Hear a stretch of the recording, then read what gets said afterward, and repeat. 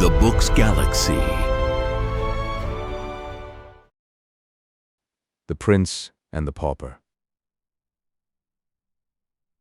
Chapter 1. The Birth of the Prince and the Pauper. In the ancient city of London, on a certain autumn day in the second quarter of the 16th century, a boy was born to a poor family of the name of Canty, who did not want him. On the same day, another English child was born to a rich family of the name of Tudor, who did want him. All England wanted him too. England had so longed for him, and hoped for him, and prayed God for him, that, now that he was really come, the people went nearly mad for joy. Mere acquaintances hugged and kissed each other and cried. Everybody took a holiday, and high and low, rich and poor, feasted and danced and sang, and got very mellow, and they kept this up for days and nights together. By day, London was a sight to see, with gay banners waving from every balcony and housetop, and splendid pageants marching along. By night, it was again a sight to see, with its great bonfires at every corner, and its troops of revelers making merry around them.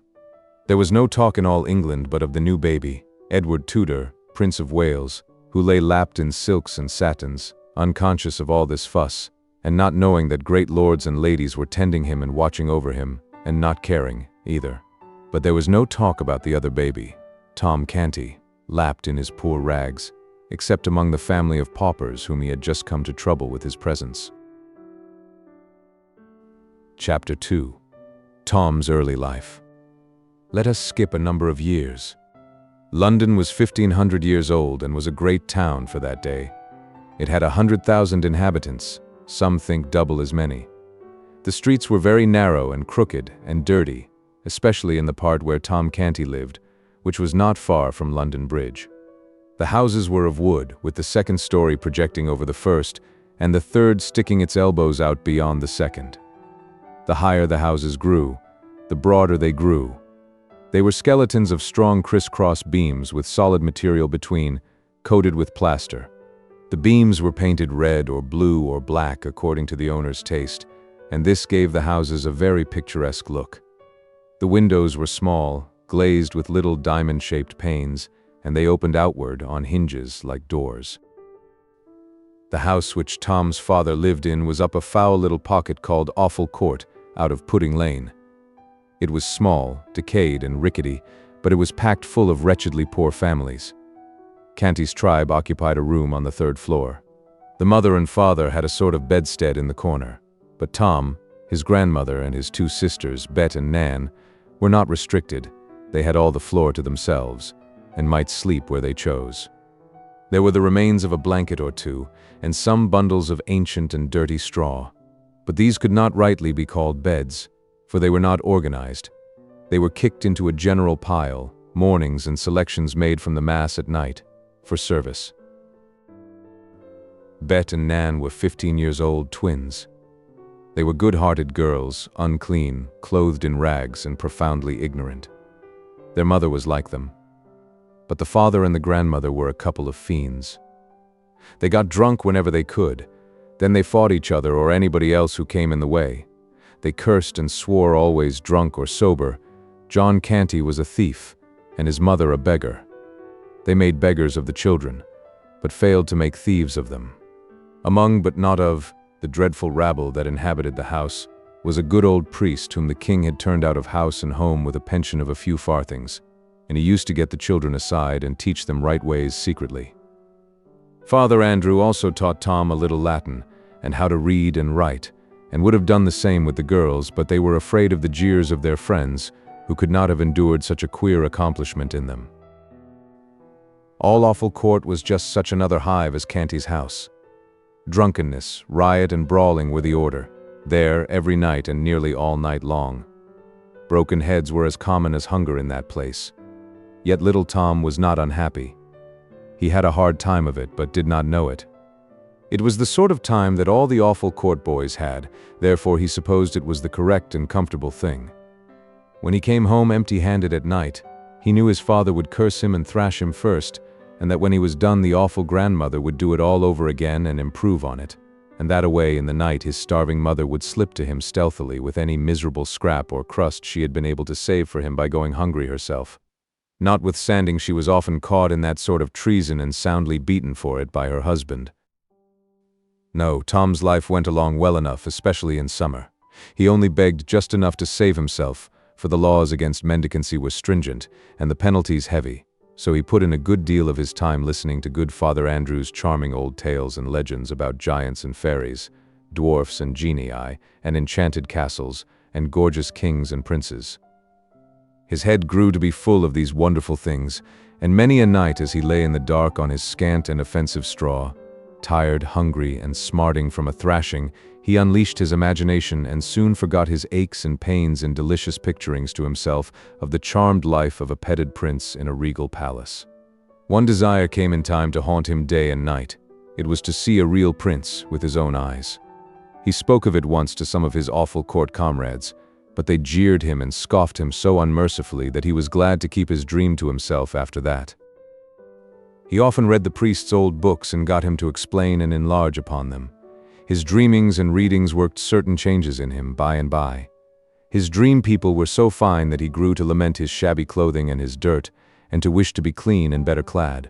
He went on playing in the mud just the same, and enjoying it too, but instead of splashing around in the Thames solely for the fun of it, he began to find an added value in it because of the washings and cleansings it afforded. Tom could always find something going on around the Maypole in Cheapside, and at the fairs, and now and then he and the rest of London had a chance to see a military parade when some famous unfortunate was carried prisoner to the Tower by land or boat. One summer's day he saw poor Anne Askew and 3 men burned at the stake in Smithfield, and heard an ex-bishop preach a sermon to them which did not interest him. Yes, Tom's life was varied and pleasant enough on the whole. By and by, Tom's reading and dreaming about princely life wrought such a strong effect upon him that he began to act the prince unconsciously. His speech and manners became curiously ceremonious and courtly, to the vast admiration and amusement of his intimates.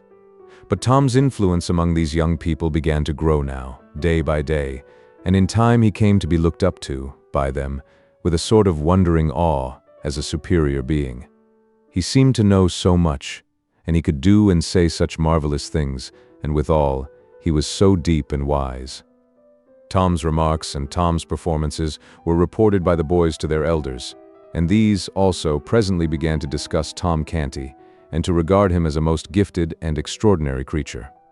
Full-grown people brought their perplexities to Tom for solution, and were often astonished at the wit and wisdom of his decisions. In fact, he was become a hero to all who knew him except his own family. These only saw nothing in him.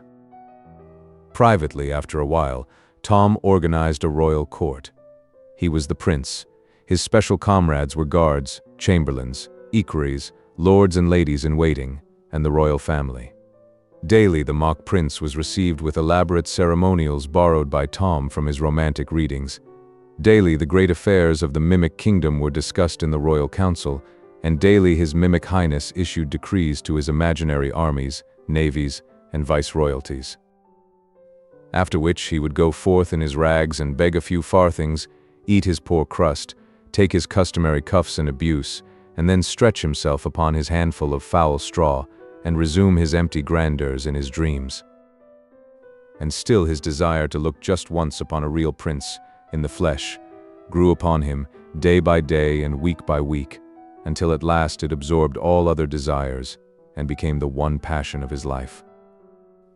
One January day, on his usual begging tour, he tramped despondently up and down the region round about Mincing Lane and Little East Cheap, hour after hour, barefooted and cold, looking in at cookshop windows and longing for the dreadful pork pies and other deadly inventions displayed there, for to him these were dainties fit for the angels, that is, judging by the smell. They were, for it had never been his good luck to own and eat one. There was a cold drizzle of rain. The atmosphere was murky. It was a melancholy day. At night, Tom reached home so wet and tired and hungry that it was not possible for his father and grandmother to observe his forlorn condition and not be moved after their fashion, wherefore they gave him a brisk cuffing at once and sent him to bed. For a long time his pain and hunger, and the swearing and fighting going on in the building, kept him awake. But at last his thoughts drifted away to far, romantic lands, and he fell asleep in the company of jeweled and gilded princelings who live in vast palaces.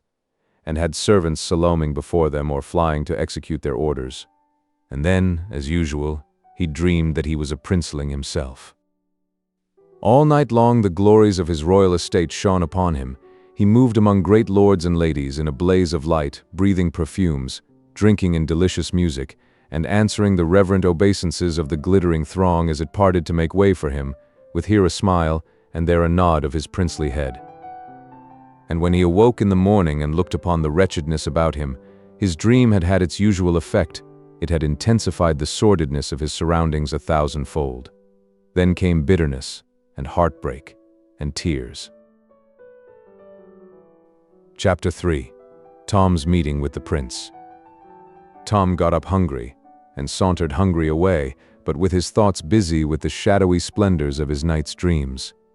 He wandered here and there in the city, hardly noticing where he was going, or what was happening around him.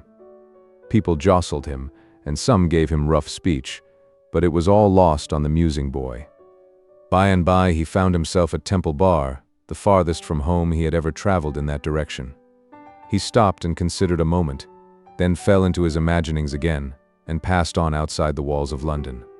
The Strand had ceased to be a country road then, and regarded itself as a street, but by a strained construction, for, though there was a tolerably compact row of houses on one side of it, there were only some scattered great buildings on the other, these being palaces of rich nobles, with ample and beautiful grounds stretching to the river, grounds that are now closely packed with grim acres of brick and stone. Tom discovered Charing Village presently, and rested himself at the beautiful cross built there by a bereaved king of earlier days, then idled down a quiet, lovely road, past the great cardinal's stately palace, toward a far more mighty and majestic palace beyond Westminster. Tom stared in glad wonder at the vast pile of masonry, the wide-spreading wings, the frowning bastions and turrets, the huge stone gateway, with its gilded bars and its magnificent array of colossal granite lions, and other the signs and symbols of English royalty. Was the desire of his soul to be satisfied at last? Here, indeed, was a king's palace. Might he not hope to see a prince now, a prince of flesh and blood, if heaven were willing? At each side of the gilded gate stood a living statue, that is to say, an erect and stately and motionless man-at-arms, clad from head to heel in shining steel armor. At a respectful distance were many country folk, and people from the city waiting for any chance glimpse of royalty that might offer. Splendid carriages with splendid people in them and splendid servants outside were arriving and departing by several other noble gateways that pierced the royal enclosure. Poor little Tom, in his rags, approached, and was moving slowly and timidly past the sentinels, with a beating heart and a rising hope, when all at once he caught sight through the golden bars of a spectacle that almost made him shout for joy. Within was a comely boy, tanned and brown with sturdy outdoor sports and exercises, whose clothing was all of lovely silks and satins, shining with jewels, at his hip a little jeweled sword and dagger, dainty buskins on his feet, with red heels, and on his head a jaunty crimson cap, with drooping plumes fastened with a great sparkling gem. Several gorgeous gentlemen stood near, his servants, without a doubt. Oh, he was a prince, a living prince, a real prince, without the shadow of a question, and the prayer of the pauper boy's heart was answered at last. Tom's breath came quick and short with excitement, and his eyes grew big with wonder and delight. Everything gave way in his mind instantly to one desire, that was to get close to the prince and have a good, devouring look at him. Before he knew what he was about, he had his face against the gate bars. The next instant one of the soldiers snatched him rudely away and sent him spinning among the gaping crowd of country gawks and London idlers. The soldier said, "Mind thy manners, thou young beggar." The crowd jeered and laughed, but the young prince sprang to the gate with his face flushed and his eyes flashing with indignation, and cried out, "How darst thou use a poor lad like that? How darst thou use the king my father's meanest subject so? Open the gates, and let him in." You should have seen that fickle crowd snatch off their hats then. You should have heard them cheer and shout, "Long live the Prince of Wales." The soldiers presented arms with their halberds, opened the gates, and presented again as the little Prince of Poverty passed in his fluttering rags, to join hands with the Prince of Limitless Plenty. Edward Tudor said, "Thou lookest tired and hungry. Thou'st been treated ill. Come with me." Half a dozen attendants sprang forward to I don't know what, interfere, no doubt. But they were waved aside with a right royal gesture, and they stopped stock still where they were, like so many statues. Edward took Tom to a rich apartment in the palace, which he called his cabinet. By his command a repast was brought such as Tom had never encountered before except in books. The prince, with princely delicacy and breeding, sent away the servants so that his humble guest might not be embarrassed by their critical presence. Then he sat nearby and asked questions while Tom ate. "What is thy name, lad?" "Tom Canty, an it please thee, sir." "'Tis an odd one. Where dost live?" "In the city, please thee, sir. Awful Court, out of Pudding Lane." "Awful Court? Truly 'tis another odd one. Hast parents?" "Parents have I, sir, and a grandam likewise that is but indifferently precious to me. God forgive me if it be offense to say it, also twin sisters, Nan and Bet." "Then is thy grandam not overkind to thee, I take it?" "Neither to any other is she, so please your worship. She hath a wicked heart, and worketh evil all her days." "Doth she mistreat thee?" "There be times that she stayeth her hand, being asleep or overcome with drink, but when she hath her judgment clear again, she maketh it up to me with goodly beatings." A fierce look came into the little prince's eyes, and he cried out, "What? Beatings? Oh, indeed, yes, please you, sir. Beatings, and thou so frail and little. Hark ye, before the night come, she shall hie her to the Tower. The king my father.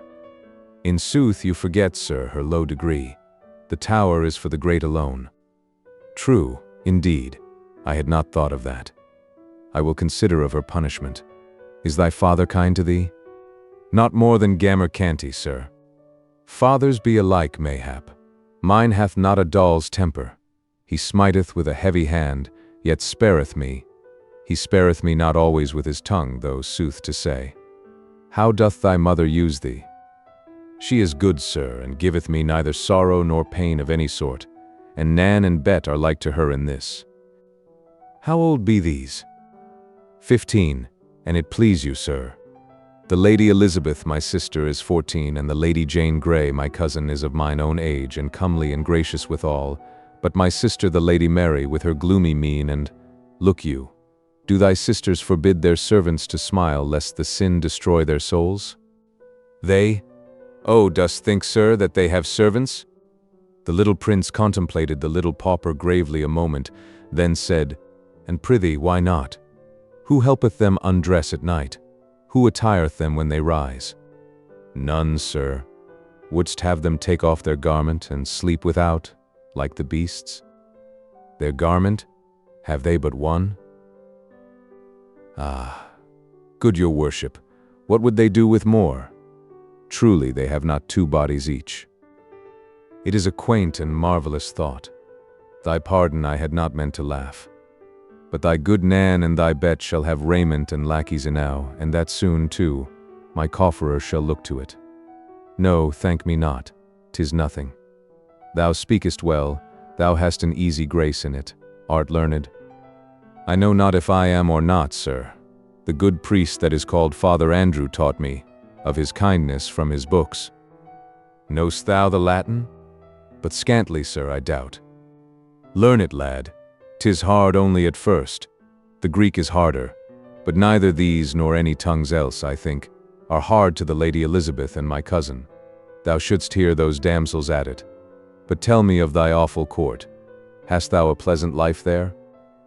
"In truth, yes, so please you, sir, save when one is hungry. There be Punch and Judy shows, and monkeys, oh such antic creatures, and so bravely dressed. And there be plays wherein they that play do shout and fight till all are slain, and 'tis so fine to see, and costeth but a farthing, albeit 'tis main hard to get the farthing, please your worship." "Tell me more." "We lads of awful court do strive against each other with the cudgel, like to the fashion of the prentices sometimes." The prince's eyes flashed. Seigned he, "Marry, that would not I mislike." "Tell me more." "We strive in races, sir, to see who of us shall be fleetest." "That would I like also." Speak on. In summer, sir, we wade and swim in the canals and in the river, and each doth duck his neighbor, and splatter him with water, and dive and shout and tumble, and 'twould be worth my father's kingdom but to enjoy it once. Prithee, go on. We dance and sing about the maypole in Cheapside. We play in the sand, each covering his neighbor up, and times we make mud pastry. Oh, the lovely mud! It hath not its like for delightfulness in all the world. We do fairly wallow in the mud, sir, saving your worship's presence. Oh, prithee, say no more. 'Tis glorious. If that I could but clothe me in raiment like to thine, and strip my feet, and revel in the mud once, just once, with none to rebuke me or forbid, meseemeth I could forego the crown. And if that I could clothe me once, sweet sir, as thou art clad, just once. Oho, wouldst like it? Then so shall it be. Doff thy rags and don these splendors, lad. It is a brief happiness, but will be not less keen for that. We will have it while we may, and change again before any come to molest. A few minutes later, the little Prince of Wales was garlanded with Tom's fluttering odds and ends, and the little Prince of Pauperdom was tricked out in the gaudy plumage of royalty. The two went and stood side by side before a great mirror, and lo, a miracle! There did not seem to have been any change made. They stared at each other, then at the glass, then at each other again. At last the puzzled princeling said, "What dost thou make of this?" "Ah, good your worship, require me not to answer. It is not meet that one of my degree should utter the thing." "Then will I utter it. Thou hast the same hair, the same eyes, the same voice and manner, the same form and stature, the same face and countenance that I bear. Fared we forth naked, there is none could say which was you, and which the Prince of Wales. And now that I am clothed as thou wert clothed, it seemeth I should be able the more nearly to feel as thou didst when the brute soldier, hark ye, is not this a bruise upon your hand? Yes, but it is a slight thing, and your worship knoweth that the poor man at arms. Peace! It was a shameful thing and a cruel, cried the little prince, stamping his bare foot. If the king stir not a step till I come again, it is a command. In a moment he had snatched up and put away an article of national importance that lay upon a table, and was out at the door and flying through the palace grounds in his bannered rags, with a hot face and glowing eyes. As soon as he reached the great gate, he seized the bars and tried to shake them, shouting, "Open! Unbar the gates!" The soldier that had maltreated Tom obeyed promptly, and as the prince burst through the portal, half smothered with royal wrath, the soldier fetched him a sounding box on the ear that sent him whirling to the roadway, and said, "Take that, thou beggar's spawn, for what thou gotst me from his highness." The crowd roared with laughter. The prince picked himself out of the mud, and made fiercely at the sentry, shouting, "I am the Prince of Wales, my person is sacred, and thou shalt hang for laying thy hand upon me." The soldier brought his halberd to a present arms and said mockingly, "I salute your gracious highness." Then angrily, "Be off, thou crazy rubbish." Here the jeering crowd closed round the poor little prince and hustled him far down the road, hooting him and shouting, "Way for his royal highness! Way for the Prince of Wales!" Chapter 4. The prince's troubles begin. After hours of persistent pursuit and persecution, the little prince was at last deserted by the rabble and left to himself. As long as he had been able to rage against the mob and threaten it royally, and royally utter commands that were good stuff to laugh at, he was very entertaining. But when weariness finally forced him to be silent, he was no longer of use to his tormentors, and they sought amusement elsewhere. He looked about him now, but could not recognize the locality. He was within the city of London, that was all he knew. He moved on, aimlessly, and in a little while the houses thinned, and the passers-by were infrequent. He bathed his bleeding feet in the brook which flowed then where Farringdon Street now is, rested a few moments, then passed on, and presently came upon a great space with only a few scattered houses in it, and a prodigious church. He recognized this church. Scaffoldings were about, everywhere, and swarms of workmen, for it was undergoing elaborate repairs.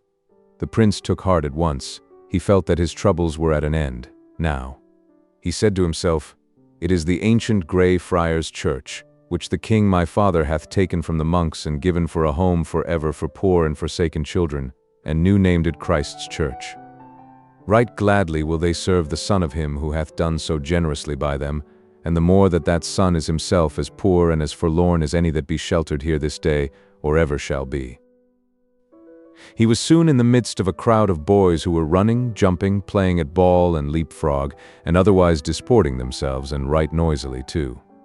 They were all dressed alike, and in the fashion which in that day prevailed among serving men and prentices, that is to say, each had on the crown of his head a flat black cap about the size of a saucer, which was not useful as a covering, it being of such scanty dimensions, neither was it ornamental. From beneath it the hair fell, unparted, to the middle of the forehead, and was cropped straight around, a clerical band at the neck, a blue gown that fitted closely and hung as low as the knees or lower, full sleeves, a broad red belt, bright yellow stockings, gartered above the knees, low shoes with large metal buckles. It was a sufficiently ugly costume. The boys stopped their play and flocked about the prince, who said with native dignity, "Good lads, say to your master that Edward Prince of Wales desireth speech with him." A great shout went up at this, and one rude fellow said, "Marry, art thou his grace's messenger, beggar?" The prince's face flushed with anger, and his ready hand flew to his hip, but there was nothing there. There was a storm of laughter, and one boy said, "Didst mark that? He fancied he had a sword, belike he is the prince himself." This sally brought more laughter.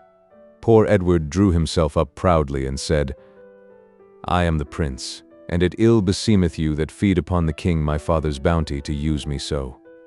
This was vastly enjoyed, as the laughter testified. The youth who had first spoken shouted to his comrades, "Ho, swine slaves, pensioners of his grace's princely father, where be your manners?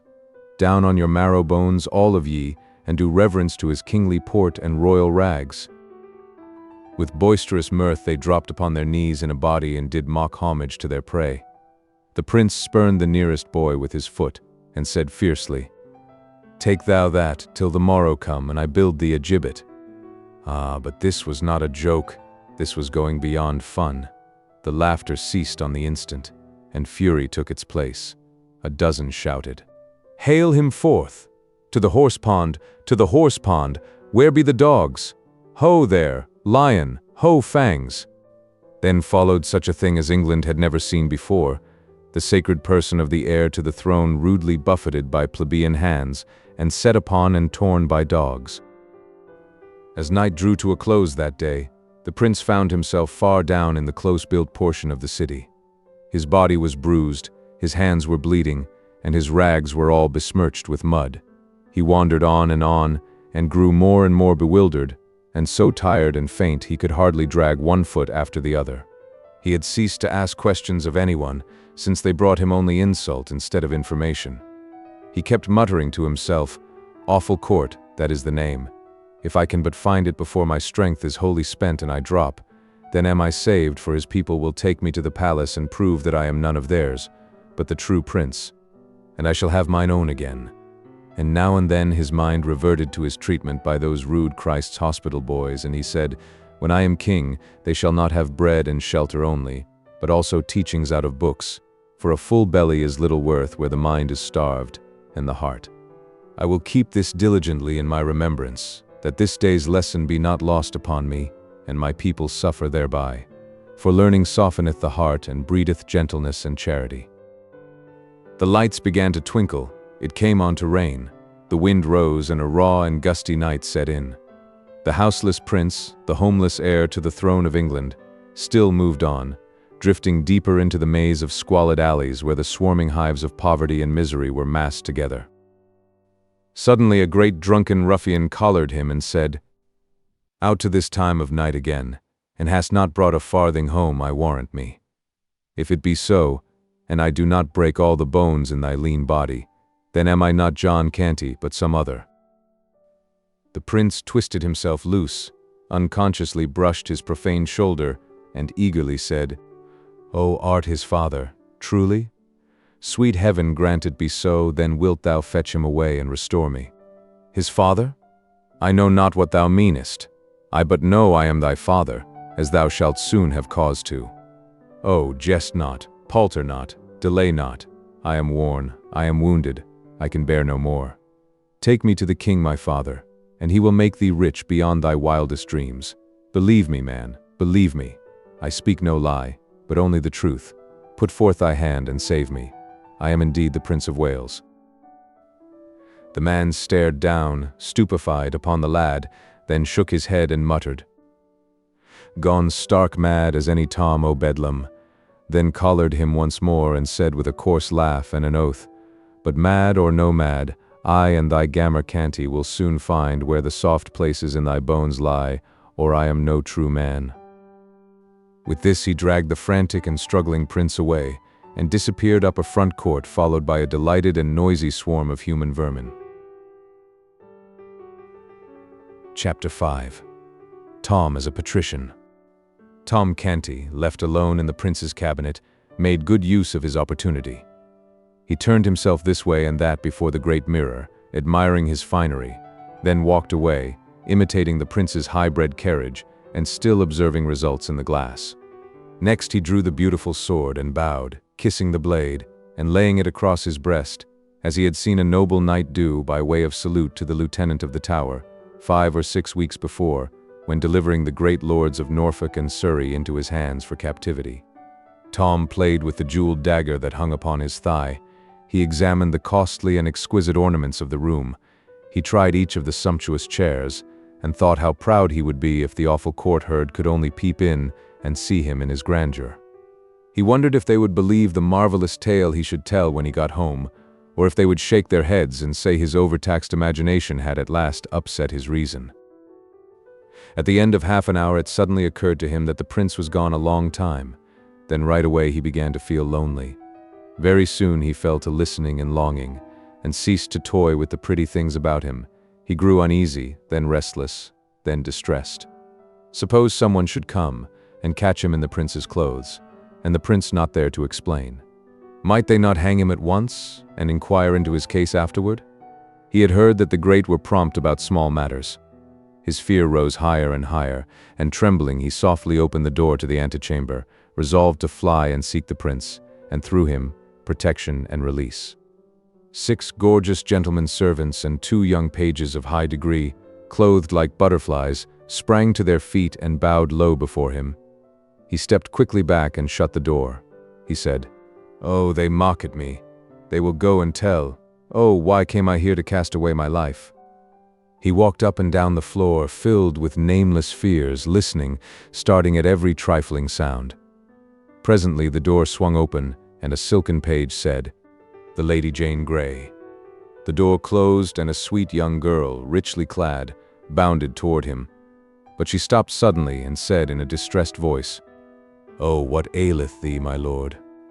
Tom's breath was nearly failing him, but he made shift to stammer out, "Ah, be merciful, thou. In sooth I am no lord, but only poor Tom Canty of awful court in the city. Prithee let me see the prince, and he will of his grace restore to me my rags, and let me hence unhurt. Oh, be thou merciful, and save me." By this time the boy was on his knees and supplicating with his eyes and uplifted hands as well as with his tongue. The young girl seemed horror-stricken. She cried out, "O my lord, on thy knees, and to me." Then she fled away in fright, and Tom, smitten with despair, sank down, murmuring, "There is no help, there is no hope. Now will they come and take me." Whilst he lay there benumbed with terror, dreadful tidings were speeding through the palace. The whisper, for it was whispered always, flew from menial to menial, from lord to lady, down all the long corridors, from story to story, from saloon to saloon. "The prince hath gone mad, the prince hath gone mad." Soon every saloon, every marble hall, had its groups of glittering lords and ladies, and other groups of dazzling lesser folk, talking earnestly together in whispers, and every face had in it dismay. Presently a splendid official came marching by these groups, making solemn proclamation, "In the name of the king, let none list to this false and foolish matter, upon pain of death, nor discuss the same, nor carry it abroad. In the name of the king." The whisperings ceased as suddenly as if the whisperers had been stricken dumb. Soon there was a general buzz along the corridors of, "The prince! See, the prince comes." Poor Tom came slowly walking past the low-bowing groups, trying to bow in return, and meekly gazing upon his strange surroundings with bewildered and pathetic eyes. Great nobles walked upon each side of him, making him lean upon them, and so steady his steps. Behind him followed the court physicians and some servants. Presently Tom found himself in a noble apartment of the palace and heard the door close behind him. Around him stood those who had come with him. Before him, at a little distance, reclined a very large and very fat man, with a wide, pulpy face and a stern expression. His large head was very gray, and his whiskers, which he wore only around his face, like a frame, were gray also. His clothing was of rich stuff, but old, and slightly frayed in places. One of his swollen legs had a pillow under it, and was wrapped in bandages. There was silence now, and there was no head there but was bent in reverence, except this man's. This stern-countenanced invalid was the dread Henry VIII, he said, and his face grew gentle as he began to speak. "How now, my lord Edward, my prince? Hast been minded to cozen me, the good king thy father, who loveth thee, and kindly useth thee, with a sorry jest?" Poor Tom was listening, as well as his dazed faculties would let him, to the beginning of this speech. But when the words "me, the good king," fell upon his ear, his face blanched, and he dropped as instantly upon his knees as if a shot had brought him there. Lifting up his hands, he exclaimed, "Thou the king? Then am I undone indeed?" This speech seemed to stun the king. His eyes wandered from face to face aimlessly, then rested, bewildered, upon the boy before him. Then he said in a tone of deep disappointment, "Alack, I had believed the rumor disproportioned to the truth, but I fear me 'tis not so." He breathed a heavy sigh, and said in a gentle voice, "Come to thy father, child, thou art not well." Tom was assisted to his feet, and approached the majesty of England, humble and trembling. The king took the frightened face between his hands, and gazed earnestly and lovingly into it a while, as if seeking some grateful sign of returning reason there, then pressed the curly head against his breast, and patted it tenderly. Presently he said, "Dost not know thy father, child? Break not mine old heart, say thou knowst me. Thou dost know me, dost thou not?" "Yea, thou art my dread lord the king, whom God preserve." "True, true, that is well, be comforted. Tremble not so. There is none here would hurt thee. There is none here but loves thee. Thou art better now. Thy ill dream passeth, is not so? Thou wilt not miscall thyself again, as they say thou didst a little while agone. I pray thee of thy grace believe me, I did but speak the truth, most dread lord, for I am the meanest among thy subjects, being a pauper born, and 'tis by a sore mischance and accident I am here, albeit I was therein nothing blameful. I am but young to die, and thou canst save me with one little word. Oh, speak it, sir." "Die. Talk not so, sweet prince. Peace, peace, to thy troubled heart, thou shalt not die." Tom dropped upon his knees with a glad cry. "God requite thy mercy, O my king, and save thee long to bless thy land."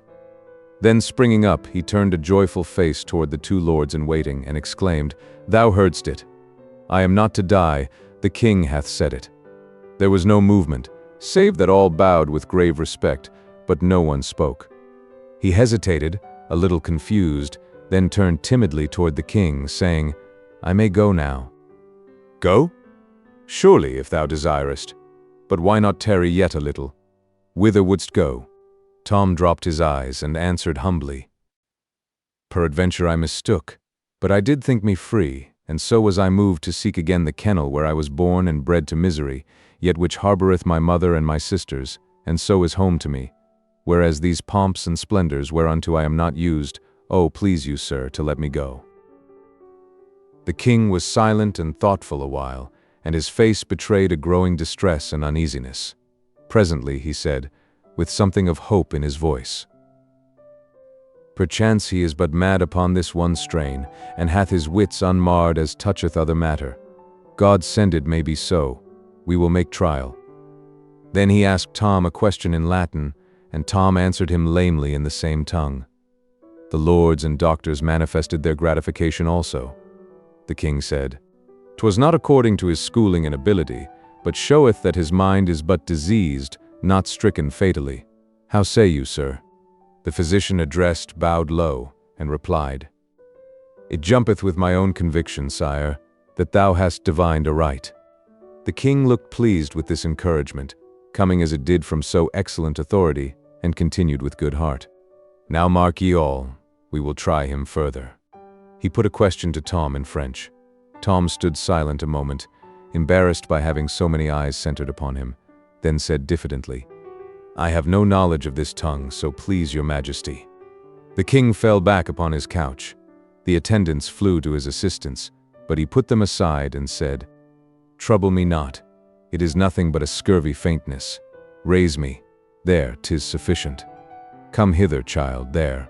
Rest thy poor troubled head upon thy father's heart, and be at peace. Thou'lt soon be well, 'tis but a passing fantasy. Fear thou not, thou'lt soon be well." Then he turned toward the company. His gentle manner changed, and baleful lightnings began to play from his eyes. He said, "List ye all. This my son is mad, but it is not permanent. Overstudy hath done this, and somewhat too much of confinement. Away with his books and teachers, see ye to it. Pleasure him with sports, beguile him in wholesome ways, so that his health come again." He raised himself higher still, and went on with energy. "He is mad, but he is my son, and England's heir, and mad or sane, still shall he reign. And hear ye further, and proclaim it, whoso speaketh of this his distemper worketh against the peace and order of these realms, and shall to the gallows. Give me to drink, I burn. This sorrow sappeth my strength. There, take away the cup, support me. There, that is well. Mad is he. Were he 1,000 times mad, yet is he Prince of Wales, and I the king will confirm it. This very morrow shall he be installed in his princely dignity and due in ancient form. Take instant order for it, my Lord Hertford." One of the nobles knelt at the royal couch and said, "The king's majesty knoweth that the hereditary great marshal of England lieth attainted in the Tower. It were not meet that one attainted. Peace. Insult not mine ears with his hated name. Is this man to live forever? Am I to be balked of my will? Is the prince to tarry uninstalled because, forsooth, the realm lacketh an earl marshal free of treasonable taint to invest him with his honors? No, by the splendor of God. Warn my parliament to bring me Norfolk's doom before the sun rise again, else shall they answer for it grievously." Lord Hertford said, "The king's will is law," and rising returned to his former place. Gradually the wrath faded out of the old king's face, and he said, "Kiss me, my prince. There, what fearest thou? Am I not thy loving father? Thou art good to me that am unworthy, O mighty and gracious Lord, that in truth I know. But it grieveth me to think of him that is to die, and ah, 'tis like thee, 'tis like thee. I know thy heart is still the same, even though thy mind hath suffered hurt, for thou wert ever of a gentle spirit. But this duke standeth between thee and thine honors. I will have another in his stead that shall bring no taint to his great office. Comfort thee, my prince. Trouble not thy poor head with this matter. But is it not I that speed him hence, my liege? How long might he not live, but for me? Take no thought of him, my prince. He is not worthy. Kiss me once again, and go to thy trifles and amusements, for my malady distresseth me. I am aweary, and would rest. Go with thine uncle Hertford and thy people, and come again when my body is refreshed." Tom, heavy-hearted, was conducted from the presence, for this last sentence was a death blow to the hope he had cherished that now he would be set free. Once more he heard the buzz of low voices exclaiming, the prince comes." His spirits sank lower and lower as he moved between the glittering files of bowing courtiers, for he recognized that he was indeed a captive now, and might remain forever shut up in this gilded cage, a forlorn and friendless prince, except God in his mercy take pity on him and set him free. And, turn where he would, he seemed to see floating in the air the severed head and the remembered face of the great Duke of Norfolk, the eyes fixed on him reproachfully.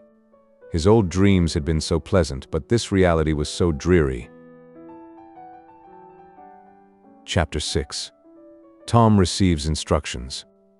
Tom was conducted to the principal apartment of a noble suite and made to sit down, a thing which he was loath to do, since there were elderly men and men of high degree about him.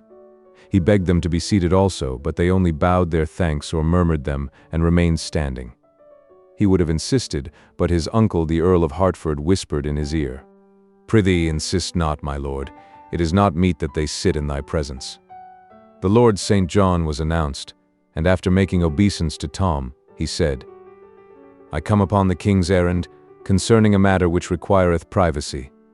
Will it please your royal highness to dismiss all that attend you here, save my lord the Earl of Hertford?" Observing that Tom did not seem to know how to proceed, Hertford whispered him to make a sign with his hand and not trouble himself to speak unless he chose. When the waiting gentleman had retired, Lord St. John said, "His Majesty commandeth that for due and weighty reasons of state, the Prince's grace shall hide his infirmity in all ways that be within his power, till it be past and he be as he was before. To wit, that he shall deny to none that he is the true prince and heir to England's greatness, that he shall uphold his princely dignity and shall receive, without word or sign of protest, that reverence and observance which unto it do appertain of right and ancient usage. That he shall cease to speak to any of that lowly birth and life his malady hath conjured out of the unwholesome imaginings of o'erwrought fancy. That he shall strive with diligence to bring unto his memory again those faces which he was wont to know, and where he faileth he shall hold his peace, neither betraying by semblance of surprise or other sign that he hath forgot. That upon occasions of state, whensoever any matter shall perplex him as to the thing he should do or the utterance he should make, he shall show naught of unrest to the curious that look on, but take advice in that matter of the Lord Hertford, or my humble self, which are commanded of the king to be upon this service and close at call, till this commandment be dissolved. Thus saith the king's majesty, who sendeth greeting to your royal highness, and prayeth that God will of his mercy quickly heal you, and have you now and ever in his holy keeping." The Lord St. John made reverence and stood aside. Tom replied resignedly, "The king hath said it. None may palter with the king's command, or fit it to his ease where it doth chafe with deft evasions. The king shall be obeyed." Lord Hertford said, "Touching the king's majesty's ordainment concerning books and such like serious matters, it may peradventure please your highness to ease your time with lightsome entertainment, lest you go wearied to the banquet and suffer harm thereby." Tom's face showed inquiring surprise, and a blush followed when he saw Lord St. John's eyes bent sorrowfully upon him. His lordship said, "Thy memory still wrongeth thee, and thou hast shown surprise, but suffer it not to trouble thee, for 'tis a matter that will not bide, but depart with thy mending malady. My Lord of Hertford speaketh of the city's banquet which the king's majesty did promise, some 2 months flown, your highness should attend. Thou recallest it now?" "It grieves me to confess it had indeed escaped me," said Tom, in a hesitating voice, and blushed again. At this moment the Lady Elizabeth and the Lady Jane Grey were announced. The two lords exchanged significant glances, and Hertford stepped quickly toward the door. As the young girls passed him, he said in a low voice, "I pray ye, ladies, seem not to observe his humours, nor show surprise when his memory doth lapse. It will grieve you to note how it doth stick at every trifle."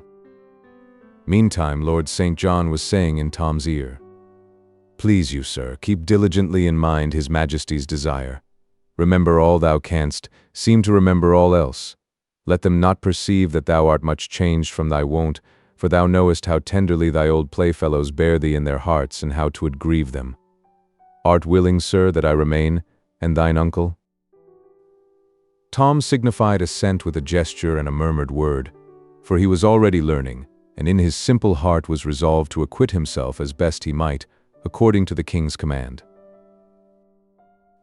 In spite of every precaution, the conversation among the young people became a little embarrassing at times. More than once, in truth, Tom was near to breaking down and confessing himself unequal to his tremendous part, but the tact of the Princess Elizabeth saved him, or a word from one or the other of the vigilant lords, thrown in apparently by chance, had the same happy effect. Once the little Lady Jane turned to Tom and dismayed him with this question, "Hast paid thy duty to the Queen's Majesty today, my lord?" Tom hesitated, looked distressed, and was about to stammer out something at hazard, when Lord St. John took the word and answered for him with the easy grace of a courtier accustomed to encounter delicate difficulties and to be ready for them. "He hath indeed, madam, and she did greatly hearten him, as touching his Majesty's condition. Is it not so, your Highness?" Tom mumbled something that stood for assent, but felt that he was getting upon dangerous ground. Somewhat later it was mentioned that Tom was to study no more at present, whereupon her little ladyship exclaimed, "'Tis a pity, 'tis a pity, thou wert proceeding bravely. But bide thy time in patience, it will not be for long. Thou'lt yet be graced with learning like thy father, and make thy tongue master of as many languages as his, good my prince." "My father!" cried Tom, off his guard for the moment. "I trow he cannot speak his own, so that any but the swine that kennel in the styes may tell his meaning, and as for learning of any sort soever—" He looked up and encountered a solemn warning in my Lord St. John's eyes. He stopped, blushed, then continued low and sadly, "Ah, my malady persecuteth me again, and my mind wandereth. I meant the king's grace, no irreverence." "We know it, sir," said the Princess Elizabeth, taking her brother's hand between her two palms, respectfully but caressingly. "Trouble not thyself as to that. The fault is none of thine, but thy distempers." "Thou'rt a gentle comforter, sweet lady," said Tom gratefully, "and my heart moveth me to thank thee for't, and I may be so bold." Once the giddy little Lady Jane fired a simple Greek phrase at Tom. The Princess Elizabeth's quick eye saw by the serene blankness of the target's front that the shaft was overshot, so she tranquilly delivered a return volley of sounding Greek on Tom's behalf, and then straightway changed the talk to other matters. Time wore on pleasantly and likewise smoothly on the whole. Snags and sandbars grew less and less frequent, and Tom grew more and more at his ease, seeing that all were so lovingly bent upon helping him and overlooking his mistakes. When it came out that the little ladies were to accompany him to the Lord Mayor's banquet in the evening, his heart gave a bound of relief and delight, for he felt that he should not be friendless, now, among that multitude of strangers, whereas, an hour earlier, the idea of their going with him would have been an insupportable terror to him. Tom's guardian angels, the two lords, had had less comfort in the interview than the other parties to it. They felt much as if they were piloting a great ship through a dangerous channel. They were on the alert constantly, and found their office no child's play. Wherefore at last, when the ladies' visit was drawing to a close and the Lord Guilford Dudley was announced, they not only felt that their charge had been sufficiently taxed for the present, but also that they themselves were not in the best condition to take their ship back and make their anxious voyage all over again. So they respectfully advised Tom to excuse himself, which he was very glad to do, although a slight shade of disappointment might have been observed upon my Lady Jane's face when she heard the splendid stripling denied admittance. There was a pause now, a sort of waiting silence which Tom could not understand. He glanced at Lord Hertford, who gave him a sign, but he failed to understand that also. The ready Elizabeth came to the rescue with her usual easy grace. She made reverence and said, "Have we leave of the Prince's Grace, my brother, to go?" Tom said, "Indeed, your ladyships can have whatsoever of me they will, for the asking, yet would I rather give them any other thing that in my poor power lieth, than leave to take the light and blessing of their presence hence. Give ye good den, and God be with ye." Then he smiled inwardly at the thought, "'Tis not for naught I have dwelt but among princes in my reading, and taught my tongue some slight trick of their broidered and gracious speech withal." When the illustrious maidens were gone, Tom turned wearily to his keepers and said, "May it please your lordships to grant me leave to go into some corner and rest me?" Lord Hertford said, "So please your highness, it is for you to command, it is for us to obey. That thou shouldst rest is indeed a needful thing, since thou must journey to the city presently." He touched a bell, and a page appeared, who was ordered to desire the presence of Sir William Herbert. This gentleman came straightway, and conducted Tom to an inner apartment. Tom's first movement there was to reach for a cup of water, but a silk and velvet servitor seized it, dropped upon one knee, and offered it to him on a golden salver. Next the tired captive sat down and was going to take off his buskins, timidly asking leave with his eye, but another silk and velvet discomforter went down upon his knees and took the office from him. He made 2 or 3 further efforts to help himself, but being promptly forestalled each time, he finally gave up, with a sigh of resignation and a murmured "Beshrew me, but I marvel they do not require to breathe for me also." Slippered, and wrapped in a sumptuous robe, he laid himself down at last to rest, but not to sleep, for his head was too full of thoughts and the room too full of people. He could not dismiss the former, so they stayed. He did not know enough to dismiss the latter, so they stayed also, to his vast regret and theirs. Tom's departure had left his 2 noble guardians alone. They mused a while, with much head-shaking and walking the floor. Then Lord St. John said, "Plainly, what dost thou think?" "Plainly, then, this. The king is near his end. My nephew is mad. Mad will mount the throne and mad remain. God protect England, since she will need it. Verily it promiseth so, indeed, but have you no misgivings as to... The speaker hesitated and finally stopped. He evidently felt that he was upon delicate ground. Lord Hertford stopped before him, looked into his face with a clear, frank eye, and said, "Speak on, there is none to hear but me. Misgivings as to what? I am full loath to word the thing that is in my mind, and thou so near to him in blood, my lord. But craving pardon if I do offend, seemeth it not strange that madness could so change his port and manner? Not but that his port and speech are princely still, but that they differ, in one unweighty trifle or another, from what his custom was aforetime. Seemeth it not strange that madness should filch from his memory his father's very lineaments, the customs and observances that are his due from such as be about him, and, leaving him his Latin, strip him of his Greek and French? My lord, be not offended, but ease my mind of its disquiet and receive my grateful thanks. It haunteth me, his saying he was not the prince, and so—" "Peace, my lord, thou utterest treason. Hastings forgot the king's command. Remember I am party to thy crime if I but listen." St. John paled and hastened to say, "I was in fault, I do confess it. Betray me not, grant me this grace out of thy courtesy, and I will neither think nor speak of this thing more.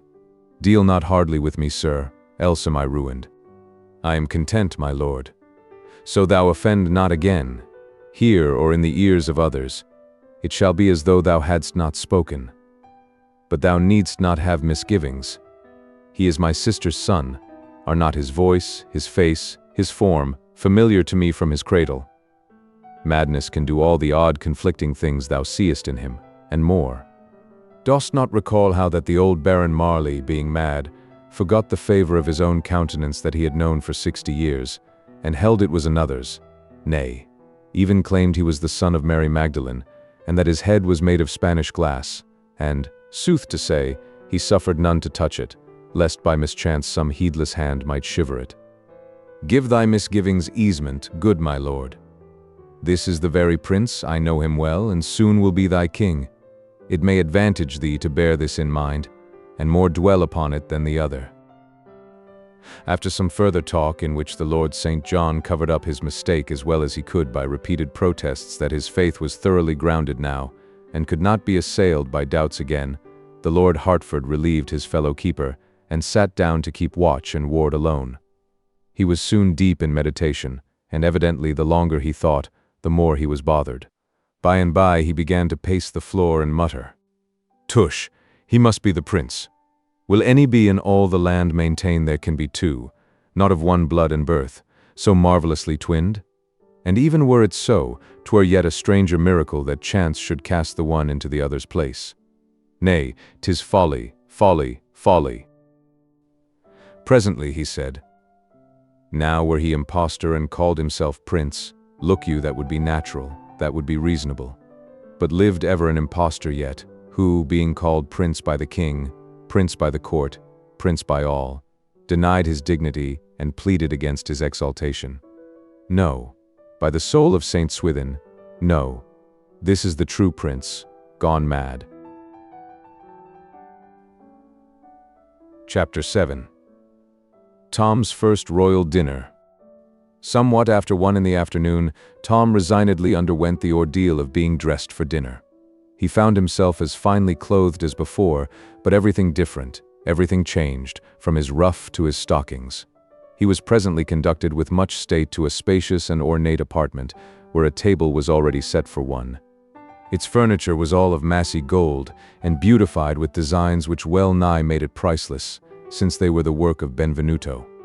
The room was half filled with noble servitors. A chaplain said grace, and Tom was about to fall to, for hunger had long been constitutional with him, but was interrupted by my lord the Earl of Berkeley, who fastened a napkin about his neck, for the great post of diaperers to the Prince of Wales was hereditary in this nobleman's family. Tom's cupbearer was present, and forestalled all his attempts to help himself to wine. The taster to His Highness the Prince of Wales was there also, prepared to taste any suspicious dish upon requirement, and run the risk of being poisoned. He was only an ornamental appendage at this time, and was seldom called upon to exercise his function. But there had been times, not many generations past, when the office of taster had its perils, and was not a grandeur to be desired. Why they did not use a dog or a plumber seems strange, but all the ways of royalty are strange. My Lord Darcy, first groom of the chamber, was there to do goodness knows what, but there he was, let that suffice. The Lord Chief Butler was there, and stood behind Tom's chair, overseeing the solemnities, under command of the Lord Great Steward and the Lord Head Cook, who stood near. Tom had 384 servants beside these, but they were not all in that room, of course, nor the quarter of them, neither was Tom aware yet that they existed. All those that were present had been well drilled within the hour to remember that the prince was temporarily out of his head, and to be careful to show no surprise at his vagaries. These vagaries were soon on exhibition before them, but they only moved their compassion and their sorrow, not their mirth. It was a heavy affliction to them to see the beloved prince so stricken. Poor Tom ate with his fingers mainly, but no one smiled at it or even seemed to observe it. He inspected his napkin curiously and with deep interest, for it was of a very dainty and beautiful fabric, then said with simplicity, "Prithee, take it away, lest in mine unheedfulness it be soiled." The hereditary diaperer took it away with reverent manner, and without word or protest of any sort. Tom examined the turnips and the lettuce with interest, and asked what they were, and if they were to be eaten, for it was only recently that men had begun to raise these things in England in place of importing them as luxuries from Holland. His question was answered with grave respect, and no surprise manifested. When he had finished his dessert, he filled his pockets with nuts, but nobody appeared to be aware of it, or disturbed by it. But the next moment he was himself disturbed by it, and showed discomposure, for this was the only service he had been permitted to do with his own hands during the meal, and he did not doubt that he had done a most improper and unprincely thing. At that moment the muscles of his nose began to twitch, and the end of that organ to lift and wrinkle. This continued, and Tom began to evince a growing distress. He looked appealingly, first at one and then another of the lords about him, and tears came into his eyes. They sprang forward with dismay in their faces, and begged to know his trouble. Tom said with genuine anguish, "I crave your indulgence. My nose itcheth cruelly. What is the custom and usage in this emergence? Prithee, speed, for 'tis but a little time that I can bear it." None smiled, but all were sore perplexed, and looked one to the other in deep tribulation for counsel. But behold, here was a dead wall, and nothing in English history to tell how to get over it. The master of ceremonies was not present. There was no one who felt safe to venture upon this uncharted sea, or risk the attempt to solve this solemn problem. Alas, there was no hereditary scratcher. Meantime the tears had overflowed their banks and begun to trickle down Tom's cheeks. His twitching nose was pleading more urgently than ever for relief. At last nature broke down the barriers of etiquette. Tom lifted up an inward prayer for pardon if he was doing wrong, and brought relief to the burdened hearts of his court by scratching his nose himself. His meal being ended, a lord came and held before him a broad, shallow, golden dish with fragrant rosewater in it, to cleanse his mouth and fingers with, and my lord the hereditary diaperer stood by with a napkin for his use. Tom gazed at the dish a puzzled moment or two, then raised it to his lips, and gravely took a draught. Then he returned it to the waiting lord, and said, "Nay, it likes me not, my lord. It hath a pretty flavour, but it wanteth strength." This new eccentricity of the prince's ruined mind made all the hearts about him ache, but the sad sight moved none to merriment. Tom's next unconscious blunder was to get up and leave the table just when the chaplain had taken his stand behind his chair, and with uplifted hands and closed, uplifted eyes, was in the act of beginning the blessing. Still nobody seemed to perceive that the prince had done a thing unusual. By his own request, our small friend was now conducted to his private cabinet and left there alone to his own devices. Hanging upon hooks in the oaken wainscoting were the several pieces of a suit of shining steel armor, covered all over with beautiful designs exquisitely inlaid in gold. This martial panoply belonged to the true prince, a recent present from Madame Parr, the queen. Tom put on the greaves, the gauntlets, the plumed helmet, and such other pieces as he could don without assistance, and for a while was minded to call for help and complete the matter, but bethought him of the nuts he had brought away from dinner, and the joy it would be to eat them with no crowd to eye him, and no grand hereditaries to pester him with undesired services. So he restored the pretty things to their several places, and soon was cracking nuts, and feeling almost naturally happy for the first time since God for his sins had made him a prince. When the nuts were all gone, he stumbled upon some inviting books in a closet, among them one about the etiquette of the English court. This was a prize. He lay down upon a sumptuous divan, and proceeded to instruct himself with honest zeal. Let us leave him there for the present. Chapter 8. The Question of the Seal. About 5 o'clock Henry VIII awoke out of an unrefreshing nap, and muttered to himself, troublous dreams, mine end is now at hand, so say these warnings, and my failing pulses do confirm it. Presently a wicked light flamed up in his eye, and he muttered, yet will not I die till he go before. His attendants perceiving that he was awake, one of them asked his pleasure concerning the Lord Chancellor, who was waiting without. Admit him, exclaimed the king eagerly. The Lord Chancellor entered, and knelt by the king's couch, saying, I have given order, and according to the king's command, the peers of the realm, in their robes, do now stand at the bar of the house, where, having confirmed the Duke of Norfolk's doom, they humbly wait his majesty's further pleasure in the matter. The king's face lit up with a fierce joy. Said he, Lift me up! In mine own person will I go before my parliament, and with mine own hand will I seal the warrant that rids me of. His voice failed, and ashen pallor swept the flush from his cheeks, and the attendants eased him back upon his pillows, and hurriedly assisted him with restoratives. Presently he said sorrowfully, Alack, how have I longed for this sweet hour! And lo, too late it cometh, and I am robbed of this so coveted chance. But speed ye, speed ye. Let others do this happy office, sith 'tis denied to me. I put my great seal in commission. Choose thou the lords that shall compose it, and get ye to your work. Speed ye, man. Before the sun shall rise and set again, bring me his head that I may see it. According to the king's command, so shall it be. Will please your majesty to order that the seal be now restored to me, so that I may forth upon the business? The seal? Who keepeth the seal but thou? Please your majesty, you did take it from me 2 days since, saying it should no more do its office till your own royal hand should use it upon the Duke of Norfolk's warrant. Why, so in sooth I did. I do remember. What did I with it? I am very feeble. So oft these days doth my memory play the traitor with me. 'Tis strange, strange. The king dropped into inarticulate mumblings, shaking his grey head weakly from time to time, and gropingly trying to recollect what he had done with the seal. At last my Lord Hertford ventured to kneel and offer information. Sire, if that I may be so bold, here be several that do remember with me how that you gave the great seal into the hands of His Highness the Prince of Wales to keep against the day that— True, most true, interrupted the king. Fetch it. Go, time flieth.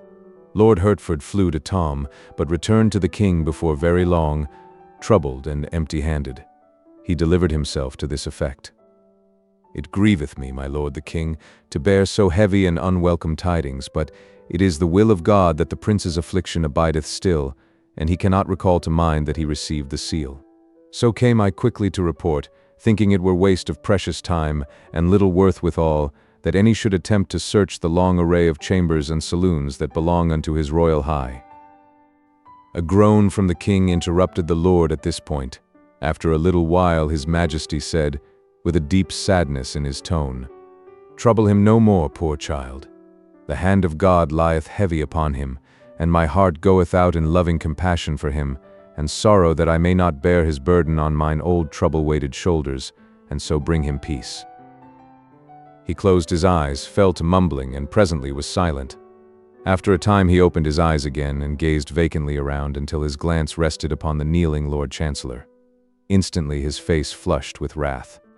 "What? Thou here yet? By the glory of God, and thou gettest not about that traitor's business, thy mitre shall have holiday the morrow for lack of a head to grace withal." The trembling Chancellor answered, "Good your Majesty, I cry you mercy. I but waited for the seal. Man, hast lost thy wits? The small seal which aforetime I was wont to take with me abroad lieth in my treasury. And since the great seal hath flown away, shall not it suffice? Hast lost thy wits? Begone, and hark ye, come no more till thou do bring his head."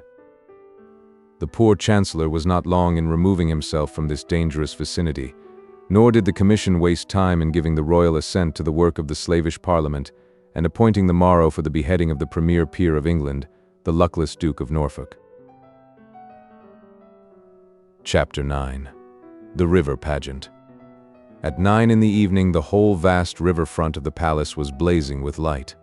The river itself, as far as the eye could reach citywards, was so thickly covered with watermen's boats and with pleasure barges, all fringed with colored lanterns and gently agitated by the waves, that it resembled a glowing and limitless garden of flowers stirred to soft motion by summer winds. The grand terrace of stone steps leading down to the water, spacious enough to mass the army of a German principality upon, was a picture to see, with its ranks of royal halberdiers in polished armor, and its troops of brilliantly costumed servitors flitting up and down, and to and fro, in the hurry of preparation. Presently a command was given, and immediately all living creatures vanished from the steps. Now the air was heavy with the hush of suspense and expectancy. As far as one's vision could carry, he might see the myriads of people in the boats rise up and shade their eyes from the glare of lanterns and torches and gaze toward the palace. A file of 40 or 50 state barges drew up to the steps. They were richly gilt, and their lofty prows and sterns were elaborately carved. Some of them were decorated with banners and streamers, some with cloth of gold and arras embroidered with coats of arms, others with silken flags that had numberless little silver bells fastened to them, which shook out tiny showers of joyous music whenever the breezes fluttered them. Others of yet higher pretensions, since they belonged to nobles in the prince's immediate service, had their sides picturesquely fenced with shields gorgeously emblazoned with armorial bearings. Each state barge was towed by a tender. Besides the rowers, these tenders carried each a number of men-at-arms in glossy helmet and breastplate, and a company of musicians. The advance guard of the expected procession now appeared in the great gateway, a troop of halberdiers. They were dressed in striped hose of black and tawny, velvet caps graced at the sides with silver roses, and doublets of murrey and blue cloth, embroidered on the front and back with the 3 feathers, the prince's blazon, woven in gold. Their halberd staves were covered with crimson velvet, fastened with gilt nails, and ornamented with gold tassels. Filing off on the right and left, they formed 2 long lines, extending from the gateway of the palace to the water's edge. A thick rayed cloth or carpet was then unfolded, and laid down between them by attendants in the gold and crimson liveries of the prince. This done, a flourish of trumpets resounded from within. A lively prelude arose from the musicians on the water, and 2 ushers with white wands marched with a slow and stately pace from the portal.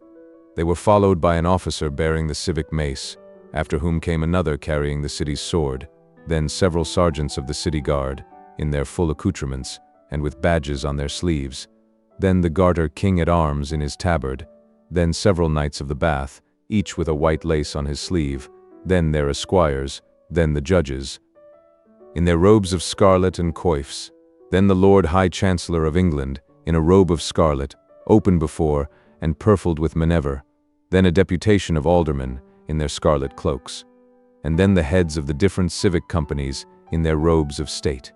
Now came 12 French gentlemen in splendid habiliments, consisting of pourpoints of white damask barred with gold, short mantles of crimson velvet lined with violet taffeta, and carnation-colored haute de chausses, and took their way down the steps. They were of the suite of the French ambassador, and were followed by 12 cavaliers of the suite of the Spanish ambassador, clothed in black velvet, unrelieved by any ornament. Following these came several great English nobles with their attendants. There was a flourish of trumpets within, and the prince's uncle, the future great Duke of Somerset, emerged from the gateway, arrayed in a doublet of black cloth of gold, and a cloak of crimson satin flowered with gold, and ribanded with nets of silver. He turned, doffed his plumed cap, bent his body in a low reverence, and began to step backward, bowing at each step. A prolonged trumpet blast followed, and a proclamation, "Way for the high and mighty the Lord Edward, Prince of Wales." High aloft on the palace walls a long line of red tongues of flame leapt forth with a thunder crash. The mast whirled on the river burst into a mighty roar of welcome, and Tom Canty, the cause and hero of it all, stepped into view and slightly bowed his princely head. He was magnificently habited in a doublet of white satin, with a front piece of purple cloth of tissue, powdered with diamonds and edged with ermine. Over this he wore a mantle of white cloth of gold, pounced with the triple-feathered crest, lined with blue satin, set with pearls and precious stones, and fastened with a clasp of brilliants. About his neck hung the Order of the Garter, and several princely foreign orders, and wherever light fell upon him jewels responded with a blinding flash. O Tom Canty, born in a hovel, bred in the gutters of London, familiar with rags and dirt and misery, what a spectacle is this! Chapter 10. The Prince and the Toils. We left John Canty dragging the rightful prince into awful court, with a noisy and delighted mob at his heels. There was but one person in it who offered a pleading word for the captive, and he was not heeded. He was hardly even heard, so great was the turmoil. The prince continued to struggle for freedom, and to rage against the treatment he was suffering, until John Canty lost what little patience was left in him, and raised his oaken cudgel in a sudden fury over the prince's head. The single pleader for the lad sprang to stop the man's arm, and the blow descended upon his own wrist. Canty roared out, "Thou'lt meddle, wilt thou? Then have thy reward." His cudgel crashed down upon the meddler's head. There was a groan, a dim form sank to the ground among the feet of the crowd, and the next moment it lay there in the dark alone. The mob pressed on, their enjoyment nothing disturbed by this episode. Presently the prince found himself in John Canty's abode, with the door closed against the outsiders. By the vague light of a tallow candle which was thrust into a bottle, he made out the main features of the loathsome den, and also the occupants of it. Two frowsy girls and a middle-aged woman cowered against the wall in one corner, with the aspect of animals habituated to harsh usage and expecting and dreading it now. From another corner stole a withered hag with streaming gray hair and malignant eyes. John Canty said to this one, "Tarry, there's fine mummeries here. Mar them not till thou'st enjoyed them, then let thy hand be heavy as thou wilt. Stand forth, lad. Now say thy foolery again, and thou'st not forgot it. Name thy name. Who art thou?" The insulted blood mounted to the little prince's cheek once more, and he lifted a steady and indignant gaze to the man's face and said, "'Tis but ill-breeding in such as thou to command me to speak. I tell thee now, as I told thee before, I am Edward, Prince of Wales, and none other." The stunning surprise of this reply nailed the hag's feet to the floor where she stood, and almost took her breath. She stared at the prince in stupid amazement, which so amused her ruffianly son that he burst into a roar of laughter. But the effect upon Tom Canty's mother and sisters was different. Their dread of bodily injury gave way at once to distress of a different sort. They ran forward with woe and dismay in their faces, exclaiming, "Oh, poor Tom, poor lad!" The mother fell on her knees before the prince, put her hands upon his shoulders, and gazed yearningly into his face through her rising tears. Then she said, "Oh, my poor boy, thy foolish reading hath wrought its woeful work at last, and ta'en thy wit away. Ah, why didst thou cleave to it when I so warned thee against it? Thou'st broke thy mother's heart." The prince looked into her face, and said gently, "Thy son is well, and hath not lost his wits, good dame. Comfort thee, let me to the palace where he is, and straightway will the king my father restore him to thee.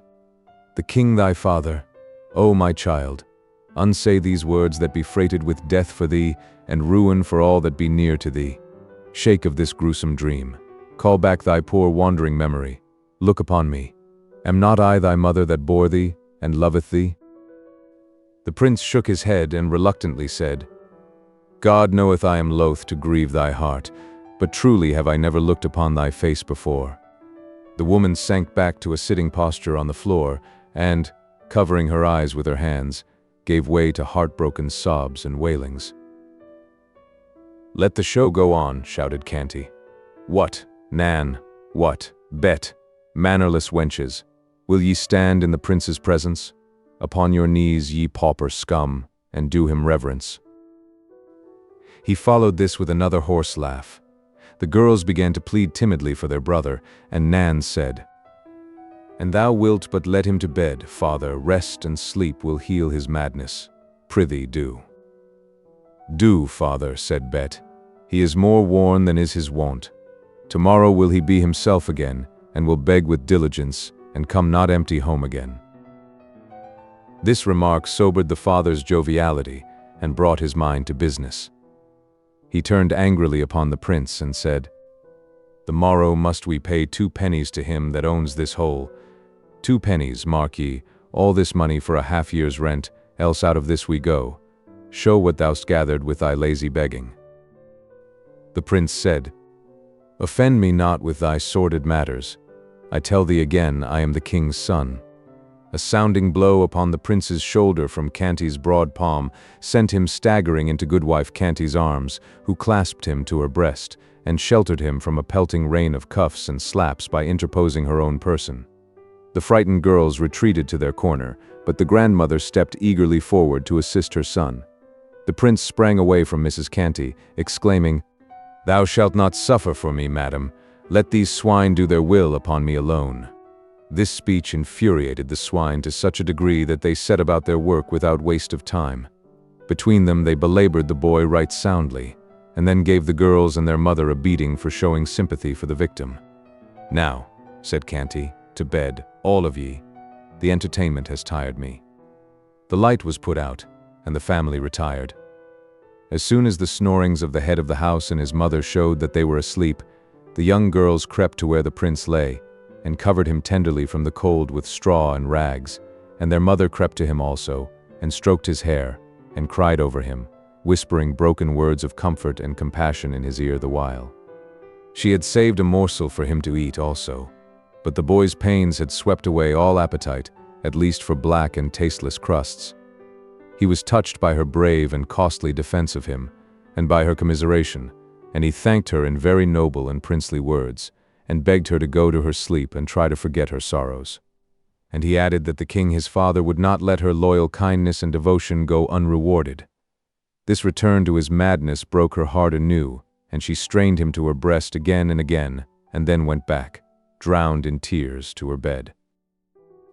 As she lay thinking and mourning, the suggestion began to creep into her mind that there was an undefinable something about this boy that was lacking in Tom Canty, mad or sane. She could not describe it, she could not tell just what it was, and yet her sharp mother instinct seemed to detect it and perceive it. What if the boy were really not her son after all? Oh, absurd. She almost smiled at the idea, spite of her griefs and troubles. No matter, she found that it was an idea that would not down, but persisted in haunting her. It pursued her, it harassed her, it clung to her, and refused to be put away or ignored. At last she perceived that there was not going to be any peace for her until she should devise a test that should prove, clearly and without question, whether this lad was her son or not, and so banish these wearing and worrying doubts. Ah, yes, this was plainly the right way out of the difficulty. Therefore she set her wits to work at once to contrive that test. But it was an easier thing to propose than to accomplish. She turned over in her mind one promising test after another, but was obliged to relinquish them all. None of them were absolutely sure, absolutely perfect, and an imperfect one could not satisfy her. Evidently she was racking her head in vain. It seemed manifest that she must give the matter up. While this depressing thought was passing through her mind, her ear caught the regular breathing of the boy, and she knew he had fallen asleep. and while she listened, the measured breathing was broken by a soft, startled cry, such as one utters in a troubled dream. This chance occurrence furnished her instantly with a plan worth all her labored tests combined. She had once set herself feverishly, but noiselessly, to work to relight her candle, muttering to herself, "Had I but seen him then, I should have known." Since that day when he was little, that the powder burst in his face, he hath never been startled of a sudden out of his dreams or out of his thinkings, but he hath cast his hand before his eyes, even as he did that day, and not as others would do it, with the palm inward, but always with the palm turned outward. I have seen it 100 times, and it hath never varied nor ever failed. Yes, I shall soon know, now. By this time she had crept to the slumbering boy's side, with the candle shaded in her hand. She bent heedfully and warily over him, scarcely breathing in her suppressed excitement, and suddenly flashed the light in his face, and struck the floor by his ear with her knuckles. The sleeper's eyes sprang wide open, and he cast a startled stare about him, but he made no special movement with his hands. The poor woman was smitten almost helpless with surprise and grief, but she contrived to hide her emotions and to soothe the boy to sleep again. Then she crept apart and communed miserably with herself upon the disastrous result of her experiment. She tried to believe that her Tom's madness had banished this habitual gesture of his, but she could not do it. "No," she said, "his hands are not mad. They could not unlearn so old a habit in so brief a time. Oh, this is a heavy day for me." Still, hope was as stubborn now as doubt had been before. She could not bring herself to accept the verdict of the test. She must try the thing again. The failure must have been only an accident. So she startled the boy out of his sleep a second and a third time, at intervals with the same result which had marked the first test. Then she dragged herself to bed and fell sorrowfully asleep, saying, "But I cannot give him up. Oh no, I cannot.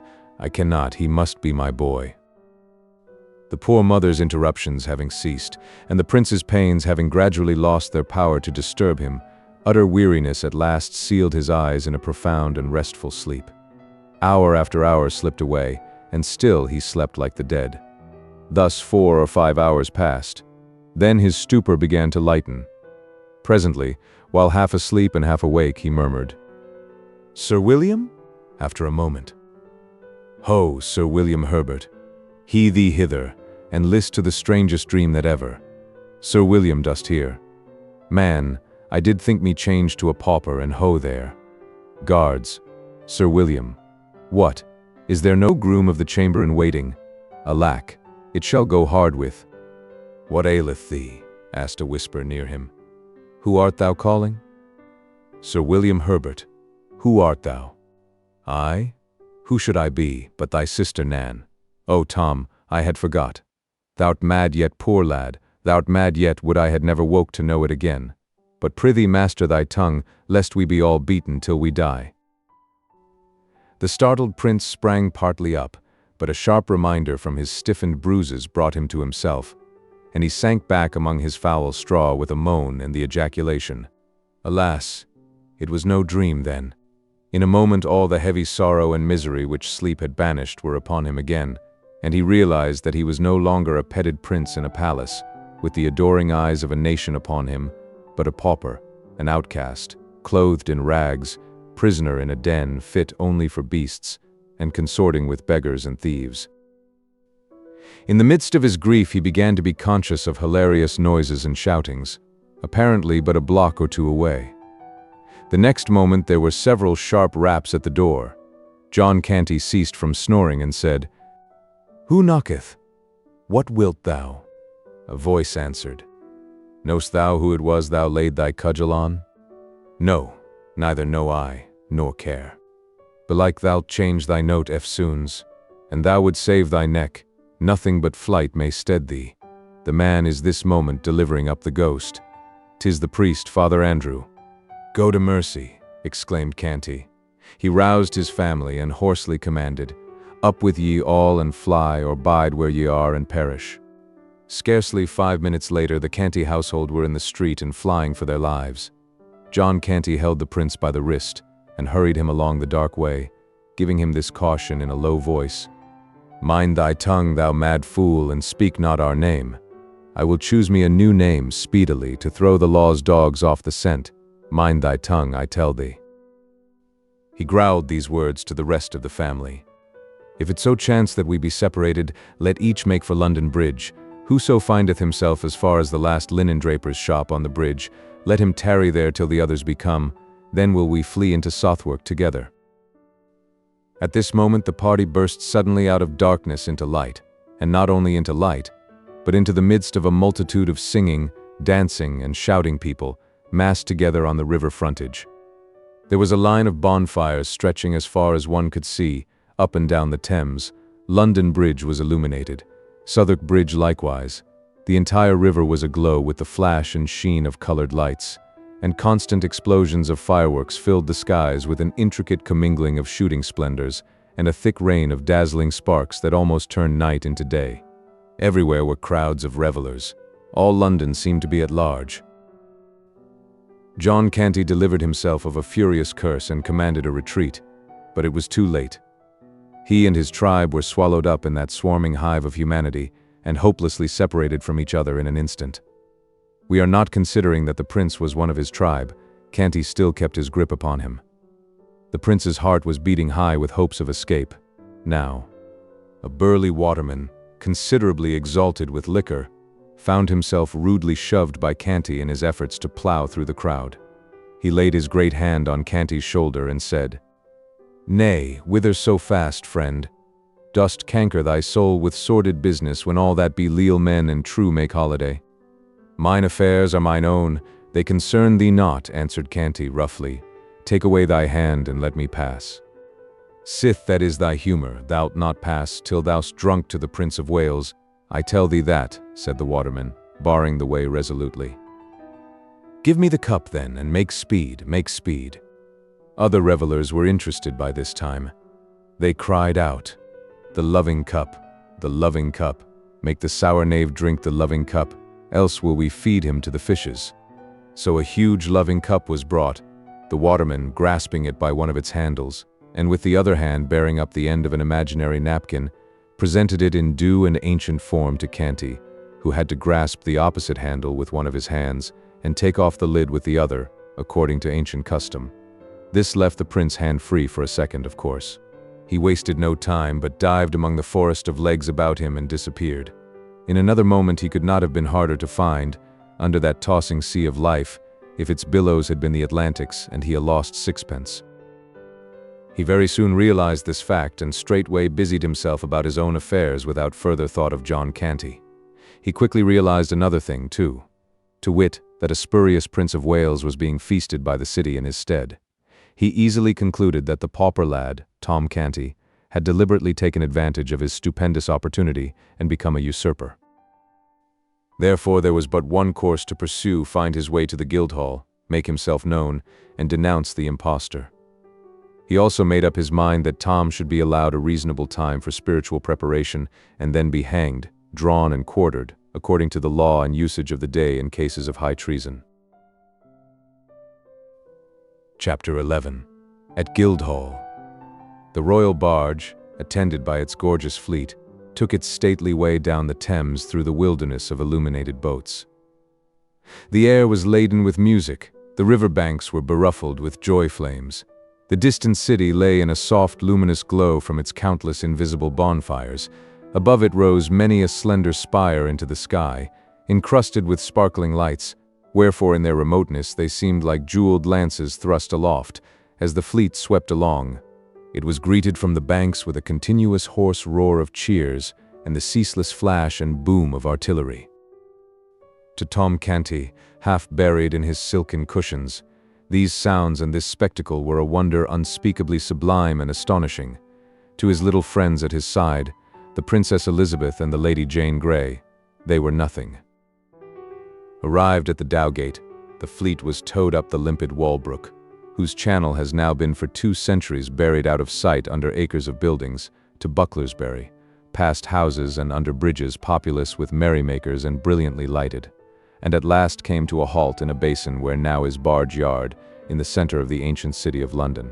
Tom disembarked, and he and his gallant procession crossed Cheapside and made a short march through the Old Jewry and Basinghall Street to the Guildhall. Tom and his little ladies were received with due ceremony by the Lord Mayor and the fathers of the city, in their gold chains and scarlet robes of state, and conducted to a rich canopy of state at the head of the great hall, preceded by heralds making proclamation, and by the mace and the city sword.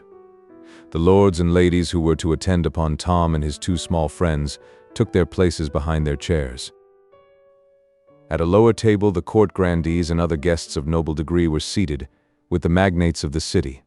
The commoners took places at a multitude of tables on the main floor of the hall. From their lofty vantage ground the giants Gog and Magog, the ancient guardians of the city, contemplated the spectacle below them with eyes grown familiar to it in forgotten generations. There was a bugle blast and a proclamation, and a fat butler appeared in a high perch in the leftward wall, followed by his servitors bearing with impressive solemnity a royal baron of beef, smoking hot and ready for the knife. After grace, Tom, being instructed, rose and the whole house with him, and drank from a portly golden loving cup with the Princess Elizabeth. From her it passed to the Lady Jane, and then traversed the general assemblage. So the banquet began. By midnight the revelry was at its height. Now came one of those picturesque spectacles so admired in that old day. A description of it is still extant in the quaint wording of a chronicler who witnessed it. Space being made, presently entered a baron and an earl apparelled after the Turkish fashion in long robes of bodkin powdered with gold, hats on their heads of crimson velvet, with great rolls of gold, girded with two swords, called scimitars, hanging by great baldricks of gold. Next came yet another baron and another earl, in two long gowns of yellow satin, traversed with white satin, and in every bend of white was a bend of crimson satin, after the fashion of Russia, with furred hats of grey on their heads, either of them having an hatchet in their hands, and boots with pikes, points a foot long, turned up.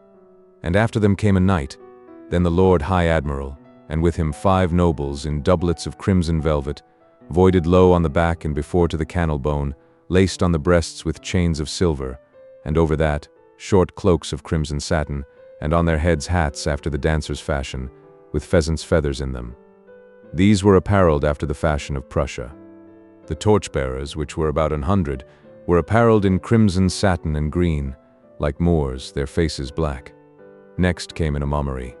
Then the minstrels, which were disguised, danced, and the lords and ladies did wildly dance also, that it was a pleasure to behold. And while Tom, in his high seat, was gazing upon this wild dancing, lost in admiration of the dazzling commingling of kaleidoscopic colors which the whirling turmoil of gaudy figures below him presented, the ragged but real little Prince of Wales was proclaiming his rights and his wrongs, denouncing the impostor, and clamoring for admission at the gates of Guildhall. The crowd enjoyed this episode prodigiously, and pressed forward and craned their necks to see the small rioter. Presently they began to taunt him and mock at him, purposely to goad him into a higher and still more entertaining fury. Tears of mortification sprang to his eyes, but he stood his ground and defied the mob right royally. Other taunts followed, added mockings stung him, and he exclaimed, "I tell ye again, you pack of unmannerly curs, I am the Prince of Wales, and all forlorn and friendless as I be, with none to give me word of grace or help me in my need, yet will not I be driven from my ground, but will maintain it. Though thou be prince or no prince, 'tis all one, thou be'st a gallant lad, and not friendless neither. Here stand I by thy side to prove it, and mind I tell thee thou mightst have a worser friend than Miles Hendon, and yet not tire thy legs with seeking. Rest thy small jaw, my child, I talk the language of these base kennel rats like to a very native." The speaker was a sort of Don Caesar de Bazan in dress, aspect, and bearing. He was tall, trim-built, muscular. His doublet and trunks were of rich material, but faded and threadbare, and their gold lace adornments were sadly tarnished. His ruff was rumpled and damaged, the plume in his slouched hat was broken, and had a bedraggled and disreputable look. At his side he wore a long rapier in a rusty iron sheath. His swaggering carriage marked him at once as a ruffler of the camp. The speech of this fantastic figure was received with an explosion of jeers and laughter. Some cried, "'Tis another prince in disguise. Wear thy tongue, friend, belike he is dangerous. Marry, he looketh it, mark his eye. Pluck the lad from him to the horse pond with the cub." Instantly a hand was laid upon the prince, under the impulse of this happy thought. as instantly the stranger's long sword was out, and the meddler went to the earth under a sounding thump with the flat of it. The next moment a score of voices shouted, "Kill the dog! Kill him! Kill him!" And the mob closed in on the warrior, who backed himself against a wall and began to lay about him with his long weapon like a madman. His victims sprawled this way and that, but the mob tide poured over their prostrate forms and dashed itself against the champion with undiminished fury. His moments seemed numbered, his destruction certain, when suddenly a trumpet blast sounded, a voice shouted, "Way for the king's messenger," and a troop of horsemen came charging down upon the mob, who fled out of harm's reach as fast as their legs could carry them. The bold stranger caught up the prince in his arms, and was soon far away from danger and the multitude. Return we within the Guildhall. Suddenly, high above the jubilant roar and thunder of the revel, broke the clear peal of a bugle note. There was instant silence, a deep hush, then a single voice rose, that of the messenger from the palace, and began to pipe forth a proclamation, the whole multitude standing listening. The closing words, solemnly pronounced, were, "The king is dead." The great assemblage bent their heads upon their breasts with one accord, remained so in profound silence a few moments, then all sank upon their knees in a body, stretched out their hands toward Tom, and a mighty shout burst forth that seemed to shake the building. "Long live the king!" Poor Tom's dazed eyes wandered abroad over this stupefying spectacle, and finally rested dreamily upon the kneeling princesses beside him, a moment, then upon the Earl of Hertford. A sudden purpose dawned in his face. He said, in a low tone, at Lord Hertford's ear, "Answer me truly on thy faith and honor. Uttered I here a command, the which none but a king might hold privilege and prerogative to utter, would such commandment be obeyed, and none rise up to say me nay?" "None, my liege, in all these realms. In thy person bides the majesty of England. Thou art the king, thy word is law." Tom responded, in a strong, earnest voice, and with great animation, "Then shall the king's law be law of mercy from this day, and never more be law of blood. Up from thy knees and away, to the Tower, and say the king decrees the Duke of Norfolk shall not die." The words were caught up and carried eagerly from lip to lip far and wide over the hall, and as Hertford hurried from the presence, another prodigious shout burst forth. "The reign of blood is ended. Long live Edward, King of England."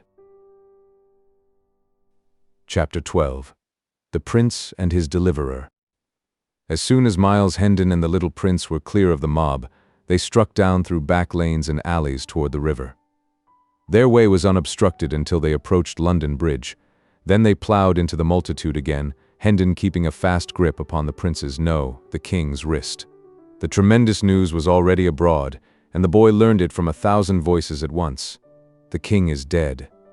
The tidings struck a chill to the heart of the poor little waif, and sent a shudder through his frame.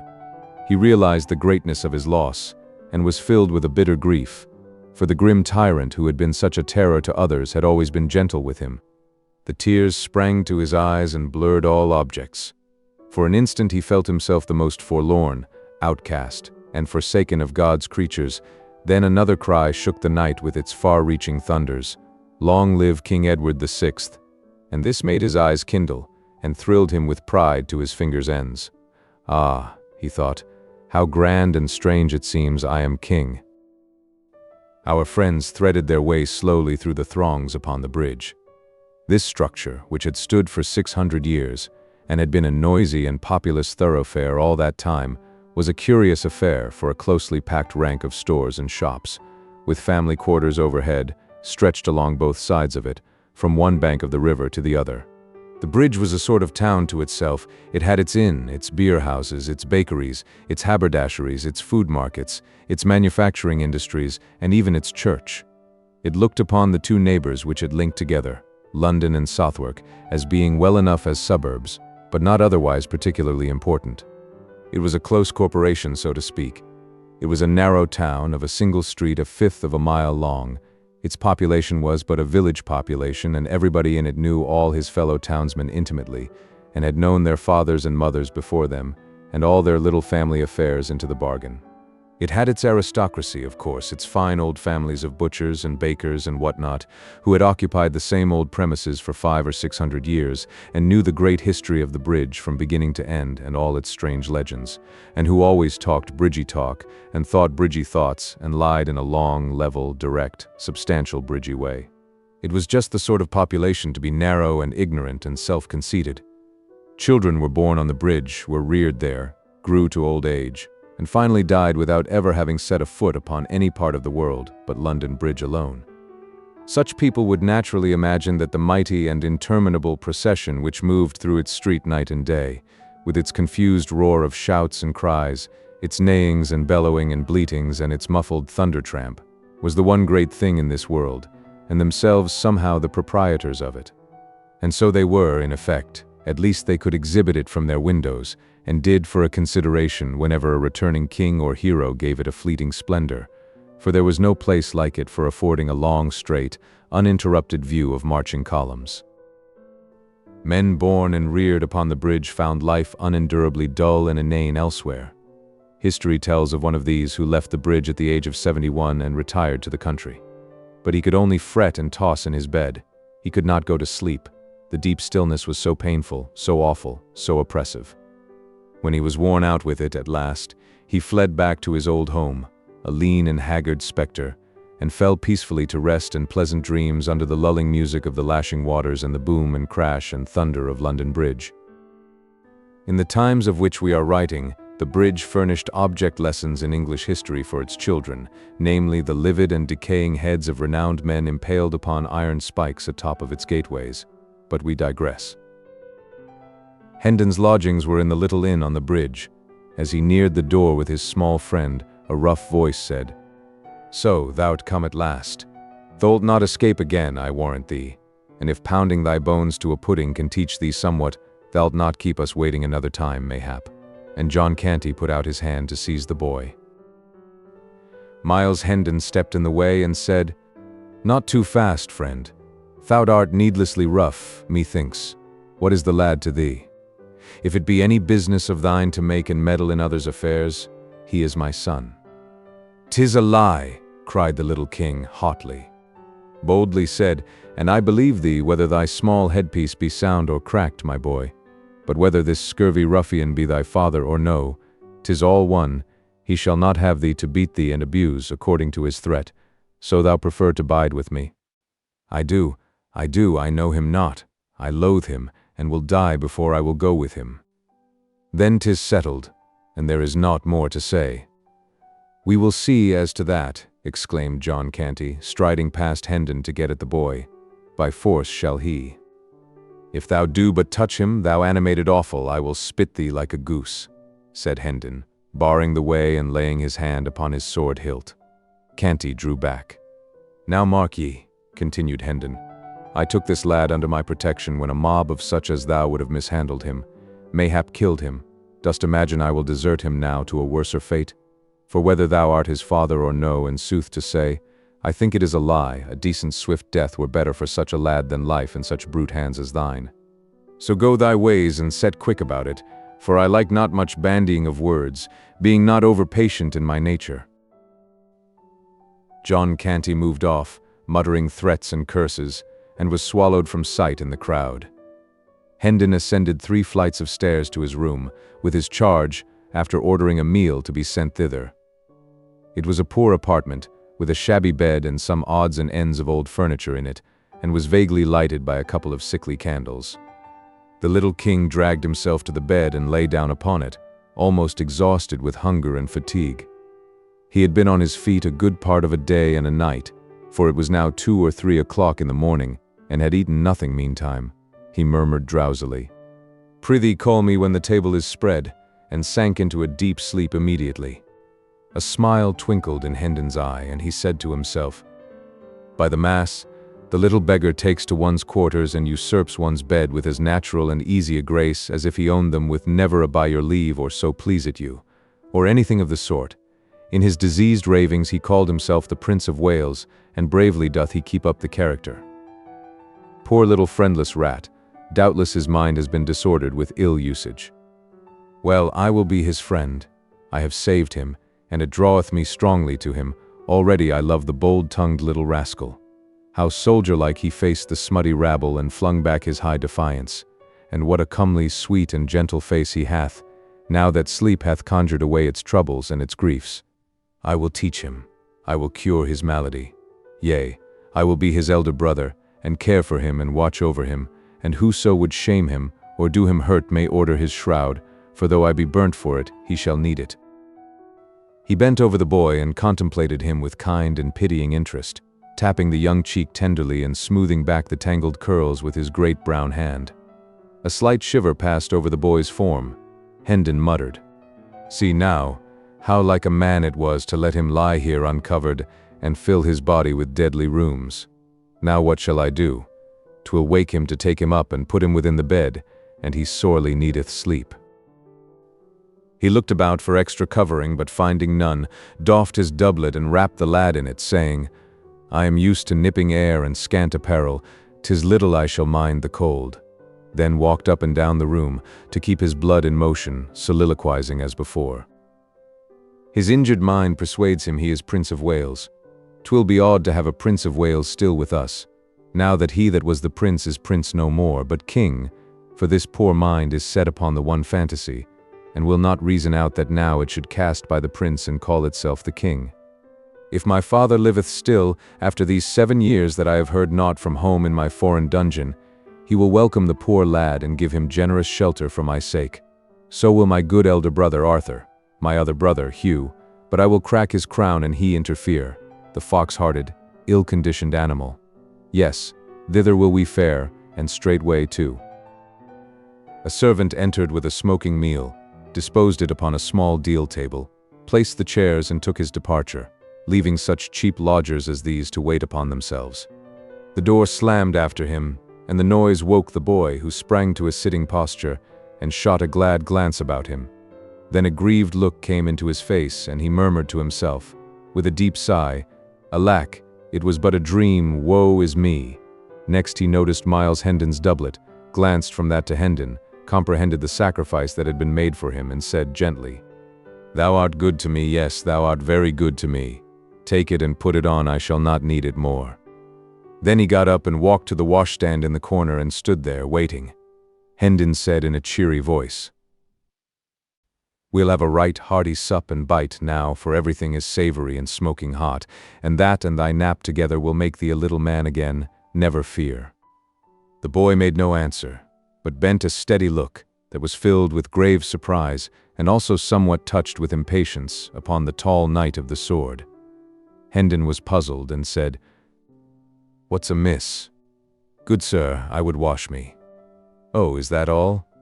Ask no permission of Miles Hendon for aught thou cravest. Make thyself perfectly free here, and welcome, with all that are his belongings." Still the boy stood, and moved not.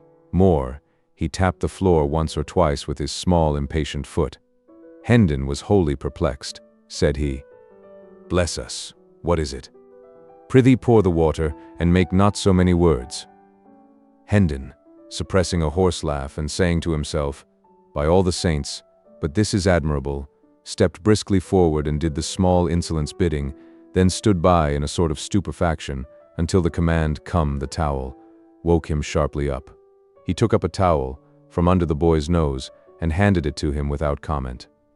He now proceeded to comfort his own face with a wash, and while he was at it, his adopted child seated himself at the table and prepared to fall to. Hendon dispatched his ablutions with alacrity, then drew back the other chair and was about to place himself at table, when the boy said indignantly, "Forbear. Would it sit in the presence of the king?" This blow staggered Hendon to his foundations. He muttered to himself, "Lo, the poor thing's madness is up with the time. It hath changed with the great change that has come to the realm, and now in fancy is he king. Good lack, I must humor the conceit too. There is no other way, faith. He would order me to the tower else." And pleased with this jest, he removed the chair from the table, took his stand behind the king, and proceeded to wait upon him in the courtliest way he was capable of. While the king ate, the rigor of his royal dignity relaxed a little, and with his growing contentment came a desire to talk. He said, "I think thou callest thyself Miles Hendon, if I heard thee aright?" "Yes, sire," Miles replied, then observed to himself, "If I must humor the poor lad's madness, I must sire him, I must majesty him, I must not go by halves, I must stick at nothing that belongeth to the part I play, else shall I play it ill and work evil to this charitable and kindly cause." The king warmed his heart with a second glass of wine and said, "I would know thee, tell me thy story. Thou hast a gallant way with thee, and a noble art nobly born. We are of the tale of the nobility, good your majesty. My father is a baronet, one of the smaller lords by knight service, Sir Richard Hendon of Hendon Hall, by Monk's Holm in Kent. The name has escaped my memory. Go on, tell me thy story." "'Tis not much, your majesty, yet perchance it may beguile a short half-hour for want of a better. My father, Sir Richard, is very rich, and of a most generous nature. My mother died whilst I was yet a boy. I have 2 brothers, Arthur, my elder, with a soul like to his father's, and Hugh, younger than I, a mean spirit, covetous, treacherous, vicious, underhanded, a reptile. Such was he from the cradle, such was he 10 years past, when I last saw him, a ripe rascal at 19, I being 20 then, and Arthur 22. There is none other of us but the Lady Edith, my cousin. She was 16 then, beautiful, gentle, good, the daughter of an earl, the last of her race, heiress of a great fortune and a lapsed title. My father was her guardian. I loved her and she loved me. But she was betrothed to Arthur from the cradle, and Sir Richard would not suffer the contract to be broken. Arthur loved another maid, and bade us be of good cheer and hold fast to the hope that delay and luck together would some day give success to our several causes. Hugh loved the Lady Edith's fortune, though in truth he said it was herself he loved, but then 'twas his way, alway, to say the one thing and mean the other. But he lost his arts upon the girl. He could deceive my father, but none else. My father loved him best of us all, and trusted and believed him, for he was the youngest child, and others hated him, these qualities being in all ages sufficient to win a parent's dearest love, and he had a smooth, persuasive tongue, with an admirable gift of lying, and these be qualities which do mightily assist a blind affection to cozen itself. I was wild in troth, I might go yet farther and say very wild, though 'twas a wildness of an innocent sort, since it hurt none but me, brought shame to none, nor loss, nor had in it any taint of crime or baseness, or what might not beseem mine honorable degree. Yet did my brother Hugh turn these faults to good account, he seeing that our brother Arthur's health was but indifferent, and hoping the worst might work him profit were I swept out of the path. So, but 'twere a long tale, good my liege, and little worth the telling. Briefly then, this brother did deftly magnify my faults and make them crimes, ending his base work with finding a silken ladder in mine apartments, conveyed thither by his own means, and did convince my father by this, and suborned evidence of servants and other lying knaves, that I was minded to carry off my Edith and marry with her in rank defiance of his will. 3 years of banishment from home in England might make a soldier and a man of me, my father said, and teach me some degree of wisdom. I fought out my long probation in the Continental Wars, tasting sumptuously of hard knocks, privation, and adventure. But in my last battle I was taken captive, and during the 7 years that have waxed and waned since then, a foreign dungeon hath harbored me. Through wit and courage I won to the free air at last, and fled hither straight, and am but just arrived, right poor in purse and raiment, and poorer still in knowledge of what these dull 7 years have wrought at Hendon Hall, its people and belongings. So please you, sir, my meager tale is told." "Thou hast been shamefully abused," said the little king with a flashing eye. "But I will right thee by the cross will I. The king hath said it." Then, fired by the story of Miles's wrongs, he loosed his tongue and poured the history of his own recent misfortunes into the ears of his astonished listener. When he had finished, Miles said to himself, "Lo, what an imagination he hath! Verily, this is no common mind, else, crazed or sane, it could not weave so straight and gaudy a tale as this out of the airy nothings wherewith it hath wrought this curious romant. Poor ruined little head, it shall not lack friend or shelter whilst I bide with the living. He shall never leave my side. He shall be my pet, my little comrade. And he shall be cured, made whole and sound, then will he make himself a name, and proud shall I be to say, yes, he is mine. I took him, a homeless little ragamuffin, but I saw what was in him, and I said his name would be heard some day. Behold him, Observe him, was I right?" The king spoke in a thoughtful, measured voice. "Thou didst save me injury and shame, perchance my life, and so my crown, such service demandeth rich reward. Name thy desire, and so it be within the compass of my royal power, it is thine." This fantastic suggestion startled Hendon out of his reverie. He was about to thank the king and put the matter aside with saying he had only done his duty and desired no reward, but a wiser thought came into his head, and he asked leave to be silent a few moments and consider the gracious offer, an idea which the king gravely approved, remarking that it was best to be not too hasty with a thing of such great import. Miles reflected during some moments, then said to himself, "Yes, that is the thing to do. By any other means it were impossible to get at it. And certes, this hour's experience has taught me 'twould be most wearing and inconvenient to continue it as it is. Yes, I will propose it. 'Twas a happy accident that I did not throw the chance away." Then he dropped upon one knee and said, "My poor service went not beyond the limit of a subject's simple duty, and therefore hath no merit. But since your majesty is pleased to hold it worthy some reward, I take heart of grace to make petition to this effect. Near 400 years ago, as your grace knoweth, there being ill blood betwixt John, King of England, and the King of France, it was decreed that two champions should fight together in the lists, and so settle the dispute by what is called the arbitrament of God. These two kings and the Spanish king being assembled to witness and judge the conflict, the French champion appeared. But so redoubtable was he, that our English knights refused to measure weapons with him. So the matter, which was a weighty one, was like to go against the English monarch by default. Now in the Tower lay the Lord de Courcy, the mightiest arm in England, stripped of his honors and possessions and wasting with long captivity. Appeal was made to him, he gave assent, and came forth arrayed for battle. But no sooner did the Frenchman glimpse his huge frame and hear his famous name, but he fled away, and the French king's cause was lost. King John restored de Courcy's titles and possessions and said, "Name thy wish and thou shalt have it, though it cost me half my kingdom," whereat de Courcy, kneeling, as I do now, made answer, "This then, I ask, my liege, that I and my successors may have and hold the privilege of remaining covered in the presence of the kings of England, henceforth while the throne shall last.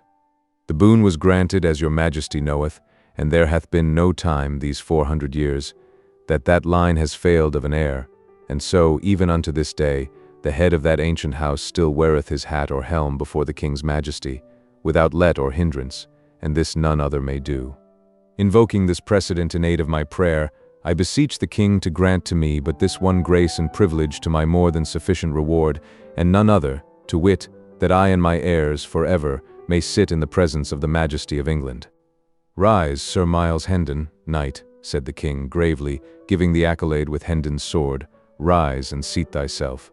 Thy petition is granted, whilst England remains, and the crown continues, the privilege shall not lapse." His Majesty walked apart, musing, and Hendon dropped into a chair at table, observing to himself, "'Twas a brave thought, and hath wrought me a mighty deliverance. My legs are grievously wearied, and I had not thought of that, I must have had to stand for weeks till my poor lad's wits are cured." After a little he went on, "And so I am become a knight of the kingdom of dreams and shadows. A most odd and strange position, truly, for one so matter-of-fact as I. I will not laugh. No, God forbid, for this thing which is so substanceless to me is real to him. And to me also, in one way, it is not a falsity, for it reflects with truth the sweet and generous spirit that is in him." After a pause, "Ah, what if he should call me by my fine title before folk? There'd be a merry contrast betwixt my glory and my raiment. But no matter, let him call me what he will, so it please him, I shall be content." Chapter 13. The Disappearance of the Prince. A heavy drowsiness presently fell upon the two comrades. The king said, "Remove these rags," meaning his clothing. Hendon disapparelled the boy without dissent or remark, tucked him up in bed, then glanced about the room, saying to himself, ruefully, "He hath taken my bed again, as before. Marry, what shall I do?" The little king observed his perplexity and dissipated it with a word. He said, sleepily, "Thou wilt sleep athwart the door and guard it." In a moment more he was out of his troubles, in a deep slumber. Dear heart, he should have been born a king, muttered Hendon, admiringly. He playeth the part to a marvel. Then he stretched himself across the door on the floor, saying contentedly, I have lodged worse for 7 years. 'Twould be but ill gratitude to him above to find fault with this. He dropped asleep as the dawn appeared. Toward noon he rose, uncovered his unconscious ward, a section at a time, and took his measure with a string. The king awoke, just as he had completed his work, complained of the cold, and asked what he was doing. "'Tis done now, my liege," said Hendon. "I have a bit of business outside, but will presently return. Sleep thou again, thou needest it. There, let me cover thy head also, thou'lt be warm the sooner." The king was back in dreamland before this speech was ended. Miles slipped softly out, and slipped as softly in again in the course of 30 or 40 minutes, with a complete second-hand suit of boys' clothing, of cheap material, and showing signs of wear, but tidy and suited to the season of the year. He seated himself and began to overhaul his purchase, mumbling to himself. A longer purse would have got a better sort, but when one has not the long purse, one must be content with what a short one may do. There was a woman in our town did dwell. He stirred, methinks I must sing in a less thunderous key. 'Tis not good to mar his sleep, with this journey before him, and he so wearied out, poor chap. This garment, 'tis well enough, a stitch here and another one there will set it aright. This other is better, albeit a stitch or two will not come amiss in it likewise. These be very good and sound, and will keep his small feet warm and dry, an odd new thing to him belike, since he has doubtless been used to foot it bare, winters and summers the same. Would thread were bread, seeing one getteth a year's sufficiency for a farthing, and such a brave big needle without cost, for mere love. Now shall I have the demon's own time to thread it." And so he had. He did as men have always done, and probably always will do, to the end of time, held the needle still, and tried to thrust the thread through the eye, which is the opposite of a woman's way. Time and time again the thread missed the mark, going sometimes on one side of the needle, sometimes on the other, sometimes doubling up against the shaft. But he was patient, having been through these experiences before when he was soldiering. He succeeded at last, and took up the garment that had lain waiting, meantime, across his lap, and began his work. The inn is paid, the breakfast that is to come, included, and there is wherewithal left to buy a couple of donkeys and meet our little costs for the 2 or 3 days betwixt this and the plenty that awaits us at Hendon Hall. She loved her huss. Body o' me, I have driven the needle under my nail. It matters little, 'tis not a novelty, yet 'tis not a convenience neither. We shall be merry there, little one, never doubt it. Thy troubles will vanish there, and likewise thy sad distemper. She loved her husband dearly, but another man. These be noble large stitches, holding the garment up and viewing it admiringly. They have a grandeur and a majesty that do cause these small stingy ones of the tailor-man to look mightily paltry and plebeian. She loved her husband dearly, but another man he loved she. Marry, 'tis done a goodly piece of work too, and wrought with expedition. Now will I wake him, apparel him, pour for him, feed him, and then will we hie us to the mart by the Tabard Inn in Southwark, and be pleased to rise, my liege. He answereth not, "What ho, my liege?" Of a truth must I profane his sacred person with a touch, sith his slumber is deaf to speech. What? He threw back the covers, the boy was gone.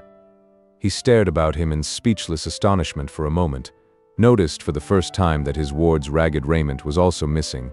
Then he began to rage and storm and shout for the innkeeper. At that moment a servant entered with the breakfast. "Explain, thou limb of Satan, or thy time is come," roared the man of war, and made so savage a spring toward the waiter that this latter could not find his tongue, for the instant, for fright and surprise. "Where is the boy?" In disjointed and trembling syllables the man gave the information desired. "You were hardly gone from the place, your worship, when a youth came running and said it was your worship's will that the boy come to you straight, at the bridge end on the Southwark side. I brought him hither, and when he woke the lad and gave his message, the lad did grumble some little for being disturbed so early, as he called it, but straightway trussed on his rags and went with the youth, only saying it had been better manners that your worship came yourself, not sent a stranger, and so thou'rt a fool. A fool and easily cozened hang all thy breed. Yet mayhap no hurt is done. Possibly no harm is meant the boy. I will go fetch him. Make the table ready. Stay. The coverings of the bed were disposed as if one lay beneath them. Happened that by accident? I know not, good your worship. I saw the youth meddle with them, he that came for the boy. 1,000 deaths. 'Twas done to deceive me, 'tis plain 'twas done to gain time. Hark ye, was that youth alone? All alone, your worship. Art sure? Sure, your worship. Collect thy scattered wits, bethink thee, take time, man. After a moment's thought, the servant said. When he came, none came with him. But now I remember me that as the two stepped into the throng of the bridge, a ruffian-looking man plunged out from some near place, and just as he was joining them, "What then? Out with it?" thundered the impatient Hendon, interrupting.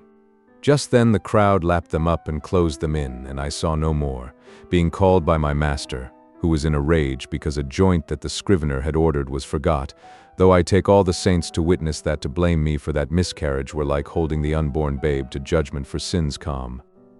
Out of my sight, idiot, their prating drives me mad. Hold, whither art flying? Canst not bide still an instant? Went they towards Southwark?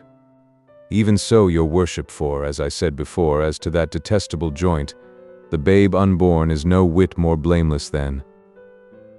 Art here yet, and prating still. Vanish, lest I throttle thee. The servitor vanished. Hendon followed after him, passed him, and plunged down the stairs 2 steps at a stride, muttering, "'Tis that scurvy villain that claimed he was his son. I have lost thee, my poor little mad master. It is a bitter thought, and I had come to love thee so.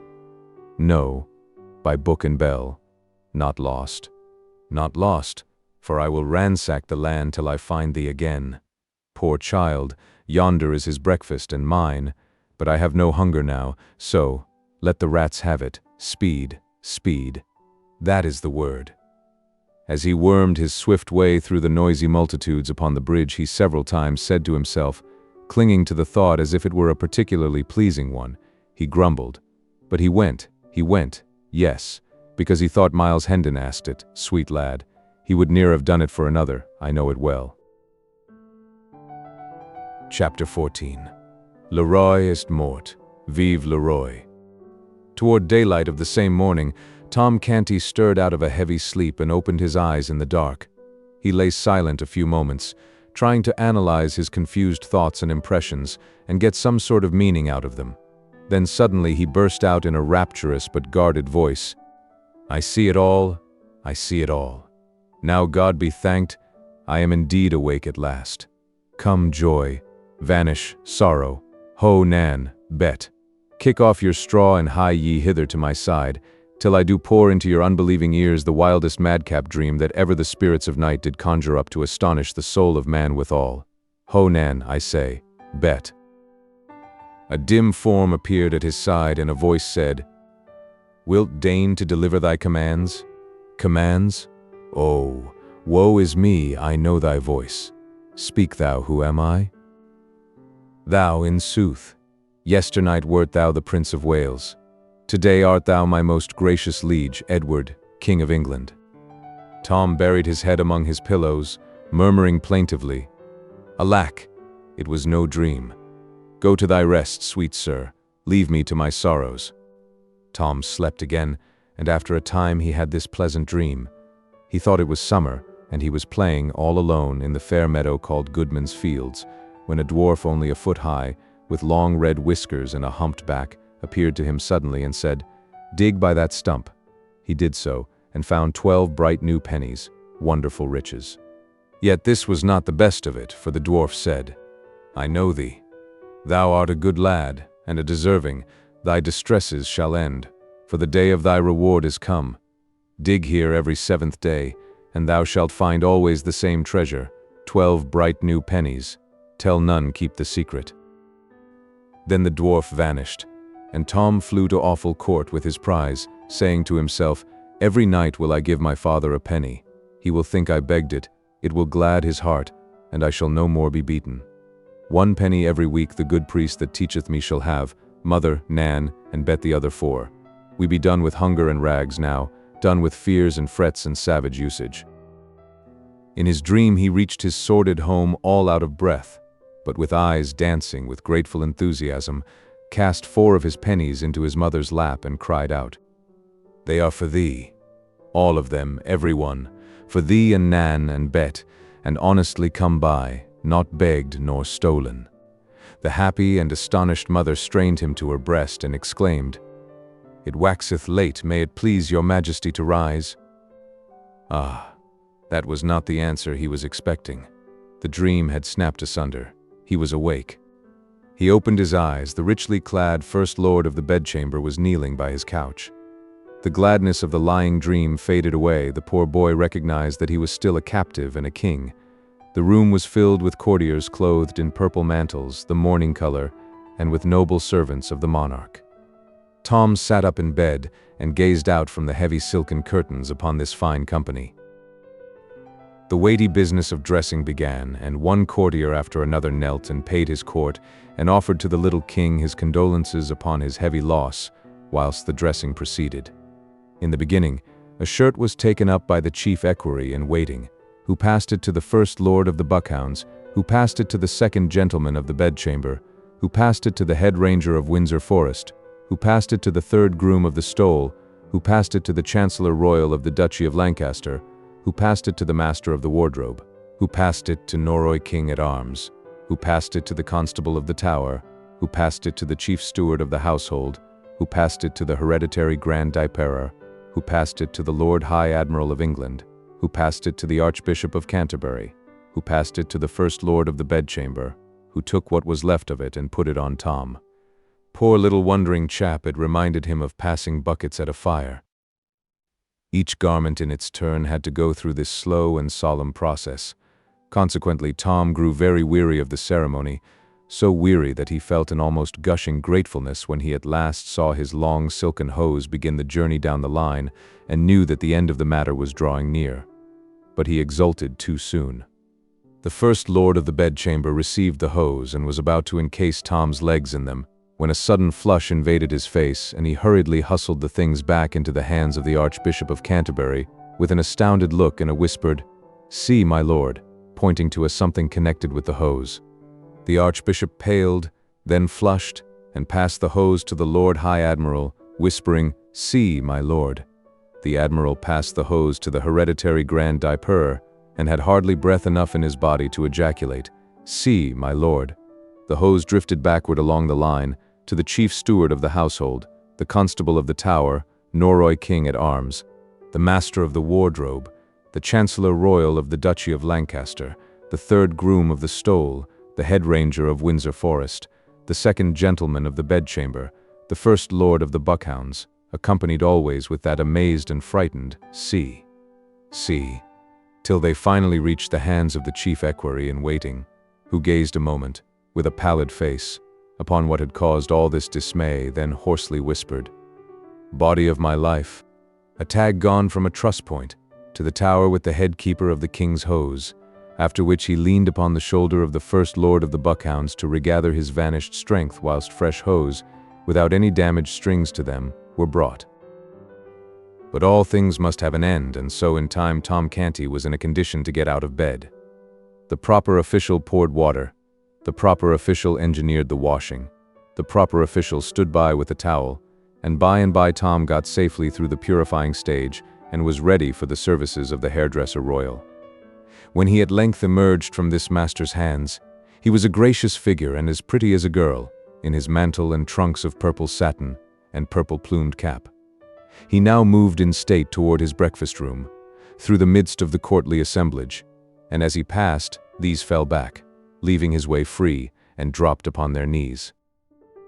After breakfast he was conducted, with regal ceremony, attended by his great officers and his guard of 50 gentlemen pensioners bearing gilt battle-axes, to the throne room, where he proceeded to transact business of state. His uncle, Lord Hertford, took his stand by the throne, to assist the royal mind with wise counsel. The body of illustrious men named by the late king as his executors appeared, to ask Tom's approval of certain acts of theirs, rather a form, and yet not wholly a form, since there was no protector as yet. The Archbishop of Canterbury made report of the decree of the Council of Executors concerning the obsequies of his late most illustrious Majesty, and finished by reading the signatures of the executors, to wit, the Archbishop of Canterbury, the Lord Chancellor of England, William Lord St. John, John Lord Russell, Edward Earl of Hertford, John Viscount Lisle, Cuthbert Bishop of Durham. Tom was not listening. An earlier clause of the document was puzzling him. At this point he turned and whispered to Lord Hertford, "What day did he say the burial hath been appointed for?" "The 16th of the coming month, my liege." "'Tis a strange folly. Will he keep?" Poor chap. He was still new to the customs of royalty. He was used to seeing the forlorn dead of awful court hustled out of the way with a very different sort of expedition. However, the Lord Hertford set his mind at rest with a word or two. A Secretary of State presented an order of the Council appointing the morrow at 11 for the reception of the foreign ambassadors, and desired the king's assent. Tom turned an inquiring look toward Hertford, who whispered, "Your Majesty will signify consent. They come to testify their royal master's sense of the heavy calamity which hath visited your grace in the realm of England." Tom did as he was bidden.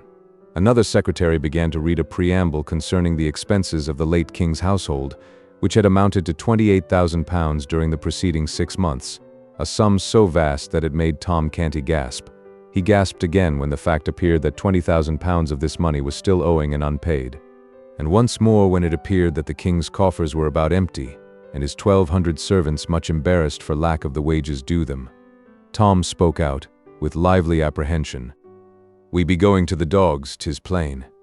'Tis meet and necessary that we take a smaller house and set the servants at large, sith they be of no value but to make delay, and trouble one with offices that harass the spirit and shame the soul, they misbecoming any but a doll, that hath nor brains nor hands to help itself withal. I remember me of a small house that standeth over against the fish market, by Billingsgate." A sharp pressure upon Tom's arm stopped his foolish tongue and sent a blush to his face, but no countenance there betrayed any sign that this strange speech had been remarked or given concern. A secretary made report that forasmuch as the late king had provided in his will for conferring the ducal degree upon the Earl of Hertford and raising his brother, Sir Thomas Seymour, to the peerage, and likewise Hertford's son to an earldom, together with similar aggrandizements to other great servants of the crown, the council had resolved to hold a sitting on the 16th of February for the delivering and confirming of these honors, and that meantime, the late king not having granted, in writing, estates suitable to the support of these dignities, the council, knowing his private wishes in that regard, had thought proper to grant to Seymour £500 lands, and to Hertford's son £800 lands, and £300 of the next bishop's lands which should fall vacant, his present Majesty being willing. Tom was about to blurt out something about the propriety of paying the late king's debts first, before squandering all this money, but a timely touch upon his arm, from the thoughtful Hertford, saved him this indiscretion, wherefore he gave the royal assent, without spoken comment, but with much inward discomfort. While he sat reflecting a moment over the ease with which he was doing strange and glittering miracles, a happy thought shot into his mind. Why not make his mother Duchess of Awful Court, and give her an estate? But a sorrowful thought swept it instantly away. He was only a king in name. These grave veterans and great nobles were his masters. To them his mother was only the creature of a diseased mind. They would simply listen to his project with unbelieving ears, then send for the doctor. The dull work went tediously on. Petitions were read, and proclamations, patents, and all manner of wordy, repetitious, and wearisome papers relating to the public business, and at last Tom sighed pathetically and murmured to himself, "In what have I offended, that the good God should take me away from the fields and the free air and the sunshine, to shut me up here and make me a king and afflict me so?" Then his poor muddled head nodded a while and presently drooped to his shoulder, and the business of the empire came to a standstill for want of that august factor, the ratifying power. Silence ensued around the slumbering child, and the sages of the realm ceased from their deliberations. During the forenoon, Tom had an enjoyable hour, by permission of his keepers, Hertford and St. John, with the Lady Elizabeth and the little Lady Jane Grey, though the spirits of the princesses were rather subdued by the mighty stroke that had fallen upon the royal house. And at the end of the visit his elder sister, afterwards the Bloody Mary of history, chilled him with a solemn interview which had but one merit in his eyes, its brevity. He had a few moments to himself, and then a slim lad of about 12 years of age was admitted to his presence, whose clothing, except his snowy ruff and the laces about his wrists, was of black, doublet, hose and all. He bore no badge of mourning but a knot of purple ribbon on his shoulder. He advanced hesitatingly, with head bowed and bare, and dropped upon one knee in front of Tom. Tom sat still and contemplated him soberly a moment. Then he said, "Rise, lad. Who art thou? What wouldst have?" The boy rose and stood at graceful ease, but with an aspect of concern in his face. He said, "Of a surety thou must remember me, my lord. I am thy whipping boy." "My whipping boy?" "The same, your grace. I am Humphrey Marlowe." Tom perceived that here was someone whom his keepers ought to have posted him about. The situation was delicate. What should he do? Pretend he knew this lad, and then betray by his every utterance that he had never heard of him before? No, that would not do. An idea came to his relief. Accidents like this might be likely to happen with some frequency, now that business urgencies would often call Hertford and St. John from his side, they being members of the Council of Executors. Therefore, perhaps it would be well to strike out a plan himself to meet the requirements of such emergencies. Yes, that would be a wise course. He would practice on this boy, and see what sort of success he might achieve.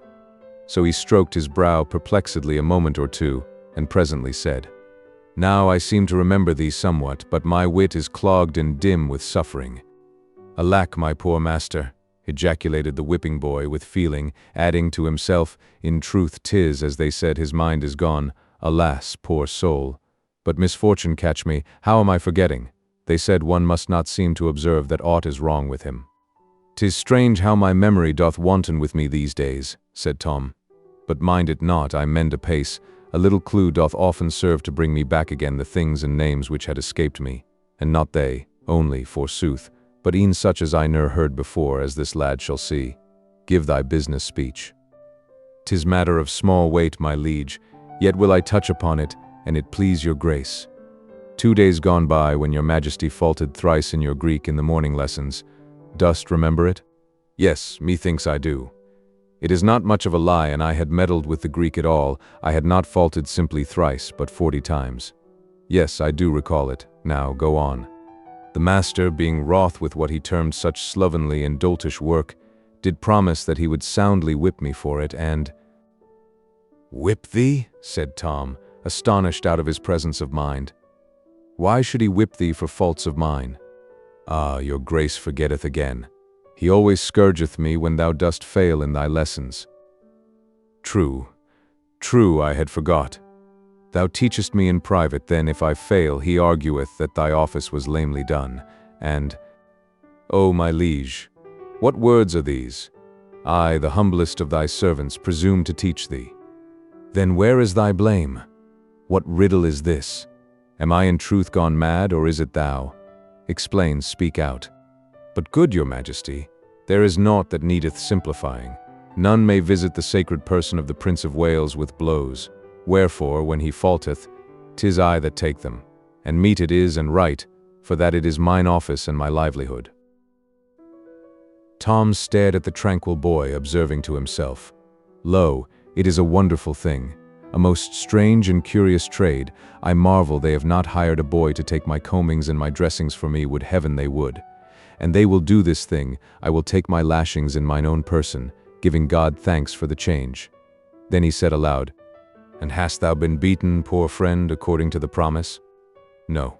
Good your majesty, my punishment was appointed for this day, and peradventure it may be annulled, as unbefitting the season of mourning that is come upon us. I know not, and so have made bold to come hither and remind your grace about your gracious promise to intercede in my behalf." "With the master? To save thee thy whipping? Ah, thou dost remember. My memory mendeth, thou seest. Set thy mind at ease, thy back shall go unscathed. I will see to it." "Oh, thanks, my good lord," cried the boy, dropping upon his knee again. "Mayhap I have ventured far enow, and yet—" Seeing Master Humphrey hesitate, Tom encouraged him to go on, saying he was in the granting mood. "Then will I speak it out, for it lieth near my heart. Sith thou art no more Prince of Wales but king, thou canst order matters as thou wilt, with none to say thee nay.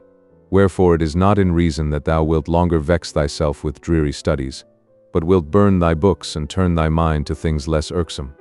Then am I ruined, and mine orphan sisters with me." "Ruined? Prithee how?" "My back is my bread, O my gracious liege. If it go idle, I starve. And thou cease from study, mine office is gone, thou'lt need no whipping boy. Do not turn me away." Tom was touched with this pathetic distress. He said, with a right royal burst of generosity, "Discomfort thyself no further, lad. Thine office shall be permanent in thee and thy line forever." Then he struck the boy a light blow on the shoulder with the flat of his sword, exclaiming, "Rise, Humphrey Marlowe, hereditary grand whipping boy to the royal house of England. Banish sorrow, I will betake me to my books again, and study so ill that they must in justice treble thy wage. So mightily shall the business of thine office be augmented." The grateful Humphrey responded fervidly, "Thanks, O most noble master. This princely lavishness doth far surpass my most distempered dreams of fortune. Now shall I be happy all my days, and all the house of Marlowe after me." Tom had wit enough to perceive that here was a lad who could be useful to him. He encouraged Humphrey to talk, and he was nothing loath. He was delighted to believe that he was helping in Tom's cure, for always, as soon as he had finished calling back to Tom's diseased mind the various particulars of his experiences and adventures in the royal schoolroom and elsewhere about the palace, he noticed that Tom was then able to recall the circumstances quite clearly. At the end of an hour, Tom found himself well freighted with very valuable information concerning personages and matters pertaining to the court. So he resolved to draw instruction from this source daily, and to this end he would give order to admit Humphrey to the royal closet whenever he might come, provided the Majesty of England was not engaged with other people. Humphrey had hardly been dismissed when my Lord Hertford arrived with more trouble for Tom. He said that the Lords of the Council, fearing that some overwrought report of the King's damaged health might have leaked out and got abroad, they deemed it wise and best that His Majesty should begin to dine in public after a day or two, his wholesome complexion and vigorous step, assisted by a carefully guarded repose of manner and ease and grace of demeanor, would more surely quiet the general pulse in case any evil rumors had gone about than any other scheme that could be devised.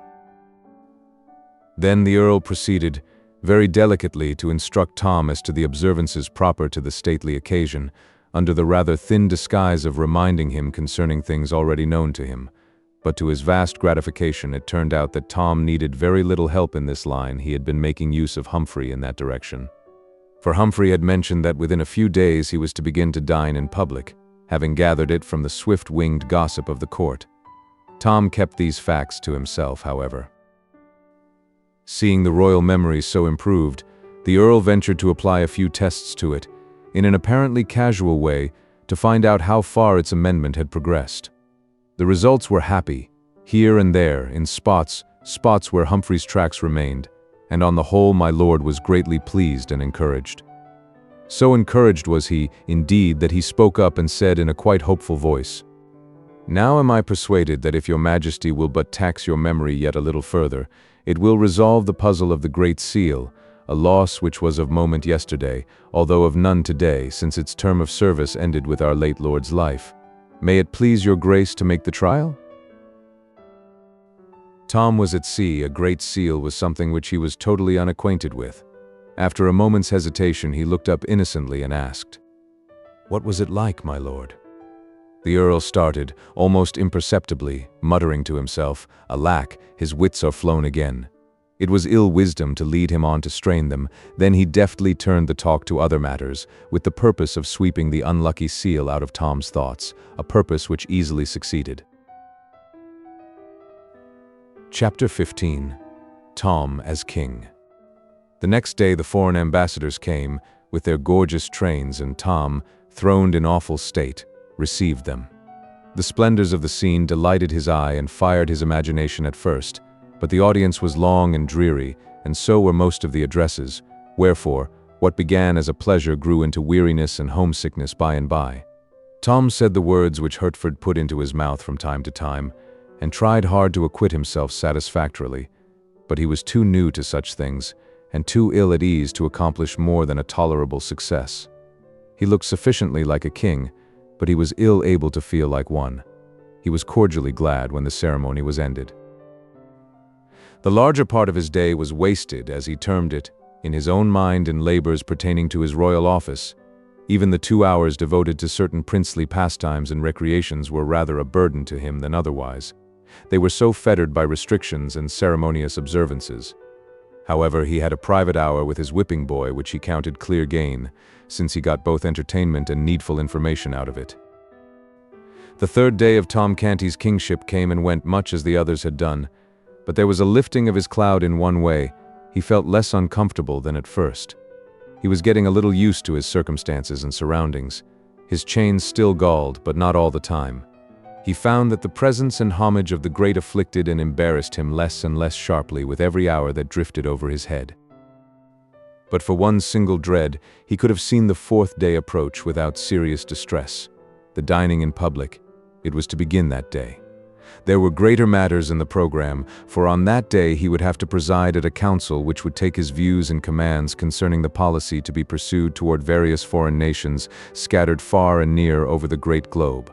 On that day, too, Hertford would be formally chosen to the grand office of Lord Protector. Other things of note were appointed for that fourth day.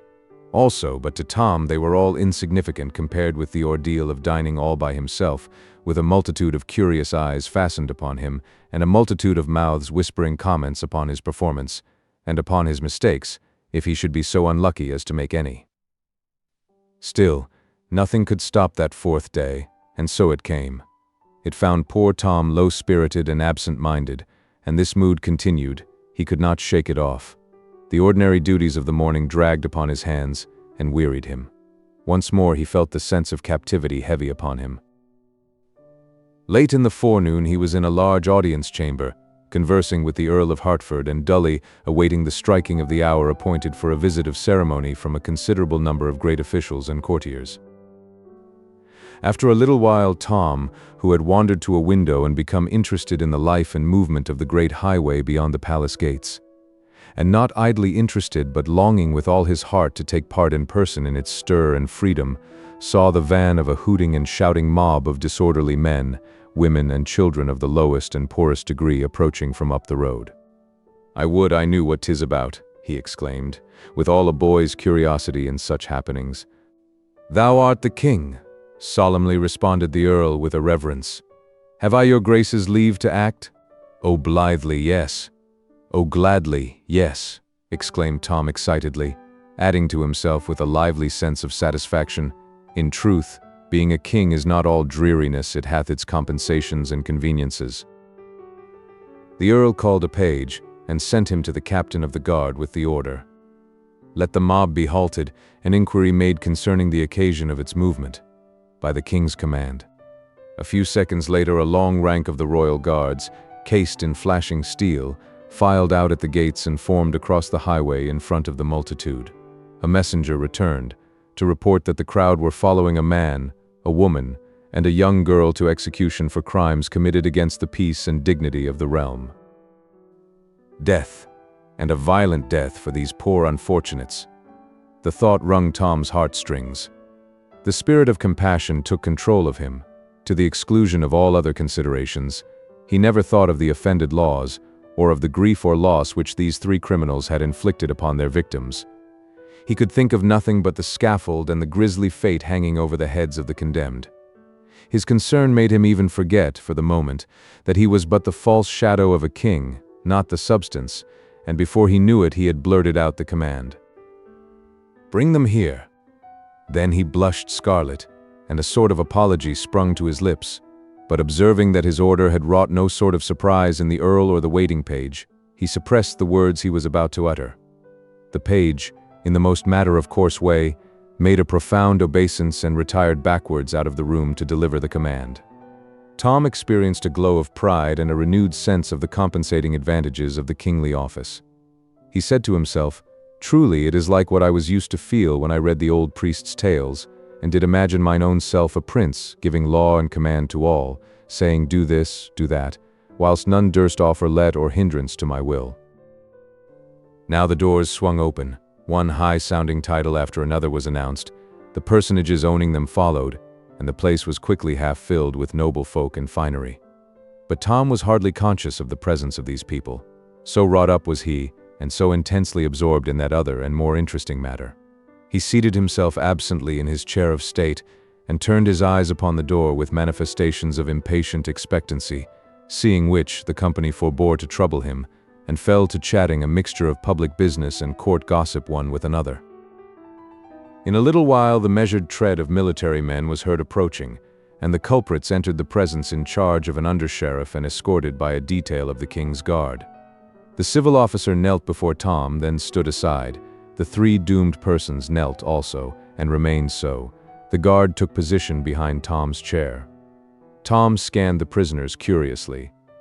Something about the dress or appearance of the man had stirred a vague memory in him. Methinks I have seen this man ere now, but the when or the where fail me, such was Tom's thought. Just then the man glanced quickly up and quickly dropped his face again, not being able to endure the awful port of sovereignty, but the one full glimpse of the face which Tom got was sufficient. He said to himself, "Now is the matter clear. This is the stranger that plucked Giles' wit out of the Thames, and saved his life that windy, bitter first day of the new year, a brave good deed. Pity he hath been doing baser ones and got himself in this sad case. I have not forgot the day, neither the hour, by reason that an hour after, upon the stroke of 11, I did get a hiding by the hand of Gammer Canty, which was of so goodly and admired severity that all that went before or followed after it were but fondlings and caresses by comparison." Tom now ordered that the woman and the girl be removed from the presence for a little time, then addressed himself to the under-sheriff, saying, "Good sir, what is this man's offense?" The officer knelt and answered, "So please your majesty, he hath taken the life of a subject by poison." Tom's compassion for the prisoner, and admiration of him as the daring rescuer of a drowning boy, experienced a most damaging shock. "The thing was proven upon him?" he asked. "Most clearly, sire." Tom sighed and said, "Take him away, he hath earned his death. 'Tis a pity, for he was a brave heart. I mean he hath the look of it." The prisoner clasped his hands together with sudden energy, and wrung them despairingly, at the same time appealing imploringly to the king in broken and terrified phrases. "O my lord the king, and thou canst pity the lost, have pity upon me. I am innocent, neither hath that wherewith I am charged been more than but lamely proved, yet I speak not of that. The judgment is gone forth against me, and may not suffer alteration. Yet in mine extremity I beg a boon, for my doom is more than I can bear. A grace, my lord the king. In thy royal compassion grant my prayer. Give commandment that I be hanged." Tom was amazed. This was not the outcome he had looked for. "Odds my life, a strange boon. Was it not the fate intended thee?" "O good my liege, not so. It is ordered that I be boiled alive." The hideous surprise of these words almost made Tom spring from his chair. As soon as he could recover his wits, he cried out, "Have thy wish, poor soul. And thou had poisoned 100 men, thou shouldst not suffer so miserable a death."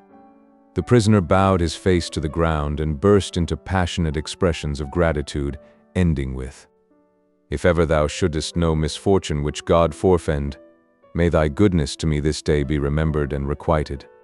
Tom turned to the Earl of Hertford and said, "My lord, is it believable that there was warrant for this man's ferocious doom? It is the law, your grace, for poisoners. In Germany coiners be boiled to death in oil, not cast in of a sudden, but by a rope let down into the oil by degrees and slowly, first the feet, then the legs, then—" "O prithee no more, my lord, I cannot bear it," cried Tom, covering his eyes with his hands to shut out the picture. "I beseech your good lordship that order be taken to change this law. Oh, let no more poor creatures be visited with its tortures." The Earl's face showed profound gratification, for he was a man of merciful and generous impulses, a thing not very common with his class in that fierce age. He said, "These your grace's noble words have sealed its doom. History will remember it to the honor of your royal house." The under-sheriff was about to remove his prisoner. Tom gave him a sign to wait. Then he said, Good sir, I would look into this matter further. The man has said his deed was but lamely proved. Tell me what thou knowest. If the king's grace please, it did appear upon the trial that this man entered into a house in the hamlet of Islington where one lay sick. 3 witnesses say it was at 10 of the clock in the morning, and 2 say it was some minutes later, the sick man being alone at the time and sleeping, and presently the man came forth again and went his way. The sick man died within the hour, being torn with spasms and retchings. Did any see the poison given? Was poison found? Marry, no, my liege. Then how doth one know there was poison given at all? Please your majesty, the doctors testified that none die with such symptoms but by poison. Weighty evidence, this, in that simple age. Tom recognized its formidable nature, and said, The doctor knoweth his trade, belike they were right. The matter hath an ill look for this poor man. Yet was not this all, your majesty, there is more and worse. Many testified that a witch, since gone from the village, none know whither, did foretell, and speak it privately in their ears, that the sick man would die by poison, and more, that a stranger would give it, a stranger with brown hair and clothed in a worn and common garb, and surely this prisoner doth answer woundily to the bill. Please your majesty to give the circumstance that solemn weight which is its due, seeing it was foretold. This was an argument of tremendous force in that superstitious day. Tom felt that the thing was settled. If evidence was worth anything, this poor fellow's guilt was proved. Still he offered the prisoner a chance, saying, If thou canst say aught in thy behalf, speak. Naught that will avail, my king. I am innocent, yet cannot I make it appear. I have no friends, else might I show that I was not in Islington that day. So also might I show that at that hour they name I was above a league away, seeing I was at Wapping Old Stairs. Yea more, my king, for I could show that whilst they say I was taking life, I was saving it. A drowning boy. Peace. Sheriff, name the day the deed was done. At 10 in the morning, or some minutes later, the first day of the new year, most illustrious. Let the prisoner go free, it is the king's will. Another blush followed this unregal outburst, and he covered his indecorum as well as he could by adding, It enrageth me that a man should be hanged upon such idle, hair-brained evidence. A low buzz of admiration swept through the assemblage. It was not admiration of the decree that had been delivered by Tom, for the propriety or expediency of pardoning a convicted poisoner was a thing which few there would have felt justified in either admitting or admiring. No, the admiration was for the intelligence and spirit which Tom had displayed. Some of the low-voiced remarks were to this effect. This is no mad king, he hath his wits sound. How sanely he put his questions, how like his former natural self was this abrupt imperious disposal of the matter. God be thanked, his infirmity is spent. This is no weakling, but a king. He hath borne himself like to his own father. The air being filled with applause, Tom's ear necessarily caught a little of it. The effect which this had upon him was to put him greatly at his ease, and also to charge his system with very gratifying sensations. However, his juvenile curiosity soon rose superior to these pleasant thoughts and feelings. He was eager to know what sort of deadly mischief the woman and the little girl could have been about. So, by his command, the 2 terrified and sobbing creatures were brought before him. What is it that these have done? He inquired of the sheriff. Please your majesty, a black crime is charged upon them and clearly proven, wherefore the judges have decreed according to the law that they be hanged. They sold themselves to the devil, such is their crime. Tom shuddered. He had been taught to abhor people who did this wicked thing. Still, he was not going to deny himself the pleasure of feeding his curiosity for all that, so he asked, Where was this done? And when? On a midnight in December in a ruined church, your majesty. Tom shuddered again. Who was there present? Only these 2, your grace, and that other. Have these confessed? Nay, not so, sire. They do deny it. Then, prithee, how was it known? Certain witness did see them wending thither. Good your majesty. This bred the suspicion, and dire effects have since confirmed and justified it. In particular, it is in evidence that through the wicked power so obtained, they did invoke and bring about a storm that wasted all the region round about. Above 40 witnesses have proved the storm, and sooth one might have had 1,000, for all had reason to remember it, sith all had suffered by it. Certes, this is a serious matter. Tom turned this dark piece of scoundrelism over in his mind a while, then asked, "Suffered the woman also by the storm?" Several old heads among the assemblage nodded their recognition of the wisdom of this question. The sheriff, however, saw nothing consequential in the inquiry. He answered, with simple directness, "Indeed did she, your majesty, and most righteously, as all aver. Her habitation was swept away, and herself and child left shelterless. Methinks the power to do herself so ill a turn was dearly bought. She had been cheated. Had she paid but a farthing for it, that she paid her soul and her child's, argueth that she is mad. If she is mad, she knoweth not what she doth, therefore sinneth not." The elderly heads nodded recognition of Tom's wisdom once more, and one individual murmured, "And the king be mad himself, according to report. Then is it a madness of a sort that would improve the sanity of some I wot of, if by the gentle providence of God they could but catch it." "What age hath the child?" asked Tom. 9 years, please your majesty." "By the law of England may a child enter into covenant and sell itself, my lord?" asked Tom, turning to a learned judge. "The law doth not permit a child to make or meddle in any weighty matter, good my liege, holding that its callow wit unfitteth it to cope with the riper wit and evil schemings of them that are its elders. The devil may buy a child if he so choose, and the child agree thereto, but not an Englishman. In this latter case the contract would be null and void. It seemeth a rude unchristian thing, and ill contrived, that English law denieth privileges to Englishmen to waste them on the devil," cried Tom, with honest heat. This novel view of the matter excited many smiles, and was stored away in many heads to be repeated about the court as evidence of Tom's originality, as well as progress toward mental health. The elder culprit had ceased from sobbing, and was hanging upon Tom's words with an excited interest and a growing hope. Tom noticed this, and it strongly inclined his sympathies toward her in her perilous and unfriended situation. Presently he asked, "How wrought they to bring the storm?" "By pulling off their stockings, sire." This astonished Tom, and also fired his curiosity to fever heat. He said, eagerly, "It is wonderful. Hath it always this dread effect?" "Always, my liege, at least if the woman desire it, and utter the needful words either in her mind or with her tongue." Tom turned to the woman and said with impetuous zeal, "Exert thy power, I would see a storm." There was a sudden paling of cheeks in the superstitious assemblage, and a general, though unexpressed, desire to get out of the place, all of which was lost upon Tom, who was dead to everything but the proposed cataclysm. Seeing a puzzled and astonished look in the woman's face, he added, excitedly, "Never fear, thou shalt be blameless. More, thou shalt go free, none shall touch thee. Exert thy power." "O my lord the king, I have it not, I have been falsely accused." "Thy fears stay thee. Be of good heart, thou shalt suffer no harm.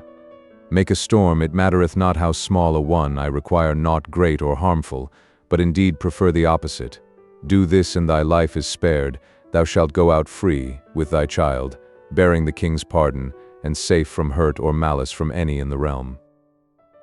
The woman prostrated herself and protested, with tears, that she had no power to do the miracle, else she would gladly win her child's life alone, and be content to lose her own, if by obedience to the king's command so precious a grace might be acquired. Tom urged, the woman still adhered to her declarations. Finally he said, "I think the woman hath said true. And my mother were in her place and gifted with the devil's functions, she had not stayed a moment to call her storms and lay the whole land in ruins, if the saving of my forfeit life were the price she got. It is argument that other mothers are made in like mold. Thou art free, good wife, thou and thy child, for I do think thee innocent. Now thou'st naught to fear, being pardoned, pull off thy stockings, and now thou canst make me a storm, thou shalt be rich." The redeemed creature was loud in her gratitude and proceeded to obey, whilst Tom looked on with eager expectancy, a little marred by apprehension, the courtiers at the same time manifesting decided discomfort and uneasiness. The woman stripped her own feet and her little girl's also, and plainly did her best to reward the king's generosity with an earthquake. but it was all a failure and a disappointment. Tom sighed and said, "There, good soul, trouble thyself no further. Thy power is departed out of thee. Go thy way in peace, and if it return to thee at any time, forget me not, but fetch me a storm." Chapter 16. The State Dinner. The dinner hour drew near, yet strangely enough, the thought brought but slight discomfort to Tom and hardly any terror. The morning's experiences had wonderfully built up his confidence. The poor little ash-cat was already more wonted to his strange garret, after 4 days' habit, than a mature person could have become in a full month. A child's facility in accommodating itself to circumstances was never more strikingly illustrated. Let us privileged ones hurry to the great banqueting room and have a glance at matters there whilst Tom is being made ready for the imposing occasion. It is a spacious apartment, with gilded pillars and pilasters and pictured walls and ceilings. At the door stand tall guards as rigid as statues, dressed in rich and picturesque costumes and bearing halberds. In a high gallery which runs all around the place is a band of musicians and a packed company of citizens of both sexes in brilliant attire. In the center of the room, upon a raised platform, is Tom's table. Now let the ancient chronicler speak. A gentleman enters the room bearing a rod, and along with him another bearing a tablecloth, which, after they have both kneeled 3 times with the utmost veneration, he spreads upon the table, and after kneeling again they both retire. Then come 2 others, one with the rod again, the other with a salt cellar, a plate, and bread, when they have kneeled as the others had done, and placed what was brought upon the table. They too retire with the same ceremonies performed by the first. At last come 2 nobles, richly clothed, one bearing a tasting knife, who after prostrating themselves 3 times in the most graceful manner, approach and rub the table with bread and salt, with as much awe as if the king had been present. So end the solemn preliminaries. Now, far down the echoing corridors we hear a bugle blast and the indistinct cry, "Place for the king. Way for the king's most excellent majesty." These sounds are momently repeated, they grow nearer and nearer, and presently, almost in our faces, the martial note peals and the cry rings out, "Way for the king." At this instant the shining pageant appears and files in at the door with a measured march. Let the chronicler speak again. First come gentlemen, barons, earls, knights of the garter, all richly dressed and bareheaded.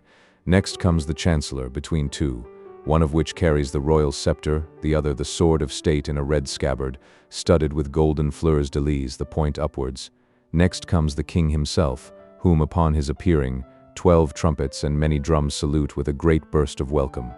Whilst all in the galleries rise in their places, crying, "God save the king," after him come nobles attached to his person, and on his right and left march his guard of honor, his 50 gentlemen pensioners, with gilt battle-axes.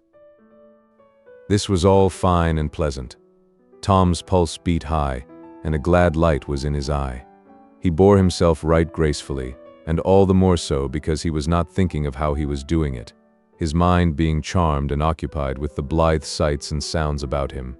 And besides, nobody can be very ungraceful in nicely fitting beautiful clothes after he has grown a little used to them, especially if he is for the moment unconscious of them. Tom remembered his instructions and acknowledged his greeting with a slight inclination of his plumed head, and a courteous, "I thank ye, my good people."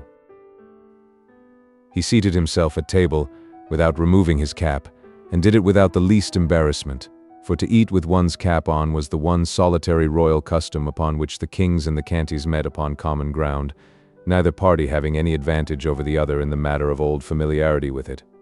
The pageant broke up and grouped itself picturesquely, and remained bareheaded.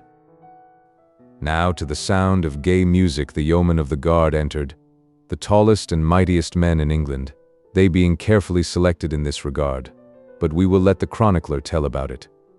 The yeomen of the guard entered, bareheaded, clothed in scarlet, with golden roses upon their backs, and these went and came, bringing in each turn a course of dishes, served in plate.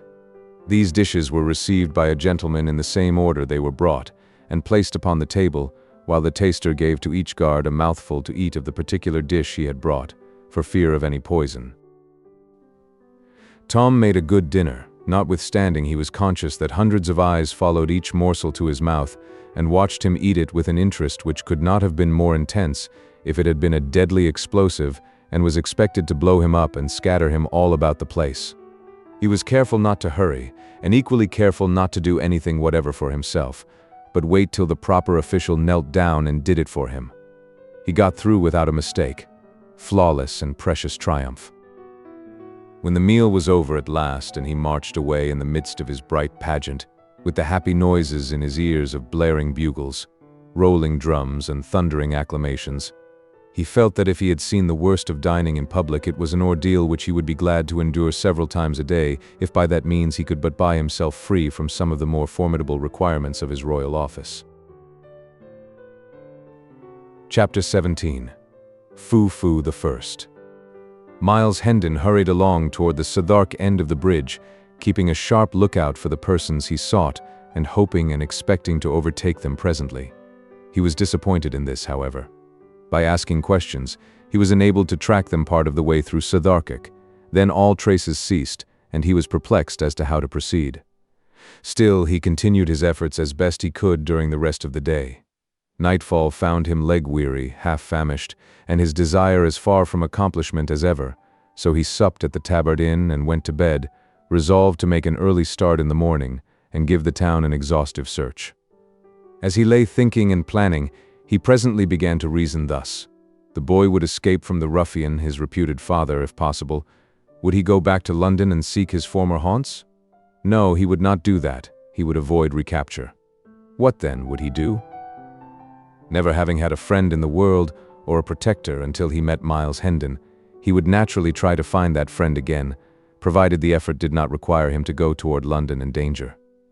He would strike for Hendon Hall, that is what he would do, for he knew Hendon was homeward bound, and there he might expect to find him. Yes, the case was plain to Hendon. He must lose no more time in Southwark, but move at once through Kent, toward Monk's Holm, searching the wood and inquiring as he went. Let us return to the vanished little king now. The ruffian whom the waiter at the inn on the bridge saw about to join the youth and the king did not exactly join them, but fell in close behind them and followed their steps. He said nothing. His left arm was in a sling and he wore a large green patch over his left eye.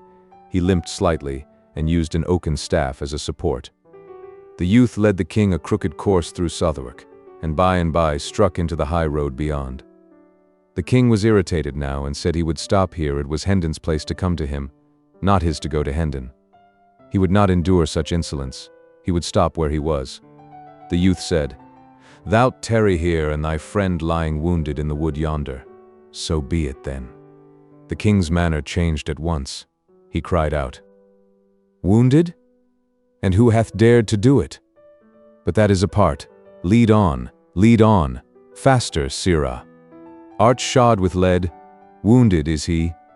Now though the doer of it be a duke's son, he shall rue it." It was some distance to the wood, but the space was speedily traversed.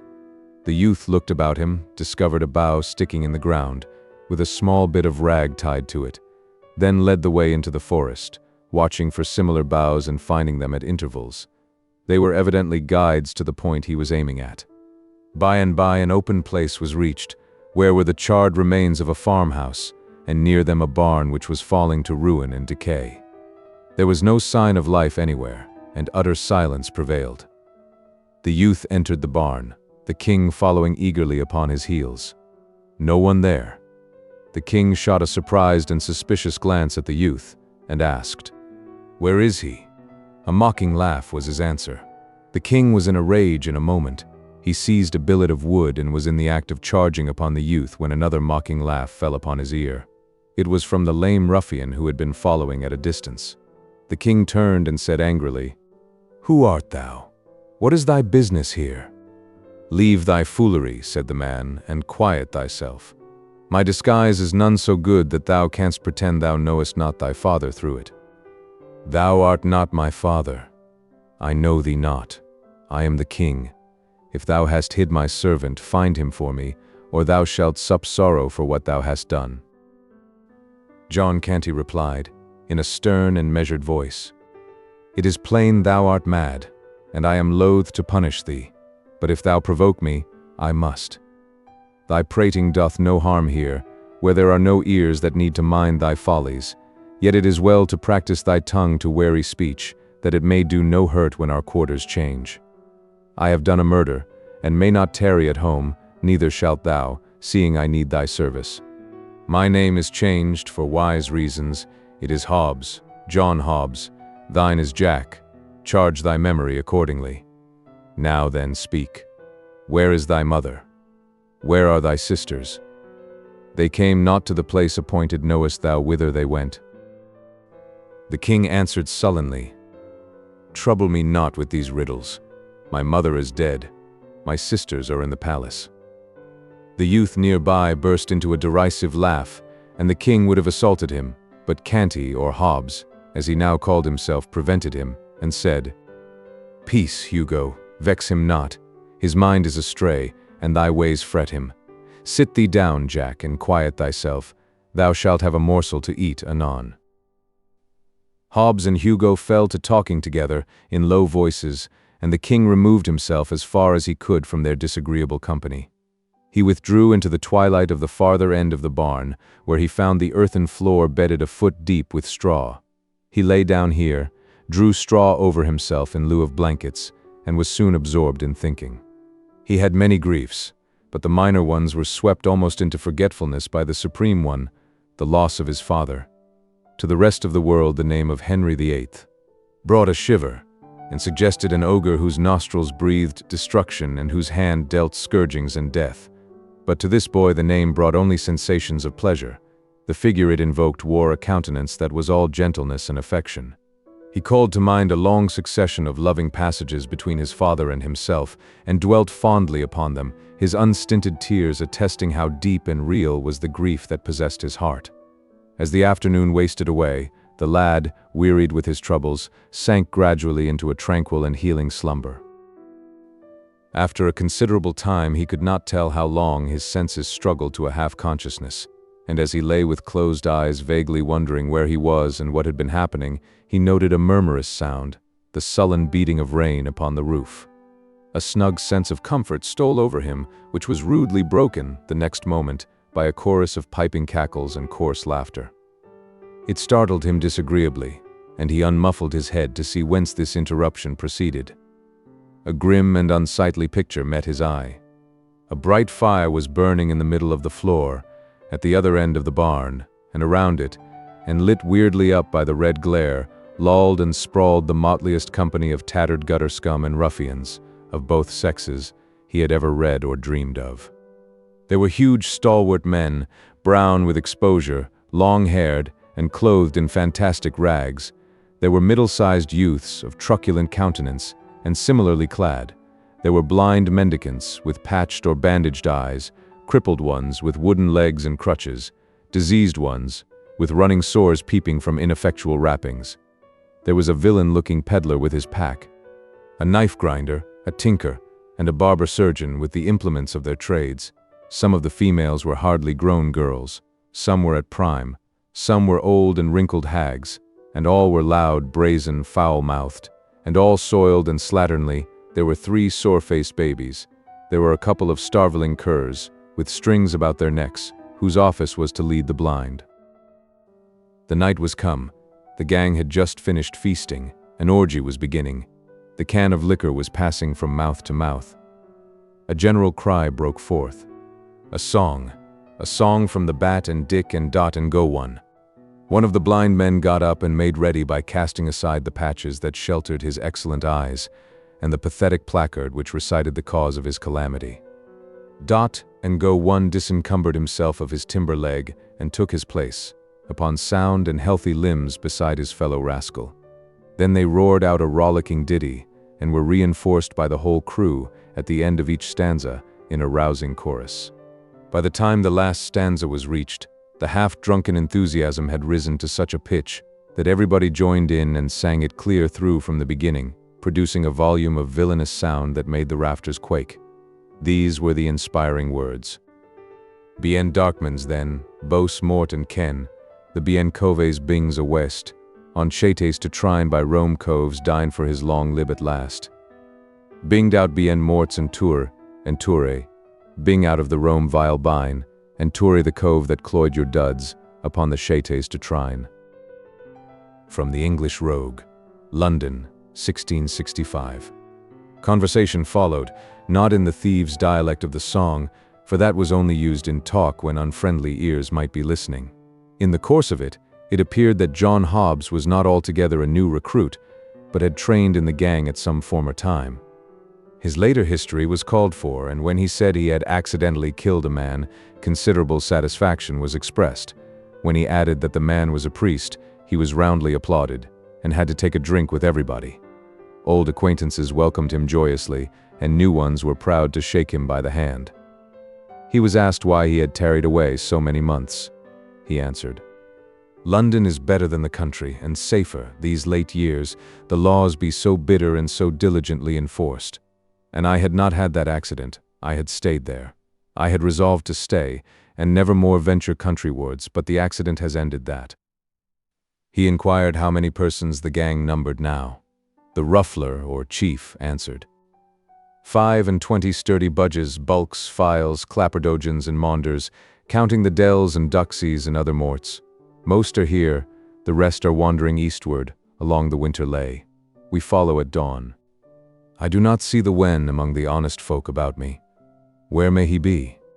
Poor lad, his diet is brimstone now, and over hot for a delicate taste. He was killed in a brawl, somewhere about midsummer. I sorrow to hear that. The wen was a capable man and brave. That was he, truly. Black Bess, his dell, is of us yet but absent on the eastward tramp, a fine lass of nice ways and orderly conduct, none ever seeing her drunk above 4 days in the 7. She was ever strict, I remember it well, a goodly wench and worthy all commendation. Her mother was more free and less particular, a troublesome and ugly-tempered beldame, but furnished with a wit above the common. We lost her through it. Her gift of palmistry and other sorts of fortune-telling begot for her at last a witch's name and fame. The law roasted her to death at a slow fire.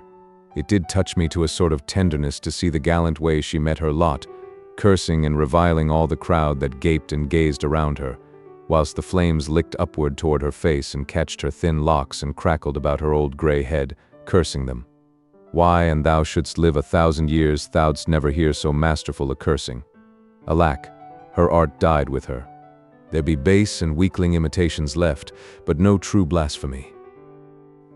The ruffler sighed, the listeners sighed in sympathy. A general depression fell upon the company for a moment, for even hardened outcasts like these are not wholly dead to sentiment, but are able to feel a fleeting sense of loss and affliction at wide intervals and under peculiarly favoring circumstances, as in cases like to this, for instance when genius and culture depart and leave no heir. However, a deep drink all round soon restored the spirits of the mourners. "Have any others of our friends fared hardly?" asked Hobbs. "Some, yes. Particularly newcomers such as small husbandmen turned shiftless and hungry upon the world because their farms were taken from them to be changed to sheep ranges. They begged, and were whipped at the cart's tail, naked from the girdle up, till the blood ran, then set in the stocks to be pelted. They begged again, were whipped again, and deprived of an ear. They begged a third time, poor devils, what else could they do, and were branded on the cheek with a red-hot iron, then sold for slaves. They ran away, were hunted down, and hanged. 'Tis a brief tale, and quickly told. Others of us have fared less hardly. Stand forth, yokel Burns and Hodge, show your adornments." These stood up and stripped away some of their rags, exposing their backs, crisscrossed with ropey old welts left by the lash. One turned up his hair and showed the place where a left ear had once been. Another showed a brand upon his shoulder, the letter V, and a mutilated ear. The third said, "I am yokel, once a farmer and prosperous, with loving wife and kids. Now am I somewhat different in estate and calling, and the wife and kids are gone. Mayhap they are in heaven, mayhap in the other place. But the kindly God be thanked, they bide no more in England. My good old blameless mother strove to earn bread by nursing the sick. One of these died, the doctors knew not how, so my mother was burnt for a witch, whilst my babes looked on and wailed. English law, up, all with your cups. Now all together and with a cheer, drink to the merciful English law that delivered her from the English hell. Thank you, mates, one and all. I begged, from house to house, I and the wife, bearing with us the hungry kids, but it was crime to be hungry in England, so they stripped us and lashed us through 3 towns. Drink ye all again to the merciful English law, for its lash drank deep of my Mary's blood, and its blessed deliverance came quick. She lies there, in the potter's field, safe from all harms. And the kids, well, whilst the law lashed me from town to town, they starved. Drink, lads, only a drop to the poor kids that never did any creature harm.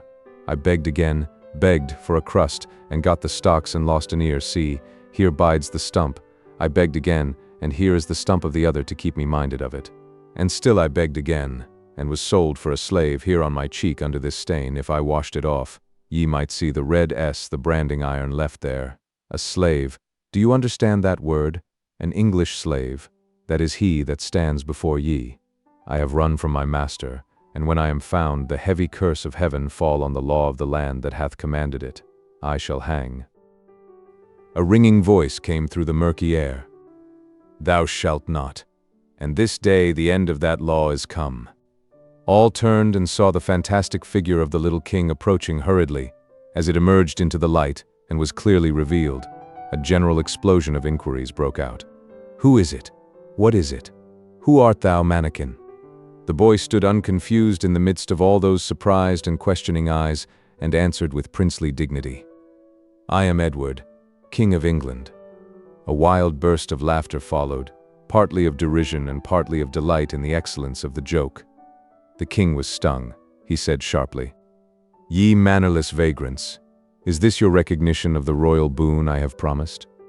He said more with angry voice and excited gesture, but it was lost in a whirlwind of laughter and mocking exclamations. John Hobbs made several attempts to make himself heard above the din, and at last succeeded, saying, Mates, he is my son, a dreamer, a fool, and stark mad. Mind him not, he thinketh he is the king. I am the king, said Edward, turning toward him, as thou shalt know to thy cost, in good time. Thou hast confessed a murder, thou shalt swing for it. Thou'lt betray me? Thou? And I get my hands upon thee? Tut tut, said the burly ruffler, interposing in time to save the king, and emphasizing this service by knocking Hobbs down with his fist. Haste respect for neither kings nor rufflers, and thou insult my presence so again, I'll hang thee up myself.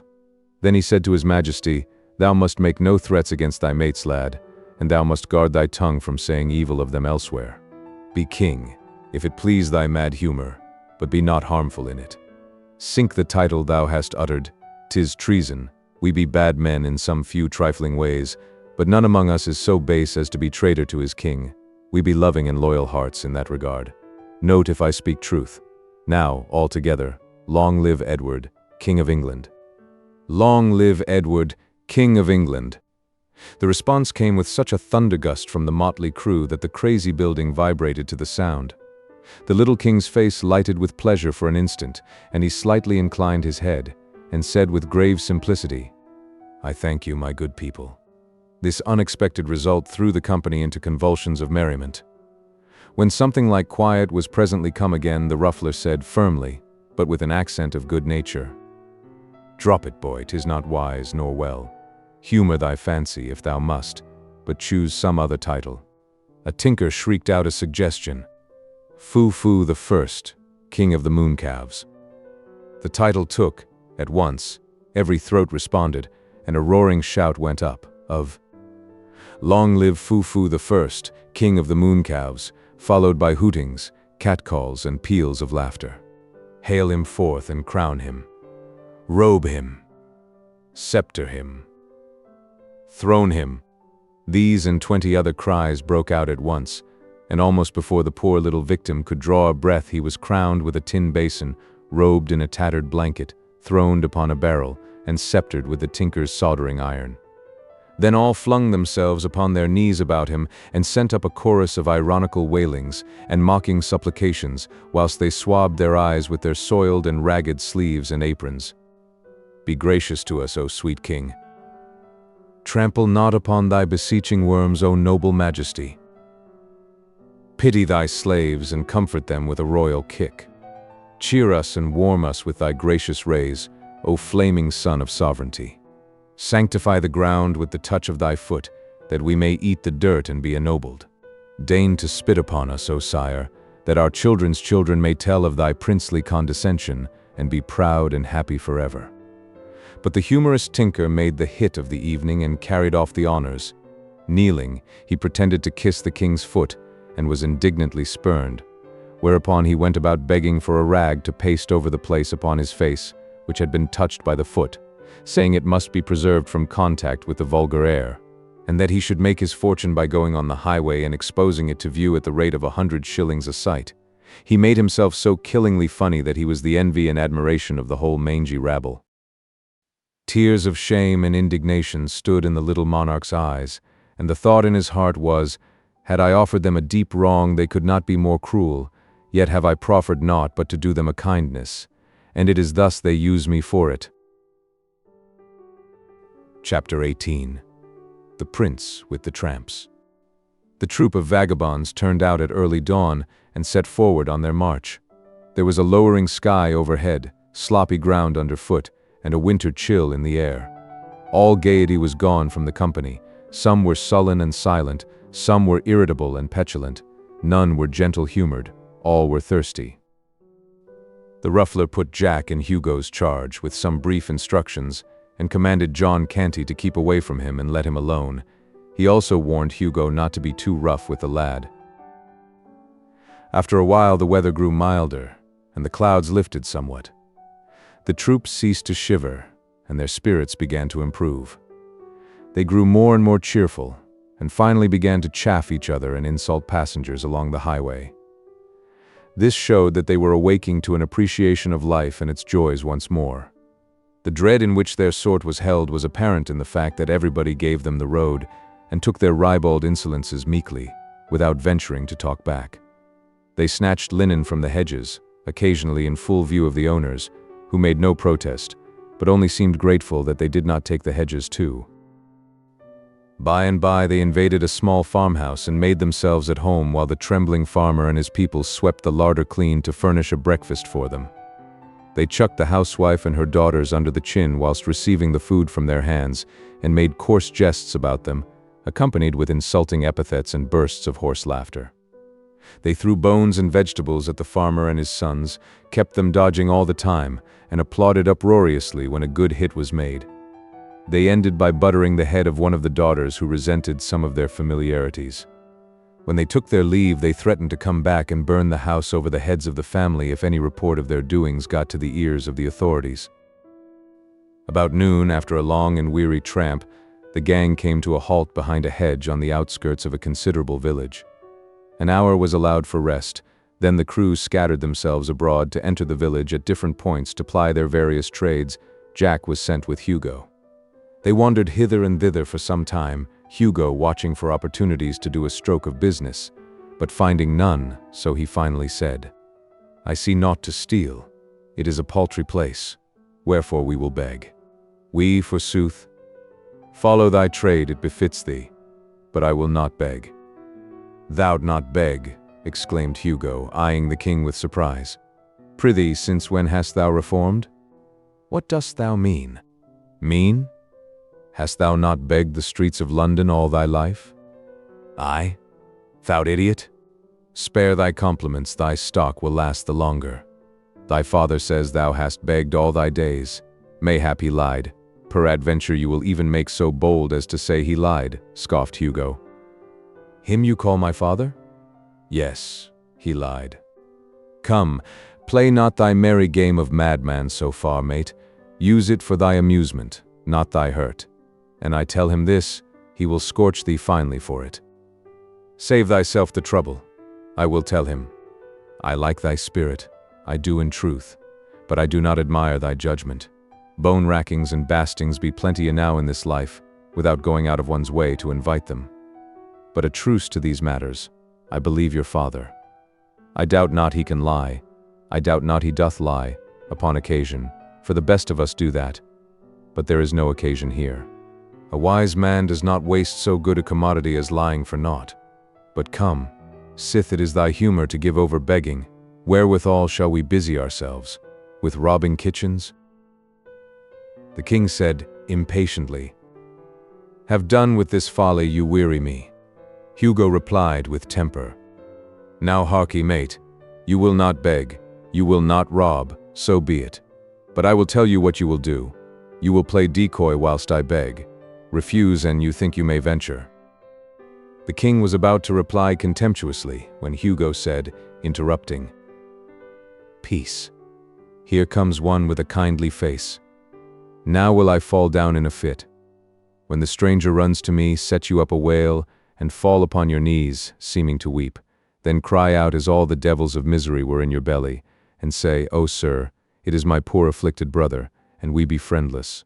O God's name cast through your merciful eyes one pitiful look upon a sick, forsaken, and most miserable wretch. Bestow one little penny out of thy riches upon one smitten of God and ready to perish. And mind you, keep you on wailing, and abate not till we bilk him of his penny, else shall you rue it.'" Then immediately Hugo began to moan and groan and roll his eyes and reel and totter about.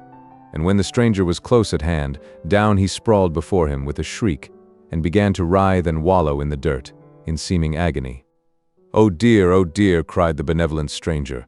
"O poor soul, how he doth suffer. There, let me help thee up.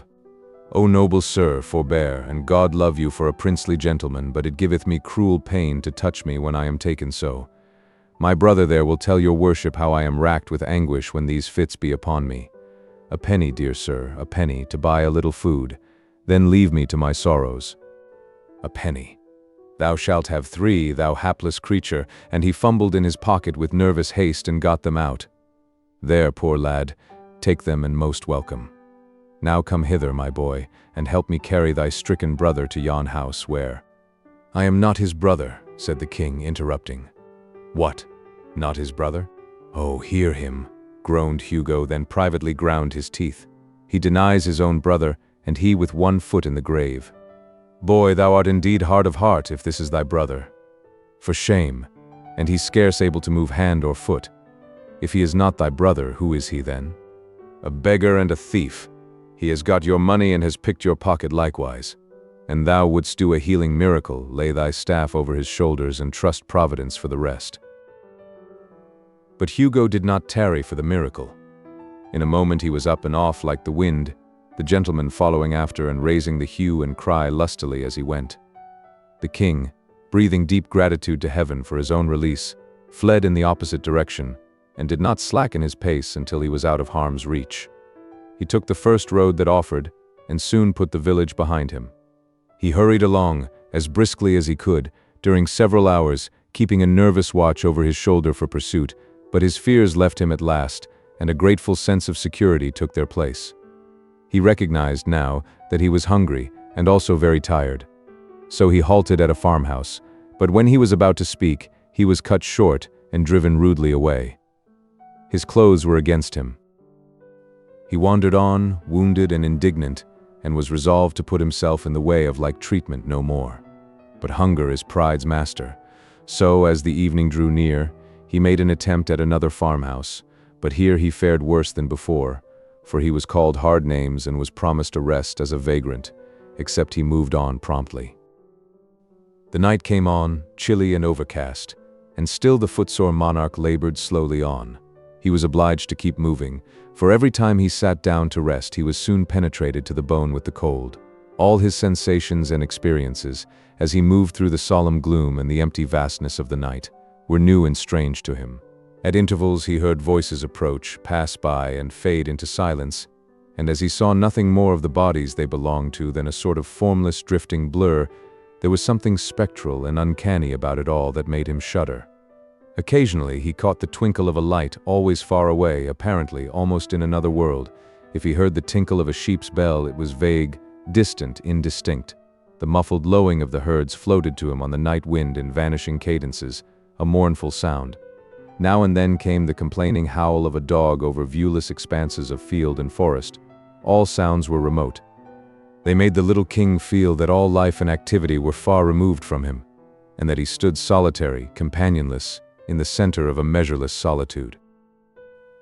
He stumbled along through the gruesome fascinations of this new experience, startled occasionally by the soft rustling of the dry leaves overhead, so like human whispers they seemed to sound, and by he came suddenly upon the freckled light of a tin lantern near at hand. He stepped back into the shadows and waited. The lantern stood by the open door of a barn. The king waited some time. There was no sound and nobody stirring. He got so cold, standing still, and the hospitable barn looked so enticing that at last he resolved to risk everything and enter. He started swiftly and stealthily, and just as he was crossing the threshold he heard voices behind him. He darted behind a cask, within the barn, and stooped down. 2 farm laborers came in, bringing the lantern with them, and fell to work, talking meanwhile. Whilst they moved about with the light, the king made good use of his eyes and took the bearings of what seemed to be a good-sized stall at the further end of the place, purposing to grope his way to it when he should be left to himself. He also noted the position of a pile of horse blankets, midway of the route, with the intent to levy upon them for the service of the Crown of England for one night. By and by the men finished and went away, fastening the door behind them and taking the lantern with them. The shivering king made for the blankets, with as good speed as the darkness would allow, gathered them up, and then groped his way safely to the stall. Of 2 of the blankets he made a bed, then covered himself with the remaining 2. He was a glad monarch now, though the blankets were old and thin, and not quite warm enough, and besides gave out a pungent horsey odor that was almost suffocatingly powerful. Although the king was hungry and chilly, he was also so tired and so drowsy that these latter influences soon began to get the advantage of the former, and he presently dozed off into a state of semi-consciousness. Then, just as he was on the point of losing himself wholly, he distinctly felt something touch him. He was broad awake in a moment, and gasping for breath. The cold horror of that mysterious touch in the dark almost made his heart stand still. He lay motionless and listened, scarcely breathing. But nothing stirred, and there was no sound. He continued to listen and wait, during what seemed a long time, but still nothing stirred, and there was no sound. So he began to drop into a drowse once more, at last, and all at once he felt that mysterious touch again. It was a grisly thing, this light touch from this noiseless and invisible presence. It made the boy sick with ghostly fears. What should he do? That was the question, but he did not know how to answer it. Should he leave these reasonably comfortable quarters and fly from this inscrutable horror? But fly whither? He could not get out of the barn, and the idea of scurrying blindly hither and thither in the dark, within the captivity of the 4 walls, with this phantom gliding after him, and visiting him with that soft, hideous touch upon cheek or shoulder at every turn, was intolerable. But to stay where he was, and endure this living death all night, was that better? No. What then was there left to do? Ah, there was but one course. He knew it well. He must put out his hand and find that thing. It was easy to think this, but it was hard to brace himself up to try it. 3 times he stretched his hand a little way out into the dark, gingerly, and snatched it suddenly back, with a gasp, not because it had encountered anything, but because he had felt so sure it was just going to.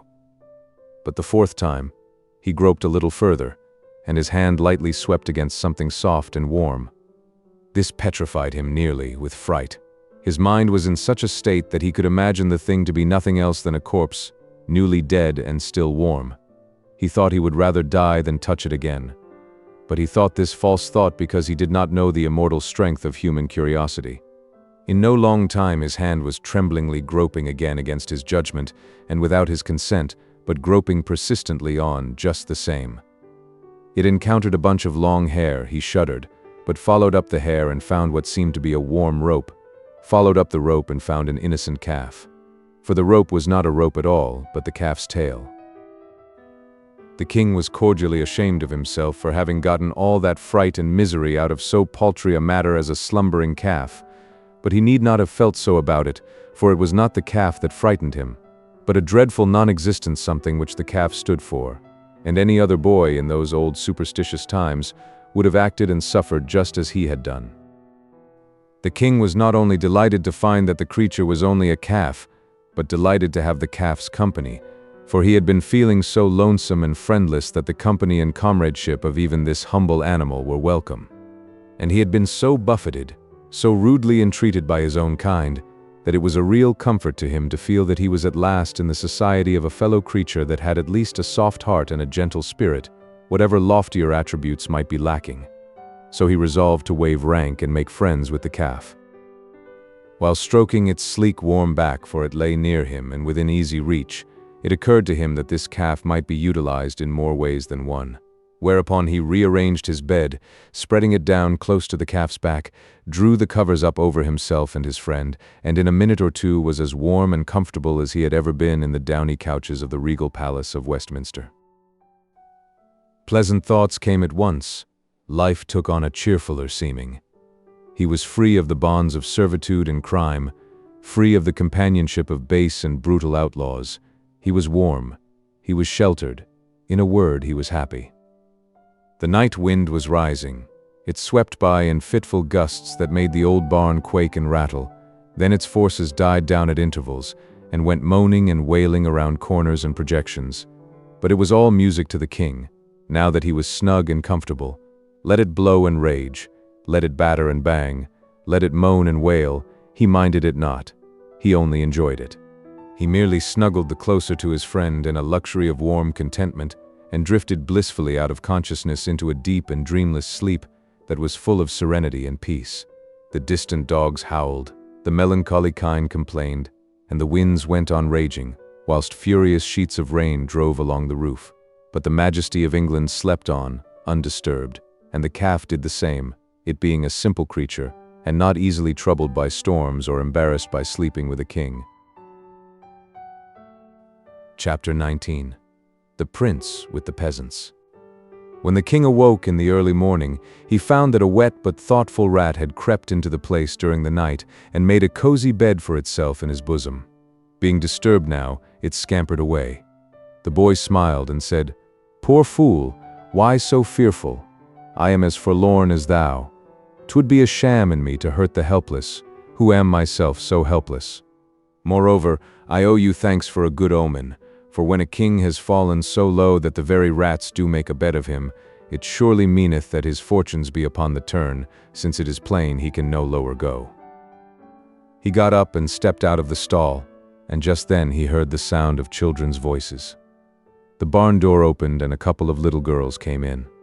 As soon as they saw him, their talking and laughing ceased, and they stopped and stood still, gazing at him with strong curiosity. They presently began to whisper together. Then they approached nearer, and stopped again to gaze and whisper. By and by they gathered courage and began to discuss him aloud. One said, "He hath a comely face." The other added, "And pretty hair, but is ill-clothed enow, and how starved he looketh." They came still nearer, sidling shyly around and about him, examining him minutely from all points, as if he were some strange new kind of animal, but warily and watchfully the while, as if they half feared he might be a sort of animal that would bite upon occasion. Finally they halted before him, holding each other's hands for protection, and took a good satisfying stare with their innocent eyes. Then one of them plucked up all her courage and inquired with honest directness, "Who art thou, boy?" "I am the king," was the grave answer. The children gave a little start, and their eyes spread themselves wide open and remained so during a speechless half-minute. Then curiosity broke the silence. "The king? What king?" "The King of England." The children looked at each other, then at him, then at each other again, wonderingly, perplexedly. Then one said, "Didst hear him, Marjorie? He said he is the king. Can that be true?" "How can it be else but true, Prissy? Would he say a lie? For look you, Prissy, an it were not true, it would be a lie. It surely would be. Now think on it. For all things that be not true be lies. Thou canst make naught else out of it." It was a good tight argument without a leak in it anywhere, and it left Prissy's half-doubts not a leg to stand on. She considered a moment, then put the king upon his honor with the simple remark, "If thou art truly the king, then I believe thee. I am truly the king." This settled the matter. His Majesty's royalty was accepted without further question or discussion, and the two little girls began at once to inquire into how he came to be where he was, and how he came to be so unroyally clad, and whither he was bound, and all about his affairs. It was a mighty relief to him to pour out his troubles where they would not be scoffed at or doubted, so he told his tale with feeling, forgetting even his hunger for the time. And it was received with the deepest and tenderest sympathy by the gentle little maids. But when he got down to his latest experiences and they learned how long he had been without food, they cut him short and hurried him away to the farmhouse to find a breakfast for him. The king was cheerful and happy now, and said to himself, "When I am come to mine own again, I will always honor little children, remembering how that these trusted me and believed in me in my time of trouble, whilst they that were older, and thought themselves wiser, mocked at me and held me for a liar." The children's mother received the king kindly, and was full of pity, for his forlorn condition and apparently crazed intellect touched her womanly heart. She was a widow, and rather poor. Consequently, she had seen trouble enough to enable her to feel for the unfortunate. She imagined that the demented boy had wandered away from his friends or keepers, so she tried to find out whence he had come, in order that she might take measures to return him, but all her references to neighboring towns and villages, and all her inquiries in the same line went for nothing. The boy's face, and his answers too, showed that the things she was talking of were not familiar to him. He spoke earnestly and simply about court matters, and broke down, more than once when speaking of the late king his father, but whenever the conversation changed to baser topics, he lost interest and became silent. The woman was mightily puzzled, but she did not give up. As she proceeded with her cooking, she set herself to contriving devices to surprise the boy into betraying his real secret. She talked about cattle, he showed no concern, then about sheep, the same result. So her guess that he had been a shepherd boy was an error. She talked about mills and about weavers, tinkers, smiths, trades and tradesmen of all sorts, and about bedlam and jails and charitable retreats. But no matter, she was baffled at all points. Not altogether either, for she argued that she had narrowed the thing down to domestic service. Yes, she was sure she was on the right track. Now, he must have been a house servant. So she led up to that. But the result was discouraging. The subject of sweeping appeared to weary him. Fire building failed to stir him. Scrubbing and scouring awoke no enthusiasm. The good wife touched, with a perishing hope, and rather as a matter of form, upon the subject of cooking. To her surprise, and her vast delight, the king's face lighted at once. Ah, she had hunted him down at last, she thought, and she was right proud, too, of the devious shrewdness and tact which had accomplished it. Her tired tongue got a chance to rest, now, for the king's, inspired by gnawing hunger and the fragrant smells that came from the sputtering pots and pans, turned itself loose and delivered itself up to such an eloquent dissertation upon certain toothsome dishes, that within 3 minutes the woman said to herself, "Of a truth I was right, he hath holpen in a kitchen." Then he broadened his bill of fare, and discussed it with such appreciation and animation, that the good wife said to herself, "Good lack! How can he know so many dishes, and so fine ones withal? For these belong only upon the tables of the rich and great. Ah, now I see. Ragged outcast as he is, he must have served in the palace before his reason went astray. Yes, he must have helped in the very kitchen of the king himself. I will test him." Full of eagerness to prove her sagacity, she told the king to mind the cooking a moment, hinting that he might manufacture and add a dish or two if he chose. Then she went out of the room and gave her children a sign to follow after. The king muttered. Another English king had a commission like to this in a bygone time. It is nothing against my dignity to undertake an office which the great Alfred stooped to assume. But I will try to better serve my trust than he, for he let the cakes burn. The intent was good, but the performance was not answerable to it, for this king, like the other one, soon fell into deep thinkings concerning his vast affairs, and the same calamity resulted. The cookery got burned. The woman returned in time to save the breakfast from entire destruction, and she promptly brought the king out of his dreams with a brisk and cordial tongue-lashing. Then, seeing how troubled he was over his violated trust, she softened at once, and was all goodness and gentleness toward him. The boy made a hearty and satisfying meal, and was greatly refreshed and gladdened by it. It was a meal which was distinguished by this curious feature, that rank was waived on both sides, yet neither recipient of the favor was aware that it had been extended. The good wife had intended to feed this young tramp with broken victuals in a corner, like any other tramp or like a dog, But she was so remorseful for the scolding she had given him that she did what she could to atone for it by allowing him to sit at the family table and eat with his betters, on ostensible terms of equality with them. And the king, on his side, was so remorseful for having broken his trust, after the family had been so kind to him, that he forced himself to atone for it by humbling himself to the family level, instead of requiring the woman and her children to stand and wait upon him, while he occupied their table in the solitary state due to his birth and dignity. It does us all good to unbend sometimes. This good woman was made happy all the day long by the applauses which she got out of herself for her magnanimous condescension to a tramp, and the king was just as self-complacent over his gracious humility toward a humble peasant woman. When breakfast was over, the housewife told the king to wash up the dishes.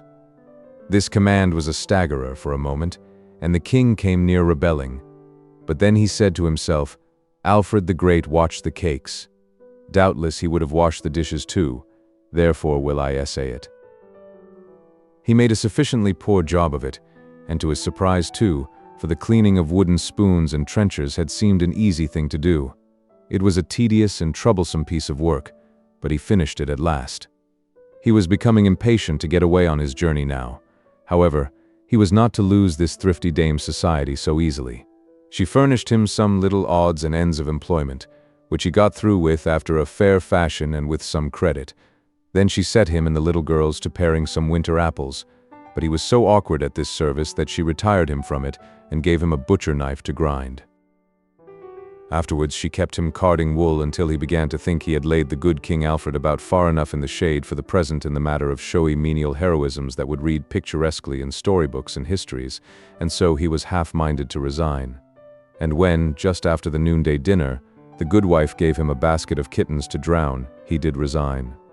At least he was just going to resign, for he felt that he must draw the line somewhere, and it seemed to him that to draw it at kitten drowning was about the right thing, when there was an interruption. The interruption was John Canty, with a peddler's pack on his back, and Hugo.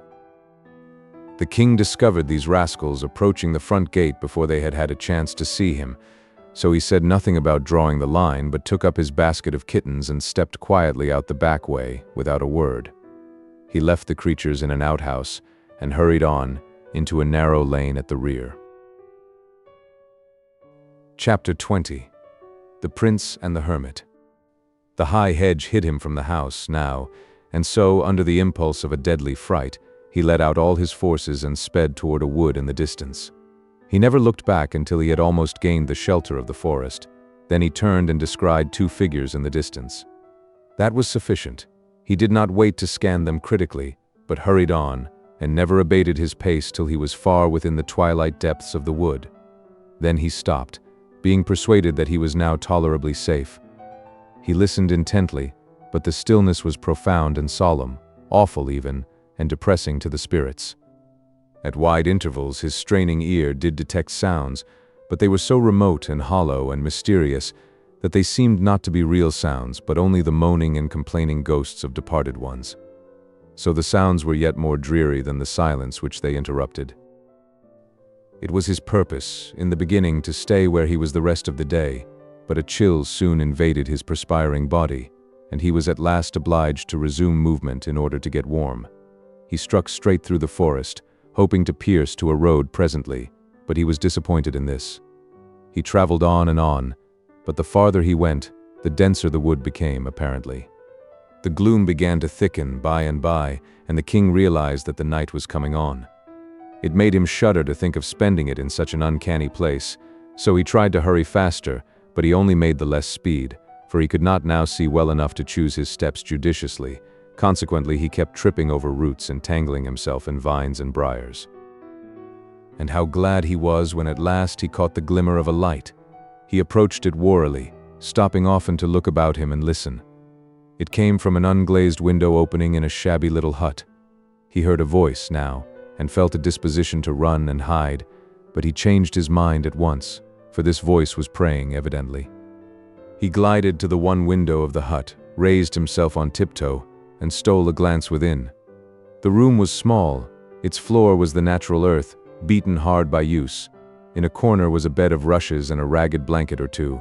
Near it was a pail, a cup, a basin, and 2 or 3 pots and pans. There was a short bench and a three-legged stool. On the hearth, the remains of a faggot fire were smoldering before a shrine, which was lighted by a single candle, knelt an aged man, and on an old wooden box at his side lay an open book and a human skull. The man was of large, bony frame.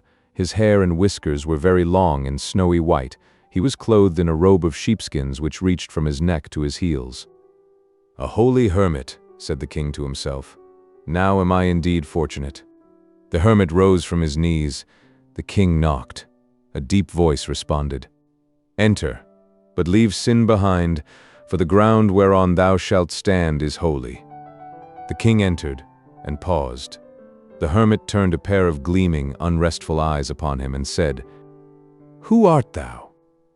"I am the king," came the answer, with placid simplicity. "Welcome, king," cried the hermit with enthusiasm.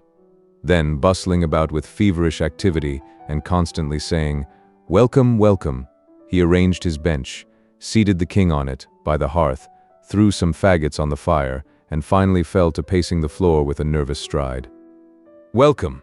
Many have sought sanctuary here, but they were not worthy and were turned away. But a king who casts his crown away and despises the vain splendors of his office, and clothes his body in rags, to devote his life to holiness and the mortification of the flesh, he is worthy, he is welcome. Here shall he abide all his days till death come." The king hastened to interrupt and explain. But the hermit paid no attention to him, did not even hear him, apparently, but went right on with his talk, with a raised voice and a growing energy. "And thou shalt be at peace here. None shall find out thy refuge to disquiet thee with supplications to return to that empty and foolish life which God hath moved thee to abandon. Thou shalt pray here, thou shalt study the book, thou shalt meditate upon the follies and delusions of this world, and upon the sublimities of the world to come. Thou shalt feed upon crusts and herbs, and scourge thy body with whips, daily, to the purifying of thy soul. Thou shalt wear a hair shirt next thy skin, thou shalt drink water only, and thou shalt be at peace, yes, wholly at peace, for whoso comes to seek thee shall go his way again, baffled, he shall not find thee, he shall not molest thee." The old man, still pacing back and forth, ceased to speak aloud, and began to mutter. The king seized this opportunity to state his case, and he did it with an eloquence inspired by uneasiness and apprehension. But the hermit went on muttering, and gave no heed. And still muttering, he approached the king and said impressively, "Shh, I will tell you a secret." He bent down to impart it, but checked himself, and assumed a listening attitude.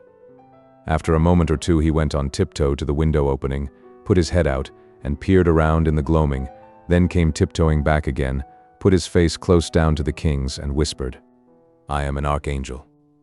The king started violently, and said to himself, "Would God I were with the outlaws again, for lo, now am I the prisoner of a madman."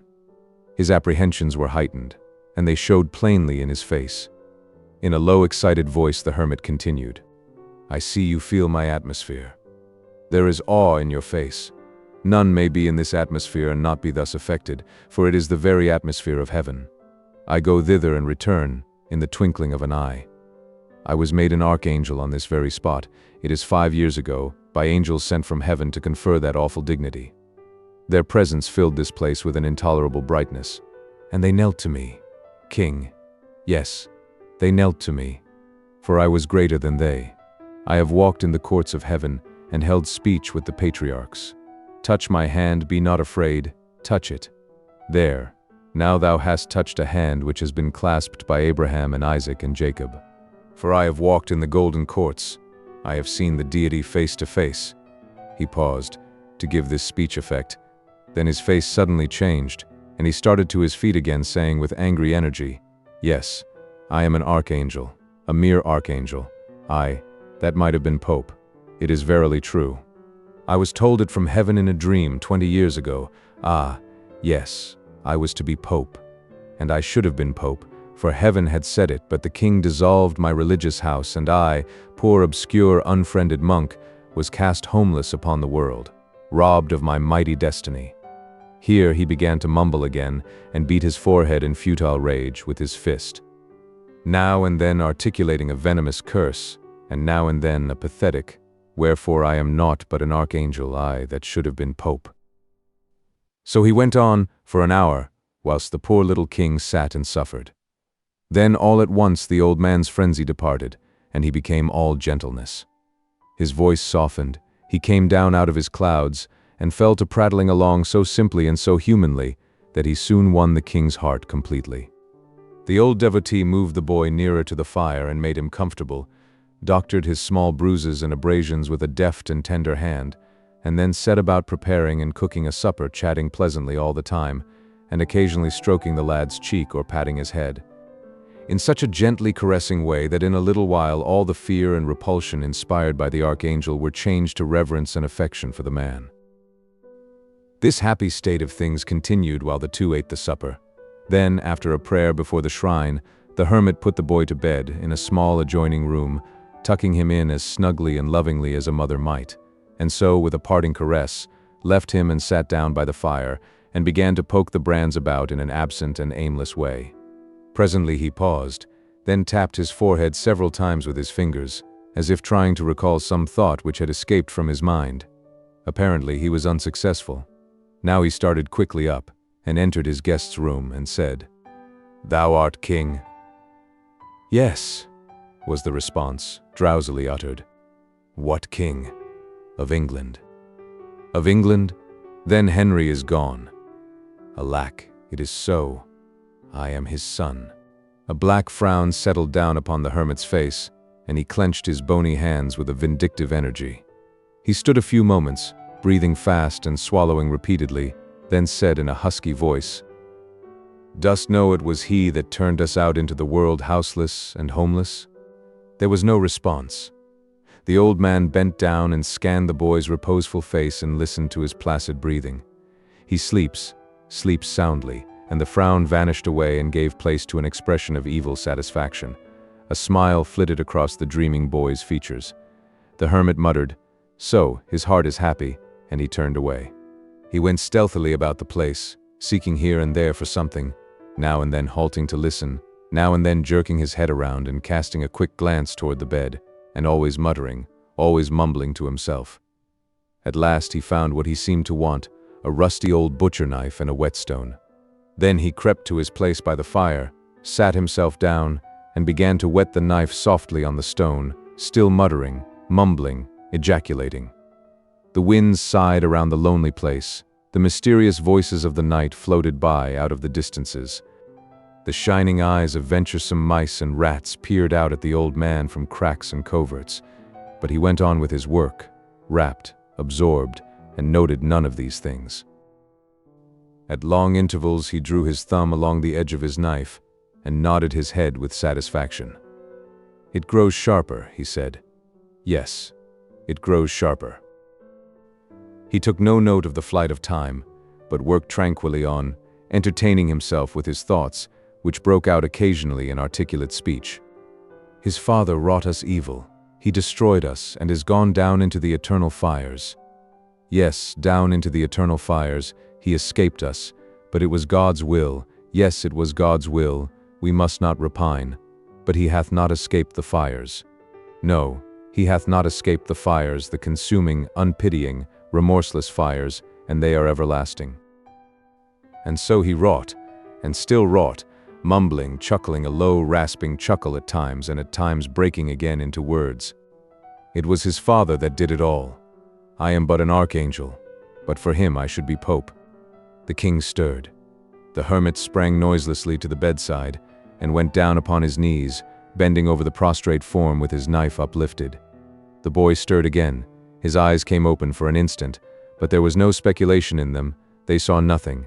The next moment his tranquil breathing showed that his sleep was sound once more.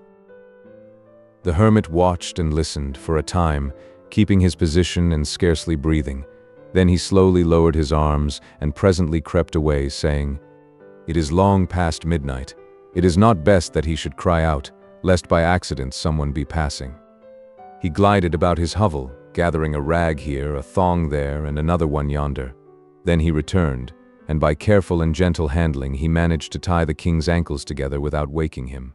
Next he essayed to tie the wrists. He made several attempts to cross them, but the boy always drew one hand or the other away, just as the cord was ready to be applied. But at last, when the archangel was almost ready to despair, the boy crossed his hands himself, and the next moment they were bound. Now a bandage was passed under the sleeper's chin and brought up over his head and tied fast, and so softly, so gradually, and so deftly were the knots drawn together and compacted, that the boy slept peacefully through it all without stirring. Chapter 21. Hendon to the rescue. The old man glided away, stooping, stealthy, cat-like, and brought the low bench. He seated himself upon it, half his body in the dim and flickering light, and the other half in shadow. And so, with his craving eyes bent upon the slumbering boy, he kept his patient vigil there, heedless of the drift of time, and softly whetted his knife, and mumbled and chuckled. And in aspect and attitude he resembled nothing so much as a grisly, monstrous spider, gloating over some hapless insect that lay bound and helpless in his web. After a long while, the old man, who was still gazing, yet not seeing, his mind having settled into a dreamy abstraction, observed on a sudden that the boy's eyes were open, wide open and staring up in frozen horror at the knife. The smile of a gratified devil crept over the old man's face, and he said, without changing his attitude or his occupation, "Son of Henry VIII, hast thou prayed?" The boy struggled helplessly in his bonds, and at the same time forced a smothered sound through his closed jaws, which the hermit chose to interpret as an affirmative answer to his question. "Then pray again. Pray the prayer for the dying." A shudder shook the boy's frame, and his face blenched. Then he struggled again to free himself, turning and twisting himself this way and that, tugging frantically, fiercely, desperately but uselessly to burst his fetters, and all the while the old ogre smiled down upon him, and nodded his head, and placidly whetted his knife, mumbling from time to time, "The moments are precious. They are few and precious. Pray the prayer for the dying." The boy uttered a despairing groan and ceased from his struggles, panting. The tears came then and trickled, one after the other, down his face, but this piteous sight wrought no softening effect upon the savage old man. The dawn was coming now, the hermit observed it, and spoke up sharply, with a touch of nervous apprehension in his voice. "I may not indulge this ecstasy longer. The night is already gone. It seems but a moment, only a moment, would it had endured a year. Seed of the church's spoiler, close thy perishing eyes, and thou fearest to look upon." The rest was lost in inarticulate mutterings. The old man sank upon his knees, his knife in his hand, and bent himself over the moaning boy. Hark! There was a sound of voices near the cabin. The knife dropped from the hermit's hand. He cast a sheepskin over the boy and started up, trembling. The sounds increased, and presently the voices became rough and angry. Then came blows and cries for help. Then a clatter of swift footsteps retreating. Immediately came a succession of thundering knocks upon the cabin door, followed by, "Hello, open, and despatch, in the name of all the devils." Oh, this was the blessedest sound that had ever made music in the king's ears, for it was Miles Hendon's voice. The hermit, grinding his teeth in impotent rage, moved swiftly out of the bedchamber, closing the door behind him, and straightway the king heard a talk, to this effect, proceeding from the chapel. "Homage and greeting, reverend sir. Where is the boy, my boy?" "What boy, friend? What boy? Lie me no lies, sir priest. Play me no deceptions. I am not in the humor for it. Near to this place I caught the scoundrels who I judged did steal him from me, and I made them confess. They said he was at large again, and they had tracked him to your door. They showed me his very footprints. Now palter no more, for look you, holy sir, and thou produce him not. Where is the boy?" "O good sir, peradventure you mean the ragged regal vagrant that tarried here the night. If such as you take an interest in such as he, know then that I have sent him of an errand. He will be back anon." "How soon? How soon? Come, waste not the time, cannot I overtake him? How soon will he be back?" "Thou needst not stir, he will return quickly." "So be it then, I will try to wait. But stop, you sent him of an errand? You. Verily this is a lie, he would not go. He would pull thy old beard, and thou didst offer him such an insolence. Thou hast lied, friend, thou hast surely lied. He would not go for thee, nor for any man. For any man, no, haply not. But I am not a man. What? Now, O God's name, what art thou then? It is a secret, mark thou, reveal it not. I am an archangel. There was a tremendous ejaculation from Miles Hendon, not altogether unprofane, followed by, "This doth well and truly account for his complacence. Right well I knew he would budge nor hand nor foot in the menial service of any mortal. But Lord, even a king must obey when an archangel gives the word O command. Let me. Shh! What noise was that?" All this while the little king had been yonder, alternately quaking with terror and trembling with hope, and all the while, too, he had thrown all the strength he could into his anguished moanings, constantly expecting them to reach Hendon's ear, but always realizing, with bitterness, that they failed, or at least made no impression. So this last remark of his servant came as comes a reviving breath from fresh fields to the dying, and he exerted himself once more, and with all his energy, just as the hermit was saying. Noise? I heard only the wind. Mayhap it was. Yes, doubtless that was it. I have been hearing it faintly all the— There it is again. It is not the wind. What an odd sound. Come, we will hunt it out. Now the king's joy was nearly insupportable. His tired lungs did their utmost, and hopefully too, but the sealed jaws and the muffling sheepskin sadly crippled the effort. Then the poor fellow's heart sank to hear the hermit say, "Ah, it came from without. I think from the copse yonder. Come, I will lead the way." The king heard the two pass out, talking, heard their footsteps die quickly away. Then he was alone with a boding, brooding, awful silence. It seemed an age till he heard the steps and voices approaching again, and this time he heard an added sound, the trampling of hoofs, apparently. Then he heard Hendon say, "I will not wait longer. I cannot wait longer. He has lost his way in this thick wood. Which direction took he? Quick, point it out to me." He, "But wait, I will go with thee." "Good, good. Why, truly thou art better than thy looks. Marry, I do not think there's not another archangel with so right a heart as thine. Wilt ride? Wilt, take the wee donkey that's for my boy, or wilt thou fork thy holy legs over this ill-conditioned slave of a mule that I have provided for myself, and had been cheated in too, had he cost but the indifferent sum of a month's usury on a brass farthing let to a tinker out of work? No, ride thy mule, and lead thine ass. I am surer on mine own feet, and will walk. Then prithee mind the little beast for me while I take my life in my hands and make what success I may toward mounting the big one." Then followed a confusion of kicks, cuffs, tramplings, and plungings, accompanied by a thunderous intermingling of volleyed curses, and finally a bitter apostrophe to the mule, which must have broken its spirit, for hostilities seemed to cease from that moment.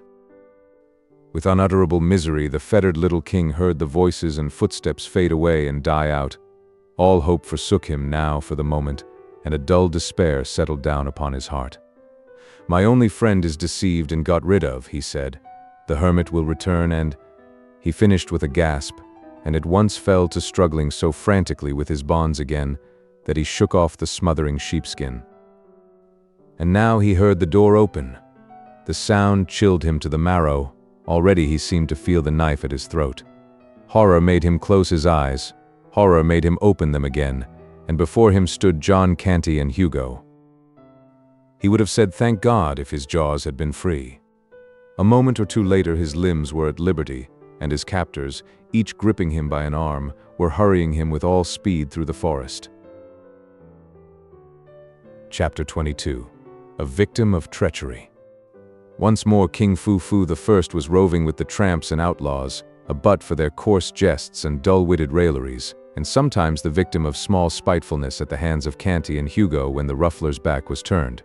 None but Canty and Hugo really disliked him. Some of the others liked him, and all admired his pluck and spirit. During 2 or 3 days, Hugo, in whose ward and charge the king was, did what he covertly could to make the boy uncomfortable, and at night, during the customary orgies, he amused the company by putting small indignities upon him, always as if by accident. Twice he stepped upon the king's toes accidentally, and the king, as became his royalty, was contemptuously unconscious of it and indifferent to it. But the third time Hugo entertained himself in that way, the king felled him to the ground with a cudgel, to the prodigious delight of the tribe. Hugo, consumed with anger and shame, sprang up, seized a cudgel, and came at his small adversary in a fury. Instantly a ring was formed around the gladiators, and the betting and cheering began. But poor Hugo stood no chance whatever. His frantic and lubberly prentice work found but a poor market for itself when pitted against an arm which had been trained by the first masters of Europe in single stick, quarterstaff, and every art and trick of swordsmanship. The little king stood, alert but at graceful ease, and caught and turned aside the thick rain of blows with a facility and precision which set the motley onlookers wild with admiration. And every now and then, when his practiced eye detected an opening, and a lightning-swift rap upon Hugo's head followed as a result, the storm of cheers and laughter that swept the place was something wonderful to hear.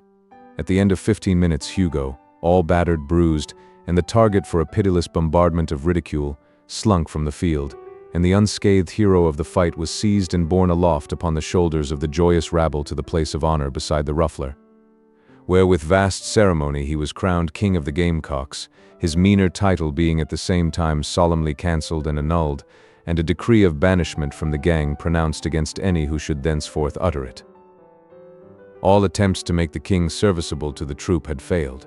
He had stubbornly refused to act. Moreover, he was always trying to escape. He had been thrust into an unwatched kitchen. The first day of his return, he not only came forth empty-handed, but tried to rouse the housemates. He was sent out with a tinker to help him at his work. He would not work. Moreover, he threatened the tinker with his own soldering iron, and finally both Hugo and the tinker found their hands full with the mere matter of keeping his from getting away. He delivered the thunders of his royalty upon the heads of all who hampered his liberties or tried to force him to service. He was sent out, in Hugo's charge, in company with a slatternly woman and a diseased baby, to beg. But the result was not encouraging. He declined to plead for the mendicants, or be a party to their cause in any way.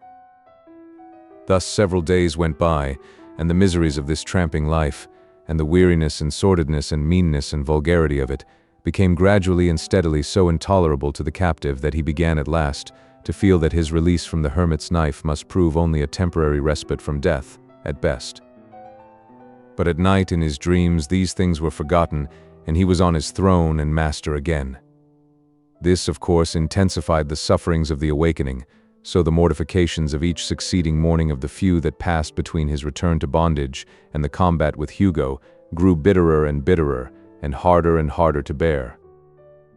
The morning after that combat, Hugo got up with a heart filled with vengeful purposes against the king. He had two plans in particular. One was to inflict upon the lad what would be, to his proud spirit and imagined royalty, a peculiar humiliation, and if he failed to accomplish this, his other plan was to put a crime of some kind upon the king, and then betray him into the implacable clutches of the law. In pursuance of the first plan, he purposed to put a climb upon the king's leg, rightly judging that that would mortify him to the last and perfect degree, and as soon as the climb should operate, he meant to get Canty's help and force the king to expose his leg in the highway and beg for alms. Climb was the cant term for a sore, artificially created. To make a climb, the operator made a paste or poultice of unslaked lime, soap, and the rust of old iron, and spread it upon a piece of leather, which was then bound tightly upon the leg. This would presently fret off the skin and make the flesh raw and angry-looking. Blood was then rubbed upon the limb, which, being fully dried, took on a dark and repulsive color. Then a bandage of soiled rags was put on in a cleverly careless way which would allow the hideous ulcer to be seen and move the compassion of the passer-by. Hugo got the help of the tinker whom the king had cowed with the soldering iron. They took the boy out on a tinkering tramp, and as soon as they were out of sight of the camp they threw him down and the tinker held him while Hugo bound the poultice tight and fast upon his leg. The king raged and stormed and promised to hang the two the moment the scepter was in his hand again, but they kept a firm grip upon him and enjoyed his impotent struggling and jeered at his threats. This continued until the poultice began to bite, and in no long time its work would have been perfected if there had been no interruption. But there was, for about this time the slave who had made the speech denouncing England's laws appeared on the scene, and put an end to the enterprise, and stripped off the poultice and bandage.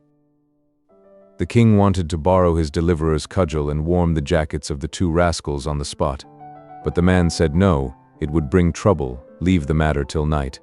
The whole tribe being together, then, the outside world would not venture to interfere or interrupt. He marched the party back to camp and reported the affair to the ruffler, who listened, pondered, and then decided that the king should not be again detailed to beg, since it was plain he was worthy of something higher and better, wherefore, on the spot he promoted him from the mendicant rank and appointed him to steal. Hugo was overjoyed. He had already tried to make the king steal and failed, but there would be no more trouble of that sort now, for of course the king would not dream of defying a distinct command delivered directly from headquarters. So he planned a raid for that very afternoon, purposing to get the king in the law's grip in the course of it, and to do it too with such ingenious strategy that it should seem to be accidental and unintentional, for the king of the gamecocks was popular now, and the gang might not deal over gently with an unpopular member who played so serious a treachery upon him as the delivering him over to the common enemy, the law. Very well. All in good time Hugo strolled off to a neighboring village with his prey, and the two drifted slowly up and down one street after another, the one watching sharply for a sure chance to achieve his evil purpose, and the other watching as sharply for a chance to dart away and get free of his infamous captivity forever. Both threw away some tolerably fair-looking opportunities, for both, in their secret hearts, were resolved to make absolutely sure work this time, and neither meant to allow his fevered desires to seduce him into any venture that had much uncertainty about it. Hugo's chance came first, for at last a woman approached who carried a fat package of some sort in a basket. Hugo's eyes sparkled with sinful pleasure as he said to himself, "Breath o' my life, and I can but put that upon him, 'tis good Dan, and God keep thee, king of the gamecocks." He waited and watched, outwardly patient, but inwardly consuming with excitement, till the woman had passed by. And the time was ripe, then said in a low voice, "Tarry here till I come again," and darted stealthily after the prey. The king's heart was filled with joy he could make his escape, now if Hugo's quest only carried him far enough away. But he was to have no such luck. Hugo crept behind the woman, snatched the package, and came running back, wrapping it in an old piece of blanket which he carried on his arm. The hue and cry was raised in a moment, by the woman, who knew her loss by the lightening of her burden, although she had not seen the pilfering done. Hugo thrust the bundle into the king's hands without halting, saying, "Now speed ye after me with the rest, and cry, 'Stop thief!' But mind ye lead them astray." The next moment Hugo turned a corner and darted down a crooked alley, and in another moment or two he lounged into view again, looking innocent and indifferent, and took up a position behind a post to watch results. The insulted king threw the bundle on the ground, and the blanket fell away from it just as the woman arrived, with an augmenting crowd at her heels. She seized the king's wrist with one hand, snatched up her bundle with the other, and began to pour out a tirade of abuse upon the boy while he struggled, without success, to free himself from her grip. Hugo had seen enough. His enemy was captured and the law would get him now, so he slipped away, jubilant and chuckling, and wended campwards, framing a judicious version of the matter to give to the ruffler's crew as he strode along. The king continued to struggle in the woman's strong grasp, and now and then cried out in vexation, "Unhand me, thou foolish creature. It was not I that bereaved thee of thy paltry goods." The crowd closed around, threatening the king and calling him names. A brawny blacksmith in leather apron, and sleeves rolled to his elbows, made a reach for him, saying he would trounce him well for a lesson. But just then a long sword flashed in the air and fell with convincing force upon the man's arm, flat side down, the fantastic owner of it remarking pleasantly, at the same time, "Marry, good souls, let us proceed gently, not with ill blood and uncharitable words. This is matter for the law's consideration, not private and unofficial handling. Loose thy hold from the boy, good wife." The blacksmith averaged the stalwart soldier with a glance, then went muttering away, rubbing his arm. The woman released the boy's wrist reluctantly. The crowd eyed the stranger unlovingly, but prudently closed their mouths. The king sprang to his deliverer's side, with flushed cheeks and sparkling eyes, exclaiming, Thou hast lagged sorely, but thou comest in good season now, Sir Miles. Carve me this rabble to rags. Chapter 23. The Prince a Prisoner. Hendon forced back a smile, and bent down and whispered in the king's ear. Softly, softly, my prince. Wag thy tongue warily, nay, suffer it not to wag at all. Trust in me, all shall go well in the end. Then he added to himself, Sir Miles, bless me, I had totally forgot I was a knight. Lord, how marvelous a thing it is, the grip his memory doth take upon his quaint and crazy fancies. An empty and foolish title is mine, and yet it is something to have deserved it. For I think it is more honor to be held worthy to be a spectre knight in his kingdom of dreams and shadows, than to be held base enough to be an earl in some of the real kingdoms of this world. The crowd fell apart to admit a constable, who approached and was about to lay his hand upon the king's shoulder when Hendon said, Gently, good friend, withhold your hand, he shall go peaceably, I am responsible for that. Lead on, we will follow. The officer led, with the woman and her bundle. Miles and the king followed after, with the crowd at their heels. The king was inclined to rebel, but Hendon said to him in a low voice, Reflect, sire. Your laws are the wholesome breath of your own royalty. Shall their source resist them, yet require the branches to respect them? Apparently one of these laws has been broken. When the king is on his throne again, can it ever grieve him to remember that when he was seemingly a private person, he loyally sank the king in the citizen and submitted to its authority? Thou art right. Say no more. Thou shalt see that whatsoever the King of England requires a subject to suffer under the law, he will himself suffer while he holdeth the station of a subject. When the woman was called upon to testify before the justice of the peace, she swore that the small prisoner at the bar was the person who had committed the theft. There was none able to show the contrary, so the king stood convicted. The bundle was now unrolled, and when the contents proved to be a plump little dressed pig, the judge looked troubled, whilst Hendon turned pale, and his body was thrilled with an electric shiver of dismay. But the king remained unmoved, protected by his ignorance. The judge meditated, during an ominous pause, then turned to the woman with the question, What dost thou hold this property to be worth?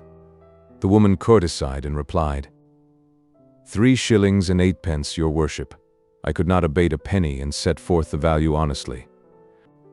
The justice glanced around uncomfortably upon the crowd, then nodded to the constable and said, Clear the court and close the doors. It was done. None remained but the 2 officials, the accused, the accuser, and Miles Hendon. This latter was rigid and colorless, and on his forehead big drops of cold sweat gathered, broke and blended together, and trickled down his face. The judge turned to the woman again and said, in a compassionate voice, "'Tis a poor ignorant lad, and mayhap was driven hard by hunger, for these be grievous times for the unfortunate. Mark you, he hath not an evil face. But when hunger driveth, good woman, dost know that when one steals a thing above the value of 13 pence halfpenny, the law saith he shall hang for it." The little king started, wide-eyed with consternation, but controlled himself and held his peace, but not so the woman. She sprang to her feet, shaking with fright, and cried out, "Oh, good lack, what have I done? God a mercy, I would not hang the poor thing for the whole world. Ah, save me from this, your worship. What shall I do? What can I do?" The justice maintained his judicial composure and simply said, "Doubtless it is allowable to revise the value, since it is not yet writ upon the record. Then in God's name call the pig 8 pence, and heaven bless the day that freed my conscience of this awesome thing." Miles Hendon forgot all decorum in his delight, and surprised the king and wounded his dignity by throwing his arms around him and hugging him. The woman made her grateful adieu and started away with her pig, and when the constable opened the door for her, he followed her out into the narrow hall. The justice proceeded to write in his record book. Hendon, always alert, thought he would like to know why the officer followed the woman out, so he slipped softly into the dusky hall and listened. He heard a conversation to this effect: "It is a fat pig, and promises good eating. I will buy it of thee. Here is the 8 pence.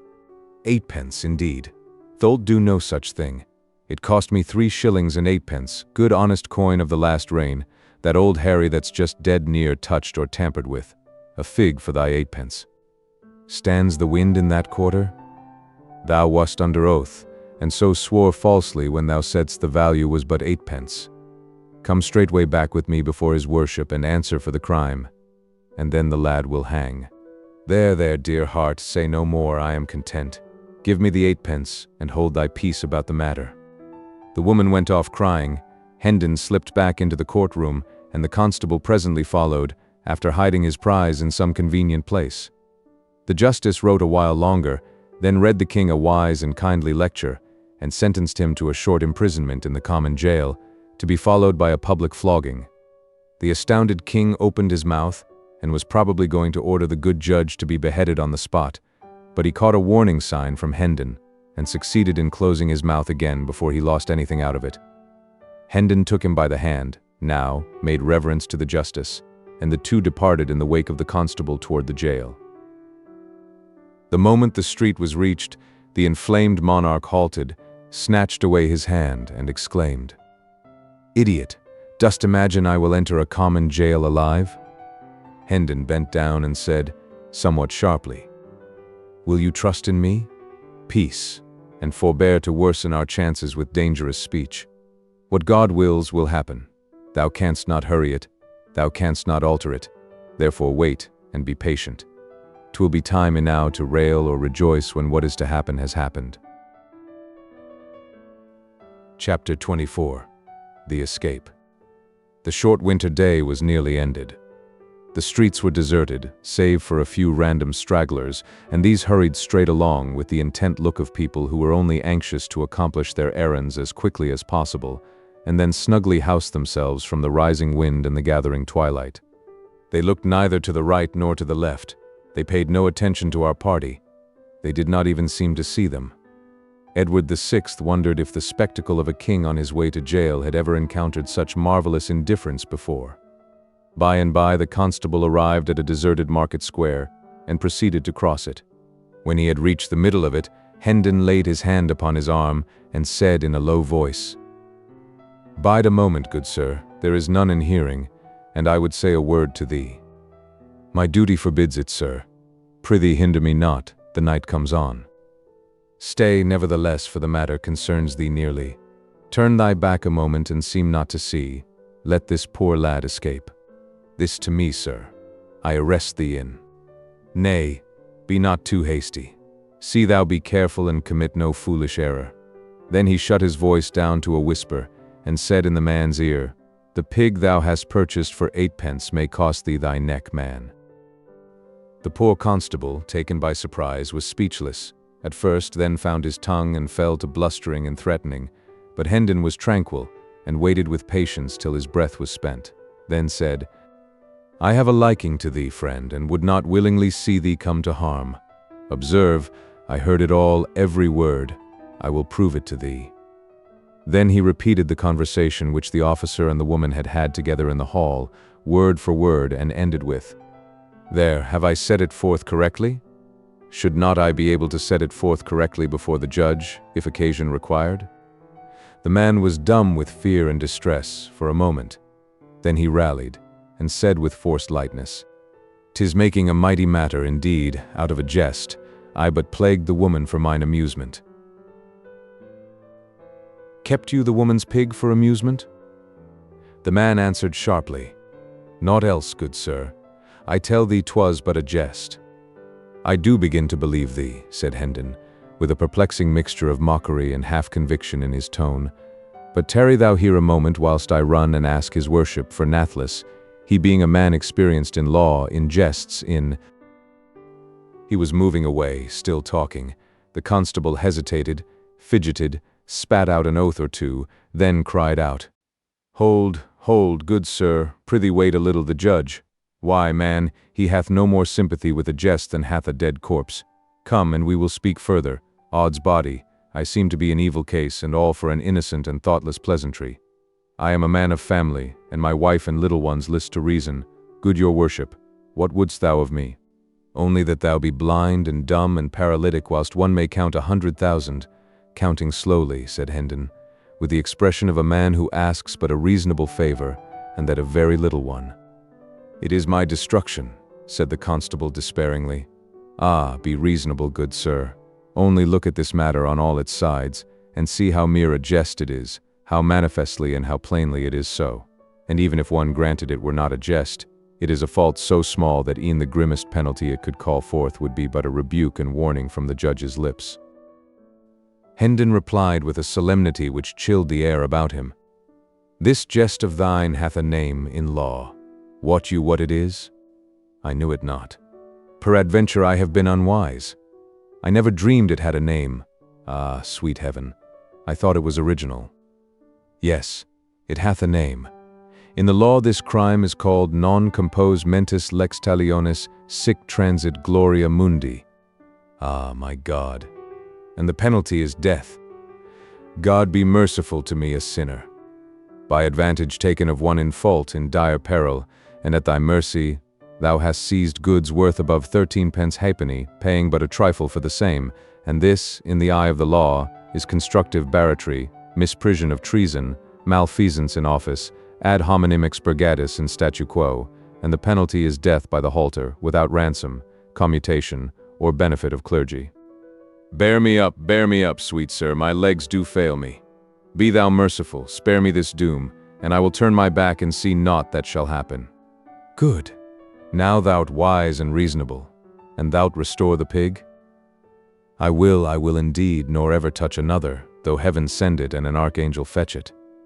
Go, I am blind for thy sake. I see nothing.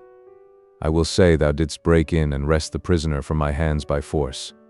It is but a crazy ancient door, I will batter it down myself betwixt midnight and the morning. Do it, good soul, no harm will come of it.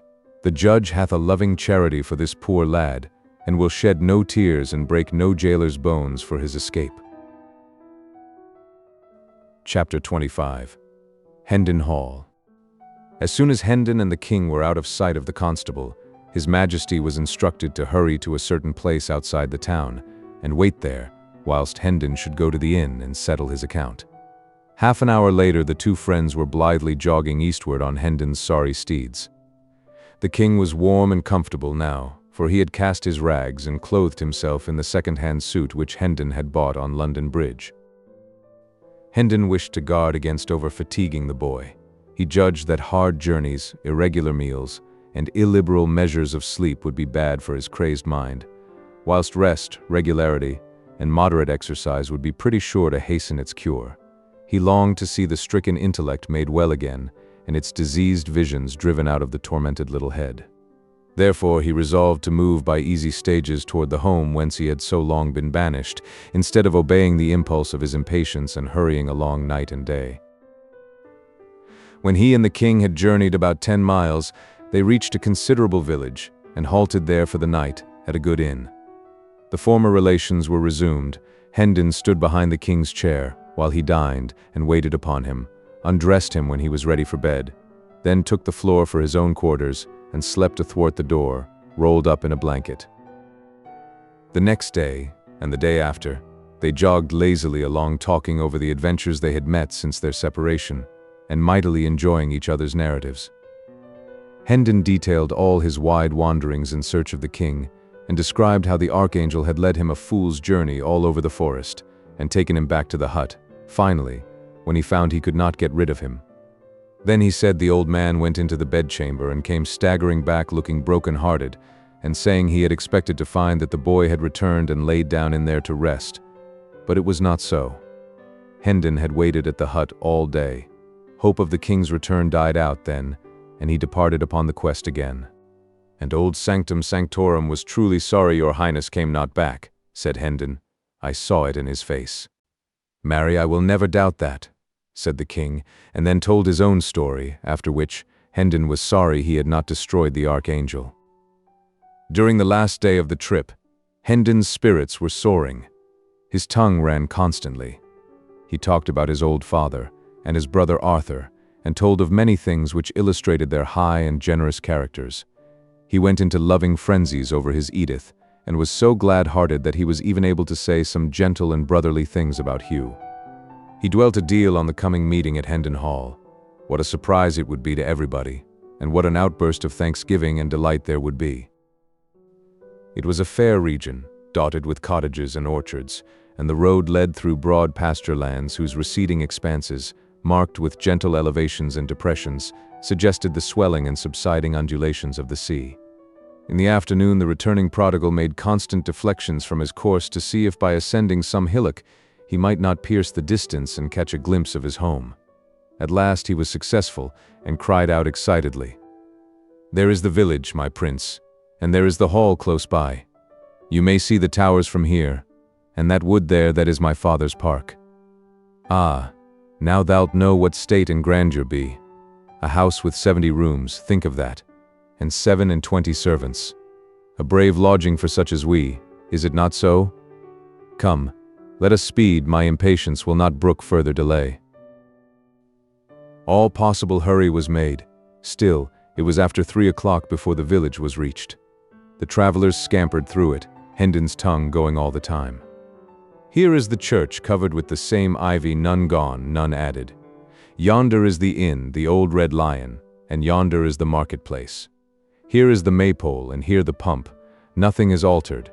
Nothing but the people, at any rate. 10 years make a change in people. Some of these I seem to know, but none know me. So his chat ran on. The end of the village was soon reached. Then the travelers struck into a crooked, narrow road, walled in with tall hedges, and hurried briskly along it for half a mile, then passed into a vast flower garden through an imposing gateway, whose huge stone pillars bore sculptured armorial devices. A noble mansion was before them. "Welcome to Hendon Hall, my king," exclaimed Miles. "Ah, 'tis a great day. My father and my brother, and the Lady Edith will be so mad with joy that they will have eyes and tongue for none but me in the first transports of the meeting, and so thou'lt seem but coldly welcomed, but mind it not. 'Twill soon seem otherwise, for when I say thou art my ward, and tell them how costly is my love for thee, thou'lt see them take thee to their breasts for Miles Hendon's sake, and make their house and hearts thy home forever after." The next moment Hendon sprang to the ground before the great door, helped the king down, then took him by the hand and rushed within. A few steps brought him to a spacious apartment. He entered, seated the king with more hurry than ceremony, then ran toward a young man who sat at a writing table in front of a generous fire of logs. "Embrace me, Hugh," he cried, "and say thou'rt glad I am come again, and call our father, for home is not home till I shall touch his hand, and see his face, and hear his voice once more." But Hugh only drew back, after betraying a momentary surprise, and bent a grave stare upon the intruder, a stare which indicated somewhat of offended dignity at first, then changed, in response to some inward thought or purpose, to an expression of marveling curiosity, mixed with a real or assumed compassion. Presently he said, in a mild voice, "Thy wits seem touched, poor stranger. Doubtless thou hast suffered privations and rude buffetings at the world's hands. Thy looks and dress betoken it. Whom dost thou take me to be?" "Take thee? Prithee, for whom else than whom thou art?" "I take thee to be Hugh Hendon," said Miles sharply. The other continued, in the same soft tone, "And whom dost thou imagine thyself to be?" "Imagination hath naught to do with it. Dost thou pretend thou knowest me not for thy brother Miles Hendon?" An expression of pleased surprise flitted across Hugh's face, and he exclaimed, "What? Thou art not jesting? Can the dead come to life? God be praised if it be so. Our poor lost boy restored to our arms after all these cruel years. Ah, it seems too good to be true. It is too good to be true. I charge thee, have pity, do not trifle with me. Quick, come to the light, let me scan thee well." He seized Miles by the arm, dragged him to the window, and began to devour him from head to foot with his eyes, turning him this way and that, and stepping briskly around him and about him to prove him from all points of view. Whilst the returned prodigal, all aglow with gladness, smiled, laughed, and kept nodding his head and saying, "Go on, brother, go on, and fear not. Thou'lt find nor limb nor feature that cannot bide the test. Scour and scan me to thy content. My good old Hugh, I am indeed thy old Miles, thy same old Miles, thy lost brother. Is not so?" "Ah, 'tis a great day," I said, "'twas a great day. Give me thy hand, give me thy cheek, Lord. I am like to die of very joy." He was about to throw himself upon his brother, but Hugh put up his hand in dissent, then dropped his chin mournfully upon his breast, saying with emotion, Ah, God of his mercy, give me strength to bear this grievous disappointment. Miles, amazed, could not speak for a moment. Then he found his tongue and cried out, "What disappointment? Am I not thy brother?" Hugh shook his head sadly and said, "I pray heaven it may prove so, and that other eyes may find the resemblances that are hid from mine. Alack, I fear me the letter spoke but too truly." "What letter?" "One that came from overseas some 6 or 7 years ago. It said my brother died in battle." "It was a lie. Call thy father, he will know me. One may not call the dead." "Dead?" Miles's voice was subdued and his lips trembled. "My father dead. Oh, this is heavy news. Half my new joy is withered now. Prithee let me see my brother Arthur. He will know me. He will know me and console me. He, also, is dead. God be merciful to me, a stricken man. Gone, both gone. The worthy taken and the worthless spared, in me. Ah, I crave your mercy. Do not say the Lady Edith is dead? No, she lives. Then God be praised, my joy is whole again. Speed thee, brother, let her come to me, and she say I am not myself. But she will not. No, no, she will know me. I were a fool to doubt it. Bring her. Bring the old servants. They too will know me. All are gone but 5, Peter, Halsey, David, Bernard, and Margaret." So saying, Hugh left the room. Miles stood musing a while, then began to walk the floor, muttering, "The 5 arch-villains have survived the 22 leal and honest. 'Tis an odd thing." He continued walking back and forth, muttering to himself. He had forgotten the king entirely. By and by his majesty said gravely, and with a touch of genuine compassion, though the words themselves were capable of being interpreted ironically, "Mind not thy mischance, good man. There be others in the world whose identity is denied, and whose claims are derided. Thou hast company." "Ah, my king," cried Hendon, coloring slightly, "do not thou condemn me. Wait, and thou shalt see. I am no impostor, she will say it. You shall hear it from the sweetest lips in England. I an impostor? Why, I know this old hall, these pictures of my ancestors, and all these things that are about us, as a child knoweth its own nursery. Here was I born and bred, my lord. I speak the truth. I would not deceive thee, and should none else believe. I pray thee, do not thou doubt me. I could not bear it." "I do not doubt thee," said the king with a childlike simplicity and faith. "I thank thee out of my heart," exclaimed Hendon with a fervency which showed that he was touched. The king added, with the same gentle simplicity, "Dost thou doubt me?" A guilty confusion seized upon Hendon, and he was grateful that the door opened to admit Hugh at that moment and saved him the necessity of replying. A beautiful lady, richly clothed, followed Hugh, and after her came several liveried servants. The lady walked slowly, with her head bowed and her eyes fixed upon the floor. The face was unspeakably sad. Miles Hendon sprang forward, crying out, "Oh, my Edith, my darling." But Hugh waved him back, gravely, and said to the lady, "Look upon him. Do you know him?" At the sound of Miles's voice, the woman had started slightly, and her cheeks had flushed. She was trembling now. She stood still, during an impressive pause of several moments, then slowly lifted up her head and looked into Hendon's eyes with a stony and frightened gaze. The blood sank out of her face, drop by drop, till nothing remained but the gray pallor of death. Then she said, in a voice as dead as the face, "I know him not," and turned, with a moan and a stifled sob, and tottered out of the room. Miles Hendon sank into a chair and covered his face with his hands. After a pause, his brother said to the servants, "You have observed him. Do you know him?" They shook their heads. Then the master said, "The servants know you not, sir. I fear there is some mistake. You have seen that my wife knew you not." "Thy wife." In an instant Hugh was pinned to the wall, with an iron grip about his throat. "O thou fox-hearted slave, I see it all. Thou'st writ the lying letter thyself, and my stolen bride and goods are its fruit. There, now get thee gone, lest I shame mine honorable soldiership with the slaying of so pitiful a mannikin." Hugh, red-faced and almost suffocated, reeled to the nearest chair, and commanded the servants to seize and bind the murderous stranger. They hesitated, and one of them said, "He is armed, Sir Hugh, and we are weaponless." "Armed? What of it, and ye so many? Upon him, I say."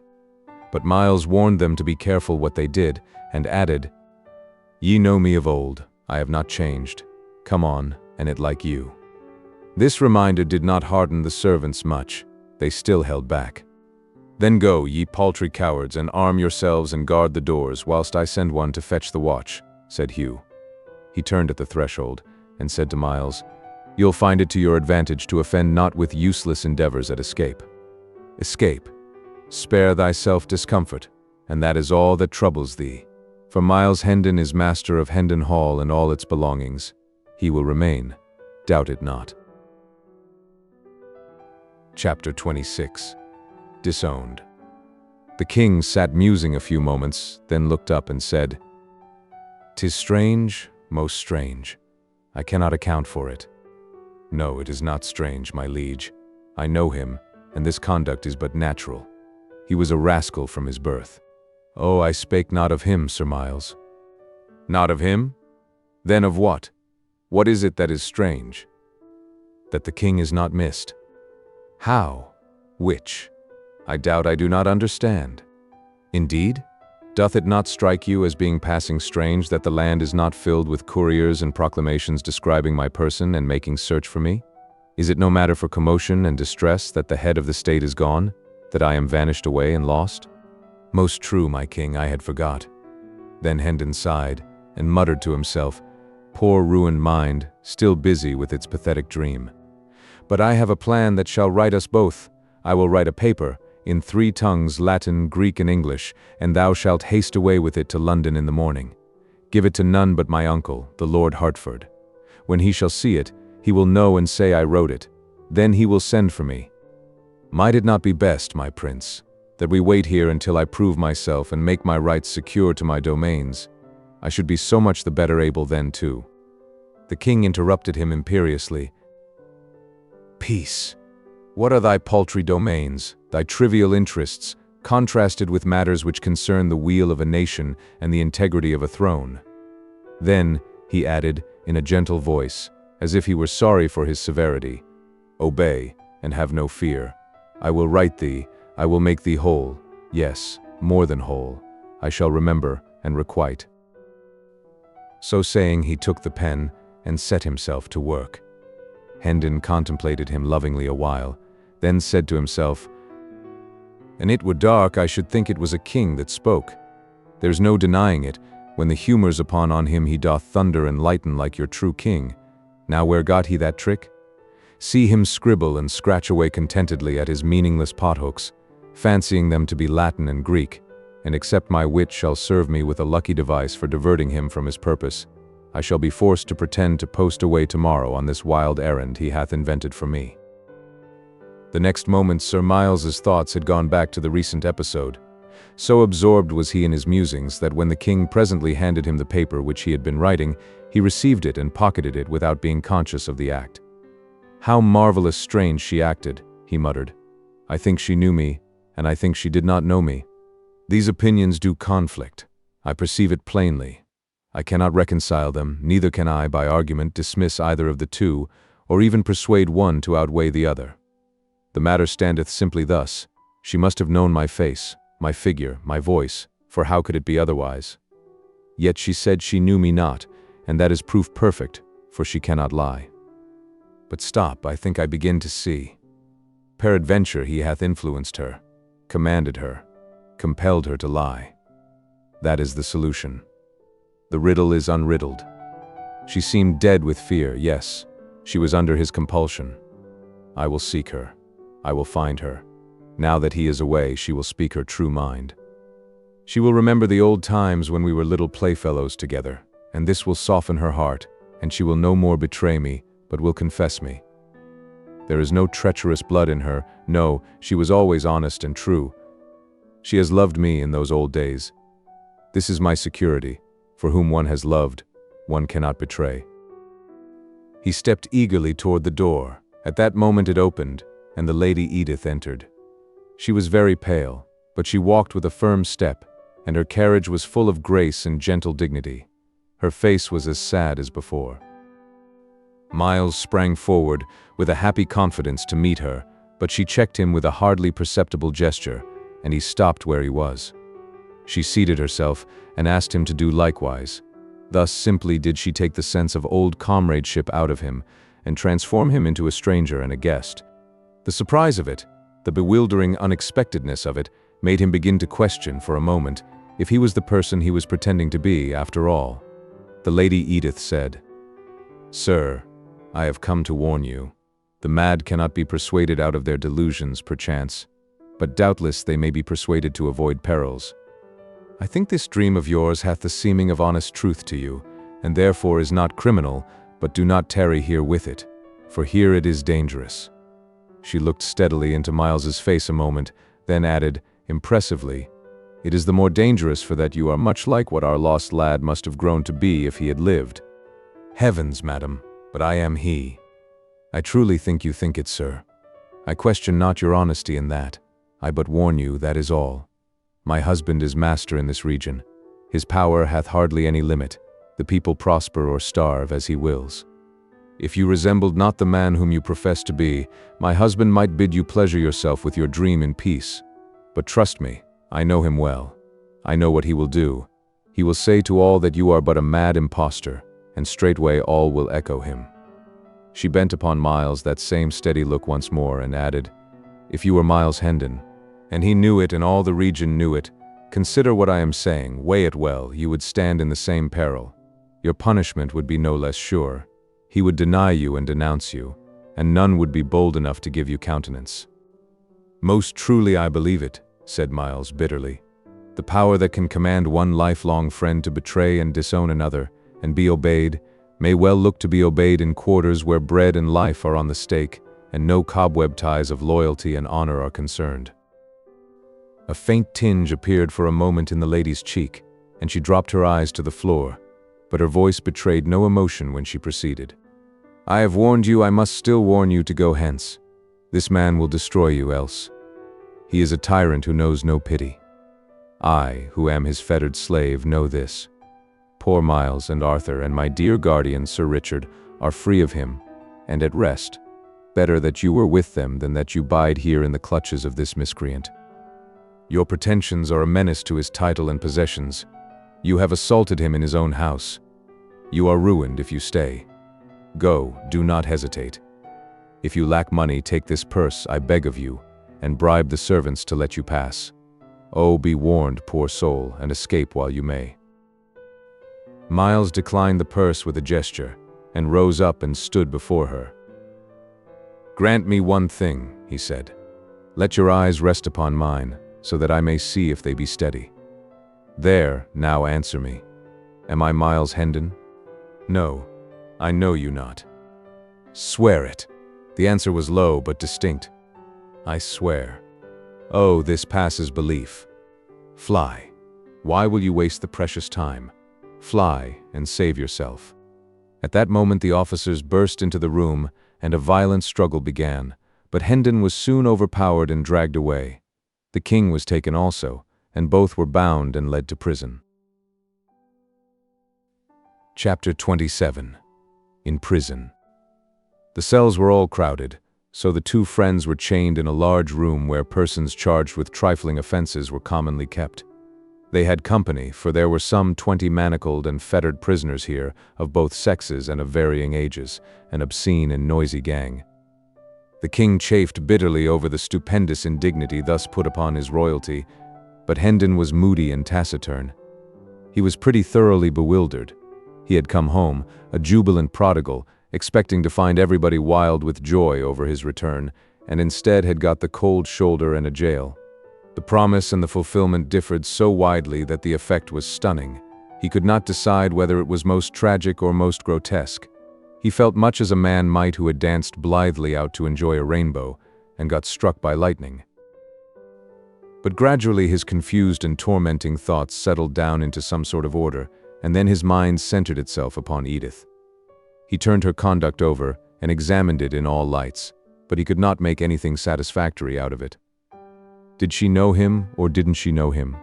It was a perplexing puzzle and occupied him a long time, but he ended, finally, with the conviction that she did know him and had repudiated him for interested reasons. He wanted to load her name with curses now, but this name had so long been sacred to him that he found he could not bring his tongue to profane it. Wrapped in prison blankets of a soiled and tattered condition, Hendon and the king passed a troubled night. For a bribe, the jailer had furnished liquor to some of the prisoners. Singing of ribald songs, fighting, shouting, and carousing was the natural consequence. At last, a while after midnight, a man attacked a woman and nearly killed her by beating her over the head with his manacles before the jailer could come to the rescue. The jailer restored peace by giving the man a sound clubbing about the head and shoulders. Then the carousing ceased, and after that, all had an opportunity to sleep who did not mind the annoyance of the moanings and groanings of the two wounded people. During the ensuing week, the days and nights were of a monotonous sameness as to events. Men whose faces Hendon remembered more or less distinctly came, by day, to gaze at the impostor and repudiate and insult him, and by night the carousing and brawling went on with symmetrical regularity. However, there was a change of incident at last. The jailer brought in an old man and said to him, "The villain is in this room. Cast thy old eyes about and see if thou canst say which is he." Hendon glanced up and experienced a pleasant sensation for the first time since he had been in the jail. He said to himself, "This is Blake Andrews, a servant all his life in my father's family, a good, honest soul, with a right heart in his breast. That is, formerly. But none are true now, all are liars. This man will know me, and will deny me too, like the rest." The old man gazed around the room, glanced at each face in turn, and finally said, "I see none here but paltry knaves. Which is he?"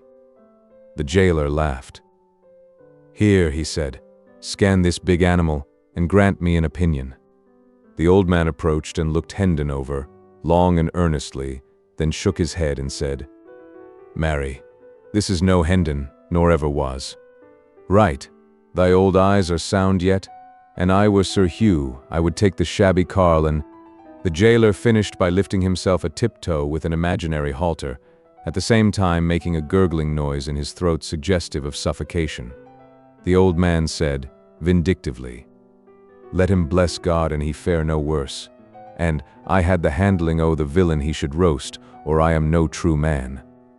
The jailer laughed a pleasant hyena laugh, and said, "Give him a piece of thy mind, old man, they all do it. Thou'll find it good diversion." Then he sauntered toward his anteroom and disappeared. The old man dropped upon his knees and whispered, "God be thanked, thou art come again, my master. I believed thou wert dead these 7 years, and lo, here thou art alive. I knew thee the moment I saw thee, and main hard work it was to keep a stony countenance, and seem to see none here but tuppenny knaves and rubbish o' the streets.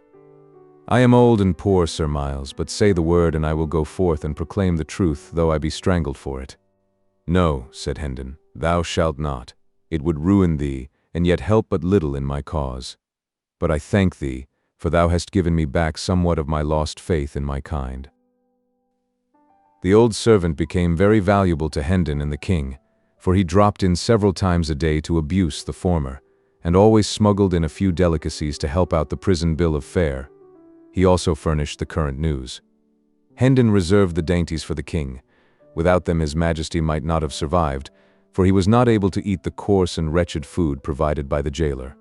Andrews was obliged to confine himself to brief visits, in order to avoid suspicion, but he managed to impart a fair degree of information each time, information delivered in a low voice, for Hendon's benefit, and interlarded with insulting epithets delivered in a louder voice for the benefit of other hearers. So, little by little, the story of the family came out. Arthur had been dead 6 years. This loss, with the absence of news from Hendon, impaired the father's health. He believed he was going to die, and he wished to see Hugh and Edith settled in life before he passed away, but Edith begged hard for delay, hoping for Miles's return. Then the letter came which brought the news of Miles's death. The shock prostrated Sir Richard. He believed his end was very near, and he and Hugh insisted upon the marriage. Edith begged for and obtained a month's respite, then another, and finally a third, The marriage then took place by the deathbed of Sir Richard. It had not proved a happy one. It was whispered about the country that shortly after the nuptials the bride found among her husband's papers several rough and incomplete drafts of the fatal letter, and had accused him of precipitating the marriage, and Sir Richard's death too, by a wicked forgery. Tales of cruelty to the Lady Edith and the servants were to be heard on all hands, and since the father's death Sir Hugh had thrown off all soft disguises and become a pitiless master toward all who in any way depended upon him and his domains for bread. There was a bit of Andrew's gossip which the king listened to with a lively interest. There is rumor that the king is mad, but in charity forbear to say I mentioned it, for 'tis death to speak of it, they say. His Majesty glared at the old man and said, "The king is not mad, good man, and thou'lt find it to thy advantage to busy thyself with matters that nearer concern thee than this seditious prattle." "What doth the lad mean?" said Andrews, surprised at this brisk assault from such an unexpected quarter. Hendon gave him a sign, and he did not pursue his question, but went on with his budget. "The late king is to be buried at Windsor in a day or two, the 16th of the month, and the new king will be crowned at Westminster the 20th. Methinks they must needs find him first," muttered his Majesty, then added confidently, "but they will look to that, and so also shall I. In the name of—" But the old man got no further. A warning sign from Hendon checked his remark. He resumed the thread of his gossip. "Sir Hugh goeth to the coronation, and with grand hopes. He confidently looketh to come back a peer, for he is high in favor with the Lord Protector." "What Lord Protector?" asked his Majesty. "His Grace the Duke of Somerset." "What Duke of Somerset?" "Marry, there is but one Seymour, Earl of Hertford." The king asked sharply, "Since when is he a duke, and Lord Protector?" "Since the last day of January." "And prithee who made him so?" "Himself and the Great Council with help of the king." His Majesty started violently. "The king!" he cried. "What king, good sir? What king indeed? God a mercy, what aileth the boy? Sith we have but one, 'tis not difficult to answer, His Most Sacred Majesty King Edward VI, whom God preserve. Yea, and a dear and gracious little urchin is he too, and whether he be mad or no, and they say he mendeth daily, his praises are on all men's lips, and all bless him likewise, and offer prayers that he may be spared to reign long in England, for he began humanely with saving the old Duke of Norfolk's life, and now is he bent on destroying the cruelest of the laws that harry and oppress the people." This news struck his Majesty dumb with amazement, and plunged him into so deep and dismal a reverie that he heard no more of the old man's gossip. He wondered if the little urchin was the beggar boy whom he left dressed in his own garments in the palace. It did not seem possible that this could be, for surely his manners and speech would betray him if he pretended to be the Prince of Wales. Then he would be driven out, and search made for the true prince. Could it be that the court had set up some sprig of the nobility in his place? No, for his uncle would not allow that. He was all-powerful and could and would crush such a movement, of course. The boy's musings profited him nothing.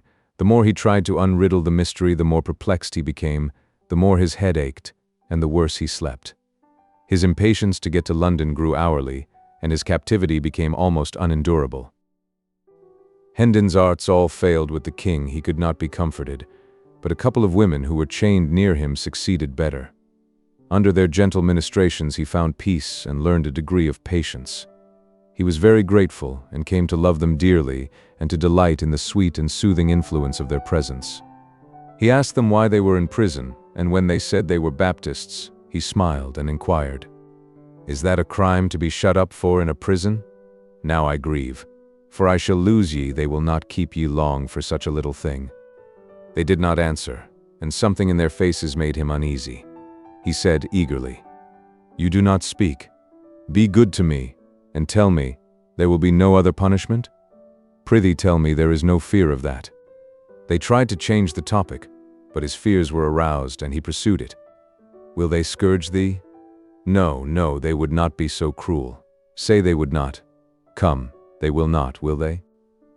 The women betrayed confusion and distress, but there was no avoiding an answer, so one of them said, in a voice choked with emotion, "Oh, thou'lt break our hearts, thou gentle spirit. God will help us to bear our—" "It is a confession," the king broke in. Then they will scourge thee, the stony-hearted wretches. But oh, thou must not weep, I cannot bear it. Keep up thy courage, I shall come to my own in time to save thee from this bitter thing, and I will do it." When the king awoke in the morning, the women were gone. "They are saved," he said joyfully, then added despondently, "But woe is me, for they were my comforters." Each of them had left a shred of ribbon pinned to his clothing in token of remembrance. He said he would keep these things always, and that soon he would seek out these dear good friends of his and take them under his protection. Just then the jailer came in with some subordinates and commanded that the prisoners be conducted to the jail yard. The king was overjoyed. It would be a blessed thing to see the blue sky and breathe the fresh air once more. He fretted and chafed at the slowness of the officers, but his turn came at last, and he was released from his staple and ordered to follow the other prisoners with Hendon. The court or quadrangle was stone-paved and open to the sky. The prisoners entered it through a massive archway of masonry and were placed in file, standing, with their backs against the wall. A rope was stretched in front of them, and they were also guarded by their officers.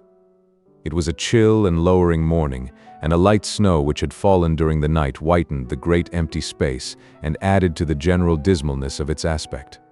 Now and then a wintry wind shivered through the place and sent the snow eddying hither and thither. In the center of the court stood two women, chained to posts. A glance showed the king that these were his good friends. He shuddered and said to himself, "Alack, they are not gone free, as I had thought. To think that such as these should know the lash, in England. Aye, there's the shame of it, not in heathenesse, Christian England. They will be scourged, and I, whom they have comforted and kindly entreated, must look on and see the great wrong done. It is strange, so strange that I, the very source of power in this broad realm, am helpless to protect them. But let these miscreants look well to themselves, for there is a day coming when I will require of them a heavy reckoning for this work. For every blow they strike now, they shall feel 100 then." A great gate swung open, and a crowd of citizens poured in. They flocked around the two women and hid them from the king's view. A clergyman entered and passed through the crowd, and he also was hidden. The king now heard talking, back and forth, as if questions were being asked and answered, but he could not make out what was said. Next there was a deal of bustle and preparation and much passing and repassing of officials through that part of the crowd that stood on the further side of the women, and whilst this proceeded, a deep hush gradually fell upon the people. Now, by command, the masses parted and fell aside, and the king saw a spectacle that froze the marrow in his bones. Faggots had been piled about the two women, and a kneeling man was lighting them. The women bowed their heads and covered their faces with their hands. The yellow flames began to climb upward among the snapping and crackling faggots, and wreaths of blue smoke to stream away on the wind. The clergyman lifted his hands and began a prayer. Just then 2 young girls came flying through the great gate, uttering piercing screams, and threw themselves upon the women at the stake. Instantly they were torn away by the officers, and one of them was kept in a tight grip, but the other broke loose, saying she would die with her mother, and before she could be stopped she had flung her arms about her mother's neck again. She was torn away once more, and with her gown on fire. 2 or 3 men held her, and the burning portion of her gown was snatched off and thrown flaming aside, she struggling all the while to free herself, and saying she would be alone in the world now, and begging to be allowed to die with her mother. Both the girls screamed continually and fought for freedom, but suddenly this tumult was drowned under a volley of heart-piercing shrieks of mortal agony. The king glanced from the frantic girls to the stake, then turned away and leaned his ashen face against the wall, and looked no more. He said, "That which I have seen in that one little moment will never go out from my memory, but will abide there, and I shall see it all the days, and dream of it all the nights, till I die. Would God I had been blind." Hendon was watching the king. He said to himself with satisfaction, "His disorder mendeth, he hath changed, and groweth gentler." If he had followed his wont, he would have stormed at these varlets, and said he was king, and commanded that the women be turned loose unscathed. Soon his delusion will pass away and be forgotten, and his poor mind will be whole again. God speed the day. That same day several prisoners were brought in to remain overnight, who were being conveyed, under guard, to various places in the kingdom, to undergo punishment for crimes committed. The king conversed with these. He had made it a point from the beginning to instruct himself for the kingly office by questioning prisoners whenever the opportunity offered, and the tale of their woes wrung his heart. One of them was a poor half-witted woman who had stolen a yard or two of cloth from a weaver. She was to be hanged for it. Another was a man who had been accused of stealing a horse. He said the proof had failed, and he had imagined that he was safe from the halter. But no, he was hardly free before he was arraigned for killing a deer in the king's park. This was proved against him, and now he was on his way to the gallows. There was a tradesman's apprentice whose case particularly distressed the king. This youth said he found a hawk one evening that had escaped from its owner, and he took it home with him, imagining himself entitled to it, but the court convicted him of stealing it and sentenced him to death. The king was furious over these inhumanities and wanted Hendon to break jail and fly with him to Westminster, so that he could mount his throne and hold out his scepter in mercy over these unfortunate people and save their lives.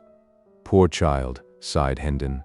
"These woeful tales have brought his malady upon him again. Alack, but for this evil hap, he would have been well in a little time."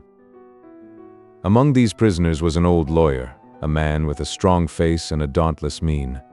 3 years past, he had written a pamphlet against the Lord Chancellor, accusing him of injustice, and had been punished for it by the loss of his ears in the pillory and degradation from the bar, and in addition had been fined £3,000 and sentenced to imprisonment for life. Lately he had repeated his offense, and in consequence was now under sentence to lose what remained of his ears, pay a fine of £5,000, be branded on both cheeks, and remain in prison for life. "These be honorable scars," he said, and turned back his gray hair and showed the mutilated stubs of what had once been his ears. The king's eye burned with passion. He said, "None believe in me, neither wilt thou. But no matter, within the compass of a month thou shalt be free, and more, the laws that have dishonored thee, and shamed the English name, shall be swept from the statute books. The world is made wrong. Kings should go to school to their own laws at times, and so learn mercy." Chapter 28. The Sacrifice. Meantime, Miles was growing sufficiently tired of confinement and inaction. But now his trial came on, to his great gratification, and he thought he could welcome any sentence provided a further imprisonment should not be a part of it. But he was mistaken about that.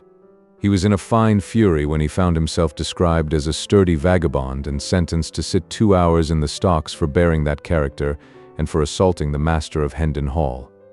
His pretensions as to brothership with his prosecutor and rightful heirship to the Hendon honors and estates were left contemptuously unnoticed, as being not even worth examination. He raged and threatened on his way to punishment, but it did no good. He was snatched roughly along by the officers and got an occasional cuff, besides, for his irreverent conduct. The king could not pierce through the rabble that swarmed behind, so he was obliged to follow in the rear, remote from his good friend and servant. The king had been nearly condemned to the stocks himself for being in such bad company, but had been let off with a lecture and a warning in consideration of his youth. When the crowd at last halted, he flitted feverishly from point to point around its outer rim, hunting a place to get through, and at last, after a deal of difficulty and delay, succeeded. There sat his poor henchman in the degrading stocks, the sport and butt of a dirty mob, he, the body servant of the King of England. Edward had heard the sentence pronounced, but he had not realized the half that it meant. His anger began to rise as the sense of this new indignity which had been put upon him sank home. It jumped to summer heat, the next moment, when he saw an egg sail through the air and crush itself against Hendon's cheek, and heard the crowd roar its enjoyment of the episode. He sprang across the open circle and confronted the officer in charge, crying, "For shame! This is my servant, set him free.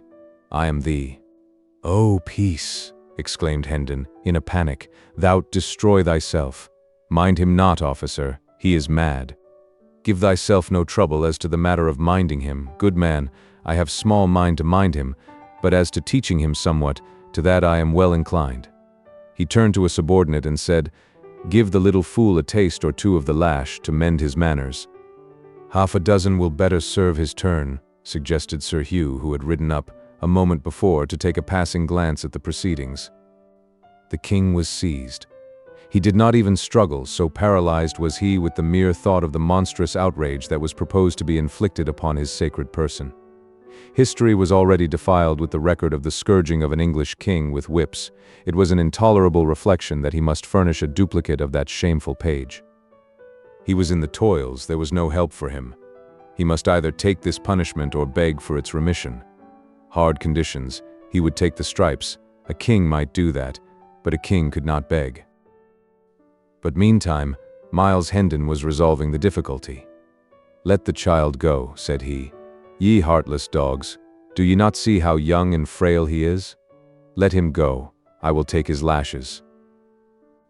"Marry, a good thought, and thanks for it," said Sir Hugh, his face lighting with a sardonic satisfaction. "Let the little beggar go, and give this fellow a dozen in his place, an honest dozen, well laid on."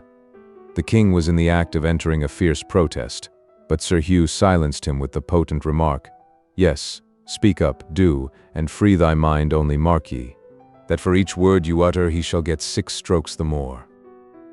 Hendon was removed from the stocks, and his back laid bare, and whilst the lash was applied the poor little king turned away his face, and allowed unroyal tears to channel his cheeks unchecked. "Ah, brave good heart," he said to himself, "this loyal deed shall never perish out of my memory. I will not forget it, and neither shall they," he added, with passion. Whilst he mused, his appreciation of Hendon's magnanimous conduct grew to greater and still greater dimensions in his mind, and so also did his gratefulness for it. Presently he said to himself, "Who saves his prince from wounds and possible death, and this he did for me, performs high service. But it is little, it is nothing, oh, less than nothing, when 'tis weighed against the act of him who saves his prince from shame." Hendon made no outcry under the scourge, but bore the heavy blows with soldierly fortitude. This, together with his redeeming the boy by taking his stripes for him, compelled the respect of even that forlorn and degraded mob that was gathered there, and its jibes and hootings died away, and no sound remained but the sound of the falling blows.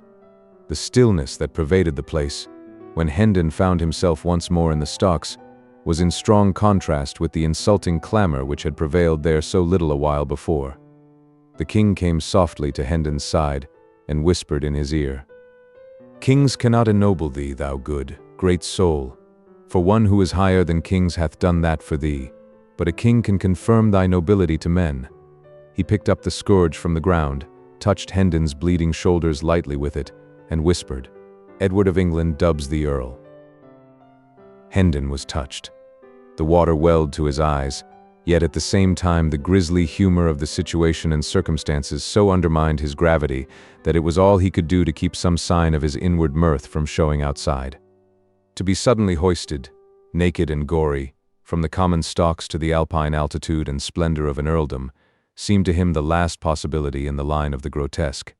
He said to himself, "Now am I finely tinselled, indeed. The spectre knight of the kingdom of dreams and shadows is become a spectre earl, a dizzy flight for a callow wing. And this go on, I shall presently be hung like a very maypole with fantastic gauds and make-believe honors. But I shall value them, all valueless as they are, for the love that doth bestow them. Better these poor mock dignities of mine, that come unasked, from a clean hand and a right spirit, than real ones bought by servility from grudging and interested power."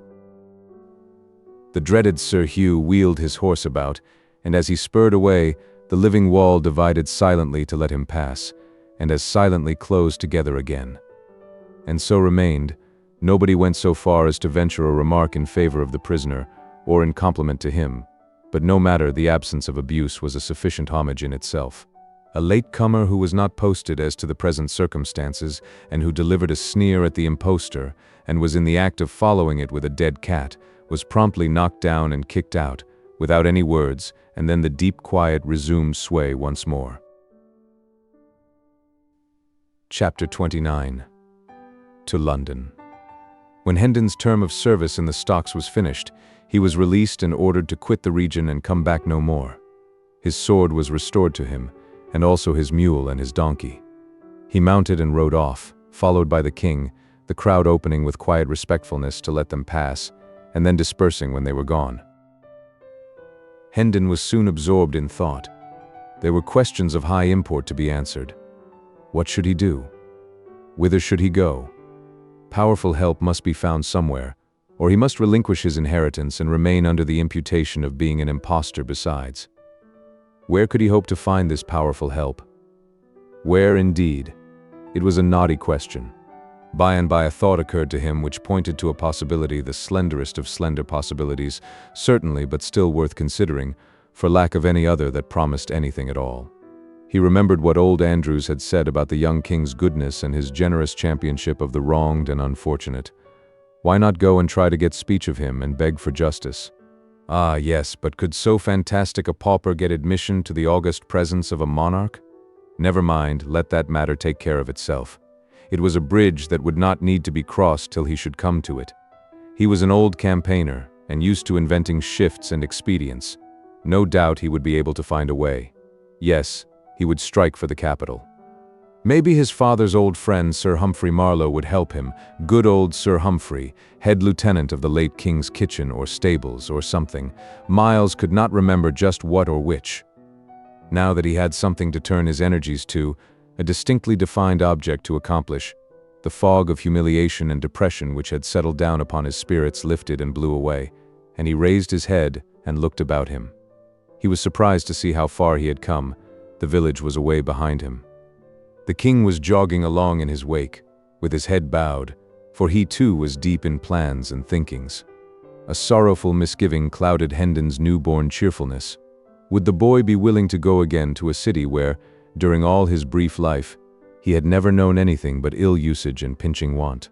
But the question must be asked. It could not be avoided, so Hendon reined up and called out, "I had forgotten to inquire whither we are bound. Thy commands, my liege." "To London." Hendon moved on again, mightily contented with the answer, but astounded at it too. The whole journey was made without an adventure of importance, but it ended with one. About 10 o'clock on the night of the 19th of February they stepped upon London Bridge, in the midst of a writhing, struggling jam of howling and hurrahing people, whose beer-jolly faces stood out strongly in the glare from manifold torches, and at that instant the decaying head of some former duke or other grandee tumbled down between them, striking Hendon on the elbow and then bounding off among the hurrying confusion of feet. So evanescent and unstable are men's works in this world. The late good king is but 3 weeks dead and 3 days in his grave, and already the adornments which he took such pains to select from prominent people for his noble bridge are falling. A citizen stumbled over that head and drove his own head into the back of somebody in front of him, who turned and knocked down the first person that came handy, and was promptly laid out himself by that person's friend. It was the right ripe time for a free fight, for the festivities of the morrow, Coronation Day, were already beginning. Everybody was full of strong drink and patriotism. Within 5 minutes the free fight was occupying a good deal of ground. Within 10 or 12 it covered an acre of so, and was become a riot. By this time Hendon and the king were hopelessly separated from each other and lost in the rush and turmoil of the roaring masses of humanity. And so we leave them. Chapter 30. Tom's Progress. Whilst the true king wandered about the land poorly clad, poorly fed, cuffed and derided by tramps one while, herding with thieves and murderers in a jail another, and called idiot and impostor by all impartially, the mock King Tom Canty enjoyed quite a different experience. When we saw him last, royalty was just beginning to have a bright side for him. This bright side went on brightening more and more every day. In a very little while it was become almost all sunshine and delightfulness. He lost his fears, his misgivings faded out and died, his embarrassments departed, and gave place to an easy and confident bearing. He worked the whipping boy mind to ever-increasing profit. He ordered my Lady Elizabeth and my Lady Jane Grey into his presence when he wanted to play or talk, and dismissed them when he was done with them, with the air of one familiarly accustomed to such performances. It no longer confused him to have these lofty personages kiss his hand at parting. He came to enjoy being conducted to bed in state at night, and dressed with intricate and solemn ceremony in the morning. It came to be a proud pleasure to march to dinner attended by a glittering procession of officers of state and gentlemen at arms, insomuch, indeed, that he doubled his guard of gentlemen at arms and made them 100. He liked to hear the bugles sounding down the long corridors, and the distant voices responding, "Way for the king." He even learned to enjoy sitting enthroned state in council and seeming to be something more than the Lord Protector's mouthpiece. He liked to receive great ambassadors in their gorgeous trains and listen to the affectionate messages they brought from illustrious monarchs who called him brother. Oh, happy Tom Canty, late of awful court! He enjoyed his splendid clothes and ordered more. He found his 400 servants too few for his proper grandeur and trebled them. The adulation of salaming courtiers came to be sweet music to his ears. He remained kind and gentle, and a sturdy and determined champion of all that were oppressed, and he made tireless war upon unjust laws. Yet upon occasion, being offended, he could turn upon an earl, or even a duke, and give him a look that would make him tremble. Once, when his royal sister, the grimly holy Lady Mary, set herself to reason with him against the wisdom of his course in pardoning so many people who would otherwise be jailed or hanged or burned, and reminded him that their august late father's prisons had sometimes contained as high as 60,000 convicts at one time, and that during his admirable reign he had delivered 72,000 thieves and robbers over to death by the executioner. The boy was filled with generous indignation, and commanded her to go to her closet, and beseech God to take away the stone that was in her breast, and give her a human heart. Did Tom Canty never feel troubled about the poor little rightful prince who had treated him so kindly, and flown out with such hot zeal to avenge him upon the insolent sentinel at the palace gate? Yes, his first royal days and nights were pretty well sprinkled with painful thoughts about the lost prince, and with sincere longings for his return and happy restoration to his native rights and splendors. But as time wore on and the prince did not come, Tom's mind became more and more occupied with his new and enchanting experiences, and by little and little the vanished monarch faded almost out of his thoughts, and finally, when he did intrude upon them at intervals, he was become an unwelcome specter, for he made Tom feel guilty and ashamed. Tom's poor mother and sisters traveled the same road out of his mind. At first he pined for them, sorrowed for them, longed to see them, but later, the thought of their coming someday in their rags and dirt, and betraying him with their kisses, and pulling him down from his lofty place, and dragging him back to penury and degradation and the slums, made him shudder. At last they ceased to trouble his thoughts almost wholly, and he was content, even glad, for, whenever their mournful and accusing faces did rise before him now, they made him feel more despicable than the worms that crawl. At midnight of the 19th of February, Tom Canty was sinking to sleep in his rich bed in the palace, guarded by his loyal vassals and surrounded by the pomps of royalty, a happy boy, for tomorrow was the day appointed for his solemn crowning as King of England.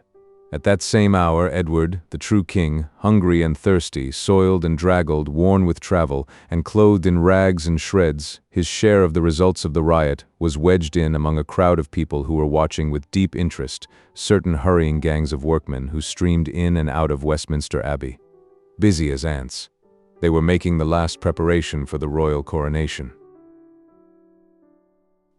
Chapter 31. The Recognition Procession. When Tom Canty awoke the next morning, the air was heavy with a thunderous murmur. All the distances were charged with it. It was music to him, for it meant that the English world was out in its strength to give loyal welcome to the great day. Presently Tom found himself once more the chief figure in a wonderful floating pageant on the Thames, for by ancient custom the recognition procession through London must start from the Tower, and he was bound thither. When he arrived there, the sides of the venerable fortress seemed suddenly rent in 1,000 places, and from every rent leaped a red tongue of flame and a white gush of smoke. A deafening explosion followed, which drowned the shoutings of the multitude and made the ground tremble. The flame jets, the smoke, and the explosions were repeated over and over again with marvelous celerity, so that in a few moments the old tower disappeared in the vast fog of its own smoke, all but the very top of the tall pile called the White Tower. This, with its banners, stood out above the dense bank of vapor as a mountain peak projects above a cloud rack. Tom Canty, splendidly arrayed, mounted a prancing war steed whose rich trappings almost reached to the ground. His uncle, the Lord Protector Somerset, similarly mounted, took place in his rear. The king's guard formed in single ranks on either side, clad in burnished armor. After the Protector followed a seemingly interminable procession of resplendent nobles attended by their vassals. After these came the Lord Mayor and the aldermanic body, in crimson velvet robes, and with their gold chains across their breasts. And after these the officers and members of all the guilds of London, in rich raiment, and bearing the showy banners of the several corporations. Also in the procession, as a special guard of honor through the city, was the Ancient and Honorable Artillery Company, an organization already 300 years old at that time, and the only military body in England possessing the privilege, which it still possesses in our day, of holding itself independent of the commands of Parliament. It was a brilliant spectacle and was hailed with acclamations all along the line as it took its stately way through the packed multitudes of citizens. The chronicler says the king, as he entered the city, was received by the people with prayers, welcomings, cries, and tender words, and all signs which argue an earnest love of subjects toward their sovereign. And the king, by holding up his glad countenance to such as stood afar off, and most tender language to those that stood nigh his grace, showed himself no less thankful to receive the people's goodwill than they to offer it. To all that wished him well, he gave thanks. To such as bade God save his grace, he said in return, God save you all, and added that he thanked them with all his heart. Wonderfully transported were the people with the loving answers and gestures of their king. In Fenchurch Street, a fair child in costly apparel stood on a stage to welcome his majesty to the city. The last verse of his greeting was in these words: "Welcome, O king, as much as hearts can think, welcome again as much as tongue can tell. Welcome to joyous tongues and hearts that will not shrink. God thee preserve, we pray, and wish thee ever well." The people burst forth in a glad shout, repeating with one voice what the child had said. Tom Canty gazed abroad over the surging sea of eager faces, and his heart swelled with exultation, and he felt that the one thing worth living for in this world was to be a king and a nation's idol. Presently he caught sight, at a distance, of a couple of his ragged, awful court comrades, one of them the Lord High Admiral in his late mimic court, the other the First Lord of the Bedchamber in the same pretentious fiction, and his pride swelled higher than ever. Oh, if they could only recognize him now. What unspeakable glory it would be if they could recognize him, and realize that the derided mock king of the slums and back alleys was become a real king, with illustrious dukes and princes for his humble menials, and the English world at his feet. But he had to deny himself and choke down his desire, for such a recognition might cost more than it would come to. So he turned away his head and left the two soiled lads to go on with their shoutings and glad adulations, unsuspicious of whom it was they were lavishing them upon. Every now and then rose the cry, "A largess, a largess," and Tom responded by scattering a handful of bright new coins abroad for the multitude to scramble for. The chronicler says, at the upper end of Gracechurch Street, before the sign of the Eagle, the city had erected a gorgeous arch, beneath which was a stage, which stretched from one side of the street to the other. This was an historical pageant, representing the king's immediate progenitors. There sat Elizabeth of York in the midst of an immense white rose, whose petals formed elaborate furbelows around her. By her side was Henry VII, issuing out of a vast red rose, disposed in the same manner. The hands of the royal pair were locked together, and the wedding ring ostentatiously displayed. From the red and white roses proceeded a stem, which reached up to a second stage, occupied by Henry VIII, issuing from a red and white rose, with the effigy of the new king's mother, Jane Seymour, represented by his side.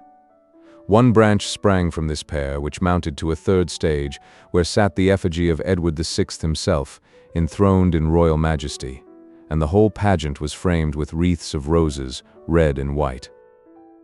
This quaint and gaudy spectacle so wrought upon the rejoicing people that their acclamations utterly smothered the small voice of the child whose business it was to explain the thing in eulogistic rhymes. But Tom Canty was not sorry, for this loyal uproar was sweeter music to him than any poetry, no matter what its quality might be. Whithersoever Tom turned his happy young face, the people recognized the exactness of his effigy's likeness to himself, the flesh and blood counterpart, and new whirlwinds of applause burst forth. The great pageant moved on and still on, under one triumphal arch after another, and past a bewildering succession of spectacular and symbolical tableaux, each of which typified and exalted some virtue, or talent, or merit, of the little kings. Throughout the whole of Cheapside, from every penthouse and window, hung banners and streamers, and the richest carpets, stuffs, and cloth of gold tapestried the streets, specimens of the great wealth of the stores within, and the splendor of this thoroughfare was equaled in the other streets, and in some even surpassed. "And all these wonders and these marvels are to welcome me," murmured Tom Canty. The mock king's cheeks were flushed with excitement, his eyes were flashing, his senses swam in a delirium of pleasure. At this point, just as he was raising his hand to fling another rich largesse, he caught sight of a pale, astounded face, which was strained forward out of the second rank of the crowd, its intense eyes riveted upon him. A sickening consternation struck through him. He recognized his mother, and up flew his hand, palm outward before his eyes, that old involuntary gesture, born of a forgotten episode and perpetuated by habit. In an instant more she had torn her way out of the press and past the guards and was at his side. She embraced his leg, she covered it with kisses, she cried, "Oh, my child, my darling," lifting toward him a face that was transfigured with joy and love. The same instant an officer of the king's guard snatched her away with a curse and sent her reeling back whence she came with a vigorous impulse from his strong arm. The words, "I do not know you, woman," were falling from Tom Canty's lips when this piteous thing occurred. But it smote him to the heart to see her treated so, and as she turned for a last glimpse of him, whilst the crowd was swallowing her from his sight, she seemed so wounded, so broken-hearted, that a shame fell upon him which consumed his pride to ashes and withered his stolen royalty. His grandeurs were stricken valueless. They seemed to fall away from him like rotten rags. The procession moved on and still on, through ever-augmenting splendors and ever-augmenting tempests of welcome, but to Tom Canty they were as if they had not been. He neither saw nor heard. Royalty had lost its grace and sweetness. Its pomps were become a reproach. Remorse was eating his heart out. He said, "Would God I were free of my captivity." He had unconsciously dropped back into the phraseology of the first days of his compulsory greatness.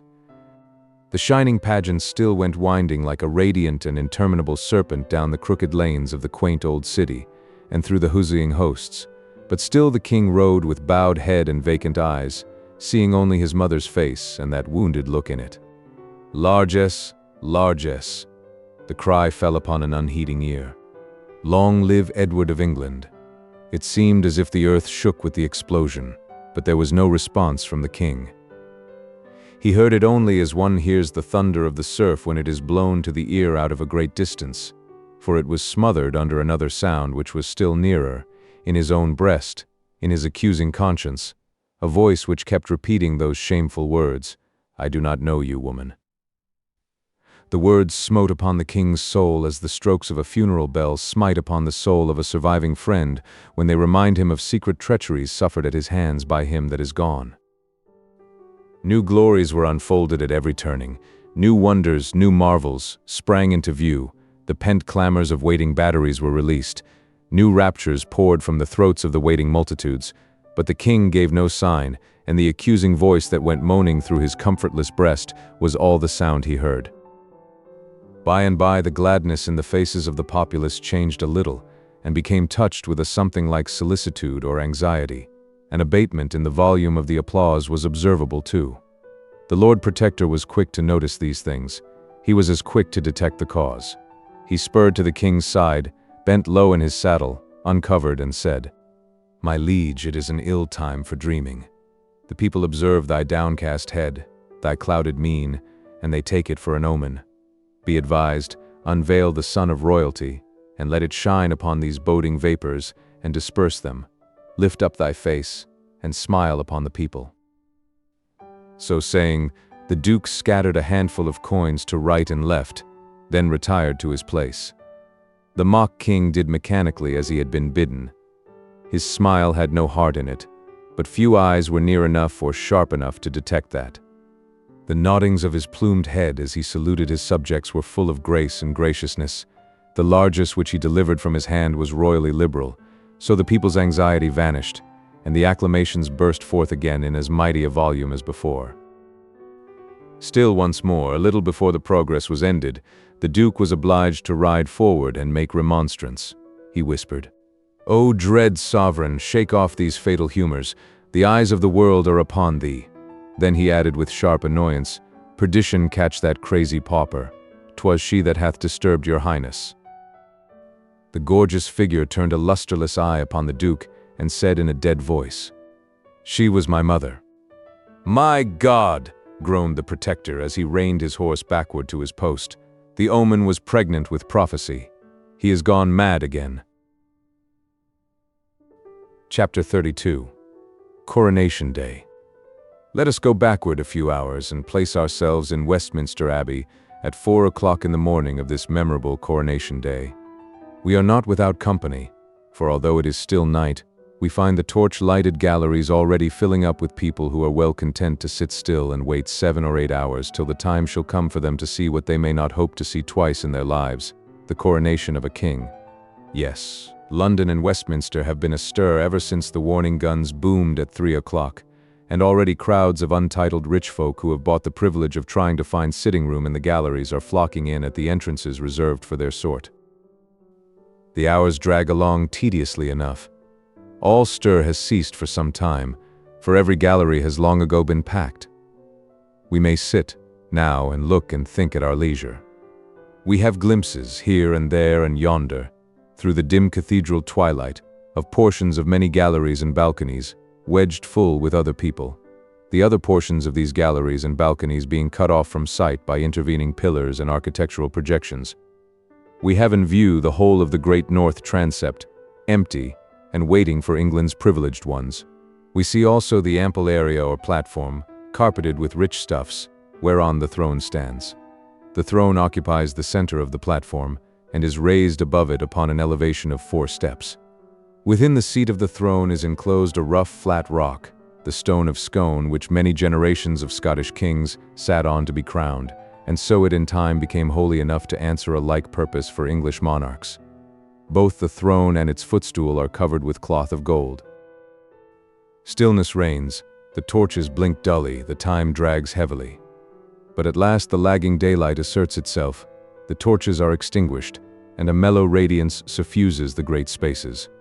All features of the noble building are distinct now, but soft and dreamy, for the sun is lightly veiled with clouds. At 7 o'clock the first break in the drowsy monotony occurs, for on the stroke of this hour the first peeress enters the transept, clothed like Solomon for splendor, and is conducted to her appointed place by an official clad in satins and velvets, whilst a duplicate of him gathers up the lady's long train, follows after, and, when the lady is seated, arranges the train across her lap for her. He then places her footstool according to her desire, after which he puts her coronet where it will be convenient to her hand when the time for the simultaneous coroneting of the nobles shall arrive. By this time the peeresses are flowing in a glittering stream, and the satin-clad officials are flitting and glinting everywhere, seating them and making them comfortable. The scene is animated enough now. There is stir and life and shifting color everywhere. After a time, quiet reigns again, for the peeresses are all come and are all in their places, a solid acre or such a matter of human flowers, resplendent in variegated colors, and frosted like a Milky Way with diamonds. There are all ages here, brown, wrinkled, white-haired dowagers who are able to go back, and still back, down the stream of time, and recall the crowning of Richard III, and the troublous days of that old forgotten age. And there are handsome middle-aged dames, and lovely and gracious young matrons, and gentle and beautiful young girls, with beaming eyes and fresh complexions, who may possibly put on their jeweled coronets awkwardly when the great time comes, for the matter will be new to them, and their excitement will be a sore hindrance. Still, this may not happen, for the hair of all these ladies has been arranged with a special view to the swift and successful lodging of the crown in its place when the signal comes. We have seen that this massed array of peeresses is sewn thick with diamonds, and we also see that it is a marvelous spectacle, but now we are about to be astonished in earnest. About 9, the clouds suddenly break away and a shaft of sunshine cleaves the mellow atmosphere and drifts slowly along the ranks of ladies, and every rank it touches flames into a dazzling splendor of many-colored fires, and we tingle to our fingertips with the electric thrill that is shot through us by the surprise and the beauty of the spectacle. Presently a special envoy from some distant corner of the Orient, marching with the general body of foreign ambassadors, crosses this bar of sunshine, and we catch our breath. The glory that streams and flashes and palpitates about him is so overpowering, for he is crusted from head to heel with gems, and his slightest movement showers a dancing radiance all around him. Let us change the tense for convenience. The time drifted along 1 hour, 2 hours, 2 hours and a half. Then the deep booming of artillery told that the king and his grand procession had arrived at last. So the waiting multitude rejoiced. All knew that a further delay must follow, for the king must be prepared and robed for the solemn ceremony, but this delay would be pleasantly occupied by the assembling of the peers of the realm in their stately robes. These were conducted ceremoniously to their seats, and their coronets placed conveniently at hand, and meanwhile the multitude in the galleries were alive with interest, for most of them were beholding for the first time dukes, earls, and barons, whose names had been historical for 500 years. When all were finally seated, the spectacle from the galleries and all coigns of vantage was complete, a gorgeous one to look upon and to remember. Now the robed and mitred great heads of the church and their attendants filed in upon the platform and took their appointed places. These were followed by the Lord Protector and other great officials, and these again by a steel-clad detachment of the guard. There was a waiting pause, then, at a signal, a triumphant peal of music burst forth, and Tom Canty, clothed in a long robe of cloth of gold, appeared at a door and stepped upon the platform. The entire multitude rose, and the ceremony of the recognition ensued. Then a noble anthem swept the abbey with its rich waves of sound, and thus heralded and welcomed, Tom Canty was conducted to the throne.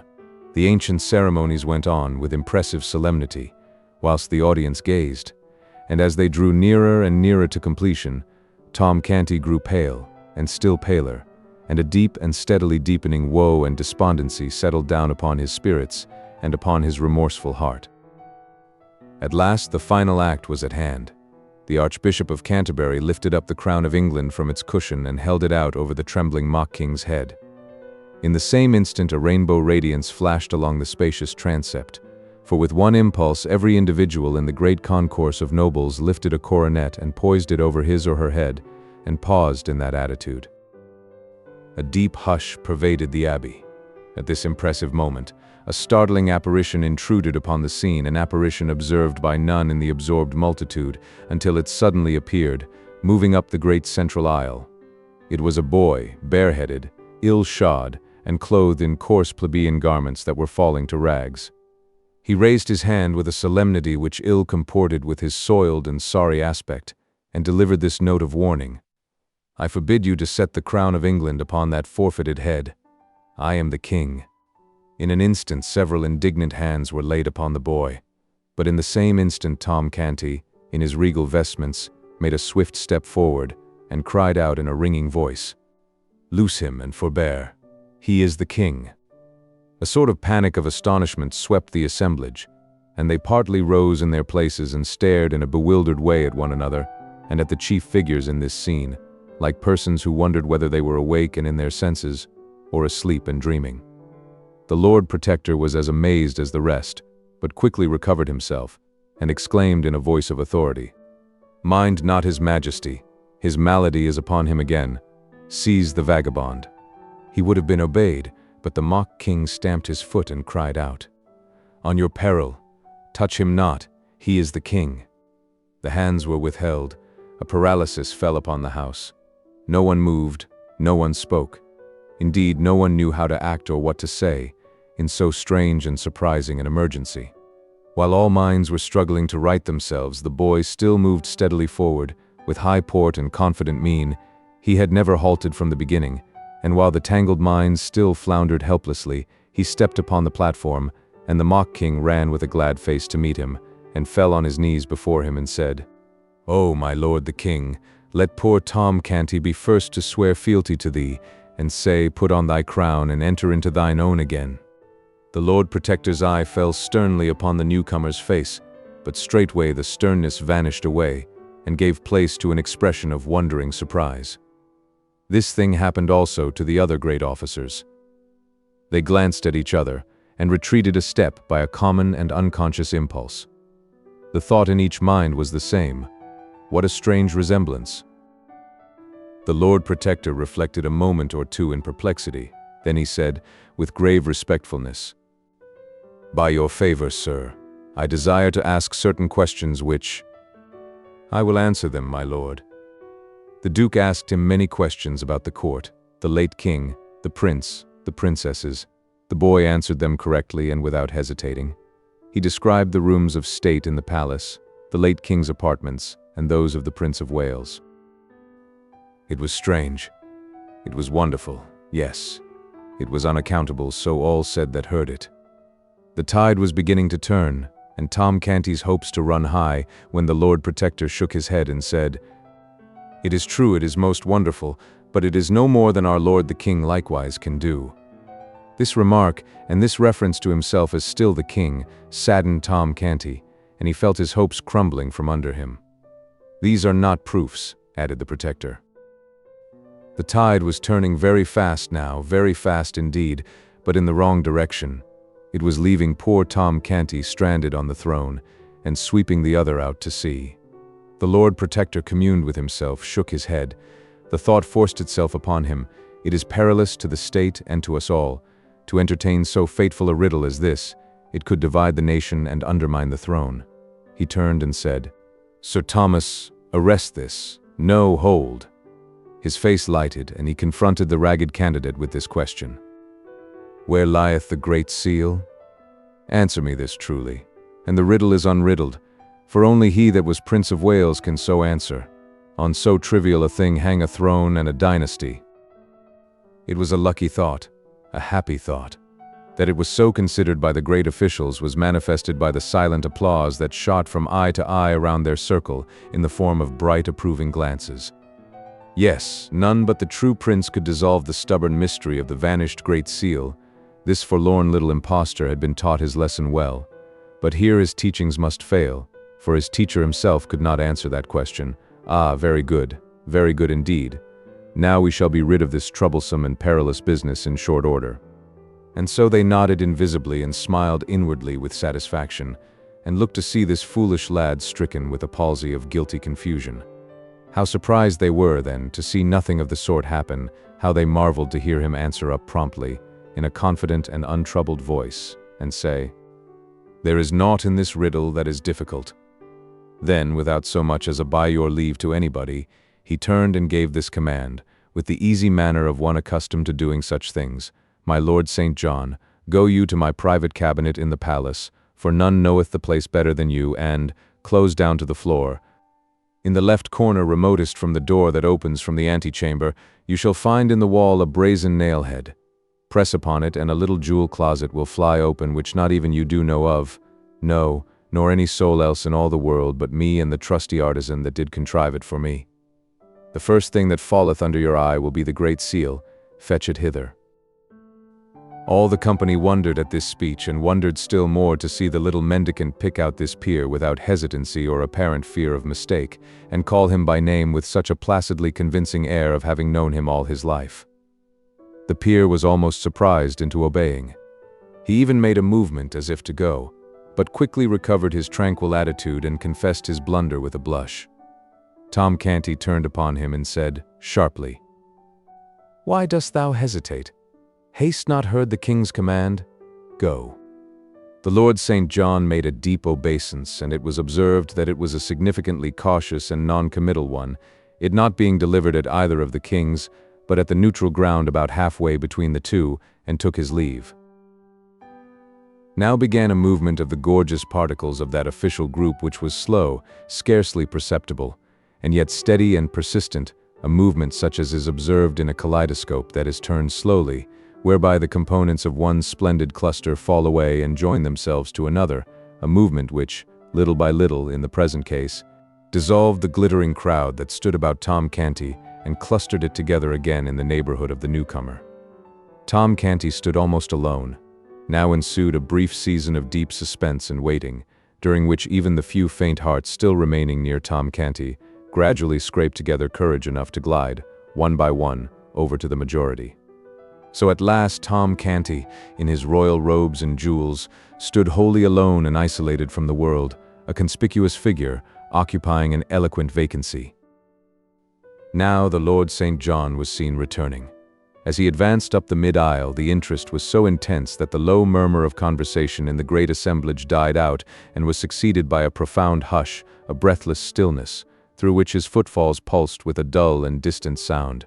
Every eye was fastened upon him as he moved along. He reached the platform, paused a moment, then moved toward Tom Canty with a deep obeisance and said, "Sire, the seal is not there."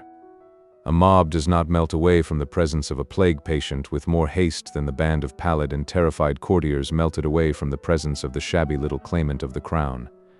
In a moment he stood all alone, without friend or supporter, a target upon which was concentrated a bitter fire of scornful and angry looks. The Lord Protector called out fiercely, "Cast the beggar into the street, and scourge him through the town. The paltry knave is worth no more consideration." Officers of the guard sprang forward to obey, but Tom Canty waved them off and said, "Back! Whoso touches him perils his life." The Lord Protector was perplexed in the last degree. He said to the Lord St. John, "Searched you well? But it boots not to ask that. It doth seem passing strange. Little things, trifles, slip out of one's ken, and one does not think it matter for surprise. But how so bulky a thing as the seal of England can vanish away, and no man be able to get track of it again, a massy golden disk?" Tom Canty, with beaming eyes, sprang forward and shouted, "Hold, that is enough.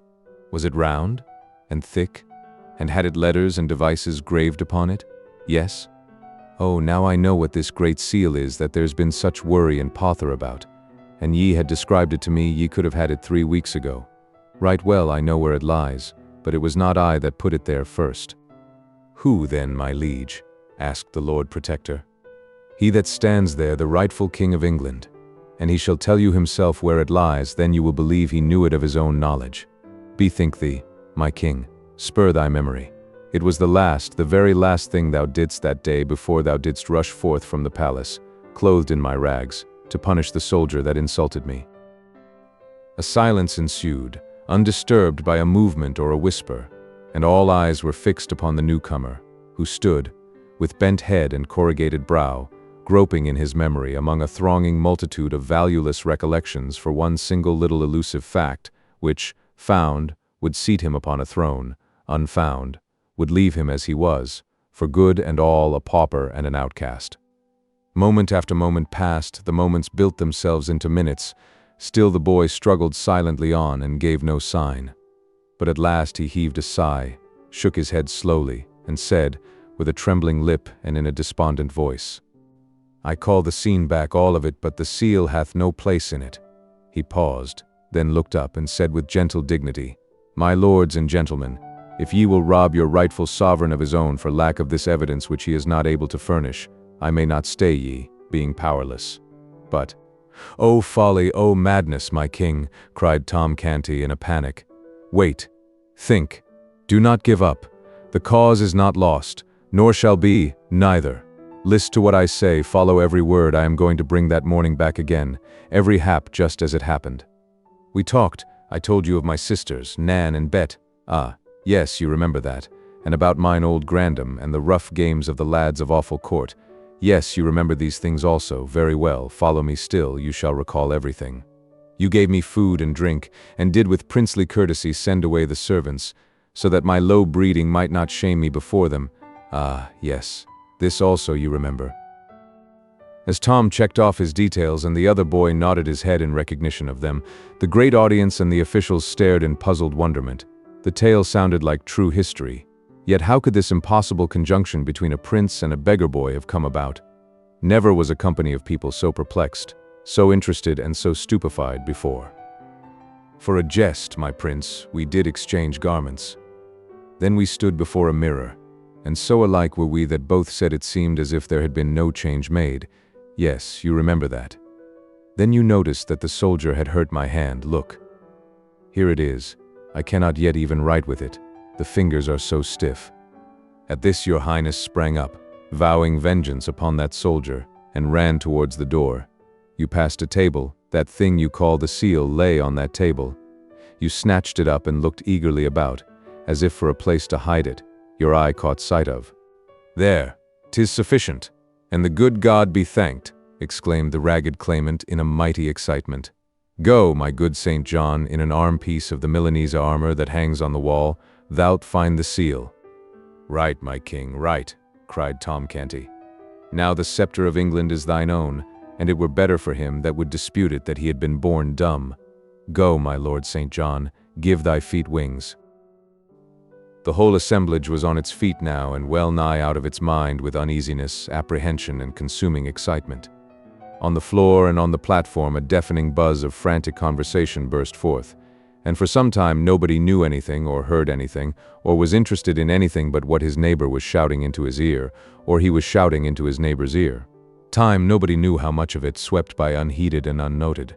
At last a sudden hush fell upon the house, and in the same moment St. John appeared upon the platform, and held the great seal aloft in his hand. Then such a shout went up, "Long live the true king!" For 5 minutes the air quaked with shouts and the crash of musical instruments, and was white with a storm of waving handkerchiefs. And through it all a ragged lad, the most conspicuous figure in England, stood, flushed and happy and proud, in the center of the spacious platform, with the great vassals of the kingdom kneeling around him. Then all rose, and Tom Canty cried out, "Now, O my king, take these regal garments back, and give poor Tom, thy servant, his shreds and remnants again." The Lord Protector spoke up, "Let the small varlet be stripped and flung into the tower." But the new king, the true king, said, "I will not have it so. But for him I had not got my crown again, none shall lay a hand upon him to harm him. And as for thee, my good uncle, my Lord Protector, this conduct of thine is not grateful toward this poor lad, for I hear he hath made thee a duke." The Protector blushed. Yet he was not a king, wherefore what is thy fine title worth now? Tomorrow you shall sue to me, through him, for its confirmation, else no duke, but a simple earl shalt thou remain. Under this rebuke, His Grace the Duke of Somerset retired a little from the front for the moment. The king turned to Tom, and said kindly, "My poor boy, how was it that you could remember where I hid the seal when I could not remember it myself?" "Ah, my king, that was easy, since I used it divers days." "Used it, yet could not explain where it was." "I did not know it was that they wanted. They did not describe it, your majesty." "Then how used you it?" The red blood began to steal up into Tom's cheeks, and he dropped his eyes and was silent. "Speak up, good lad, and fear nothing," said the king. "How used you the Great Seal of England?" Tom stammered a moment in a pathetic confusion, then got it out. "To crack nuts with." Poor child, the avalanche of laughter that greeted this nearly swept him off his feet. But if a doubt remained in any mind that Tom Canty was not the King of England and familiar with the august appurtenances of royalty, this reply disposed of it utterly. Meantime, the sumptuous robe of state had been removed from Tom's shoulders to the king's, whose rags were effectually hidden from sight under it. Then the coronation ceremonies were resumed. The true king was anointed, and the crown set upon his head, whilst cannon thundered the news to the city, and all London seemed to rock with applause. Chapter 33. Edward as King. Miles Hendon was picturesque enough before he got into the riot on London Bridge. He was more so when he got out of it. He had but little money when he got in, none at all when he got out. The pickpockets had stripped him of his last farthing. But no matter, so he found his boy. Being a soldier, he did not go at his task in a random way, but set to work, first of all, to arrange his campaign. What would the boy naturally do? Where would he naturally go? Well, argued Miles, he would naturally go to his former haunts, for that is the instinct of unsound minds, when homeless and forsaken, as well as of sound ones. Whereabouts were his former haunts? His rags, taken together with the low villain who seemed to know him and who even claimed to be his father, indicated that his home was in one or another of the poorest and meanest districts of London. Would the search for him be difficult or long? No, it was likely to be easy and brief. He would not hunt for the boy, he would hunt for a crowd. In the center of a big crowd or a little one, sooner or later, he should find his poor little friend, sure, and the mangy mob would be entertaining itself with pestering and aggravating the boy, who would be proclaiming himself king, as usual. Then Miles Hendon would cripple some of those people and carry off his little ward and comfort and cheer him with loving words, and the two would never be separated any more. So Miles started on his quest.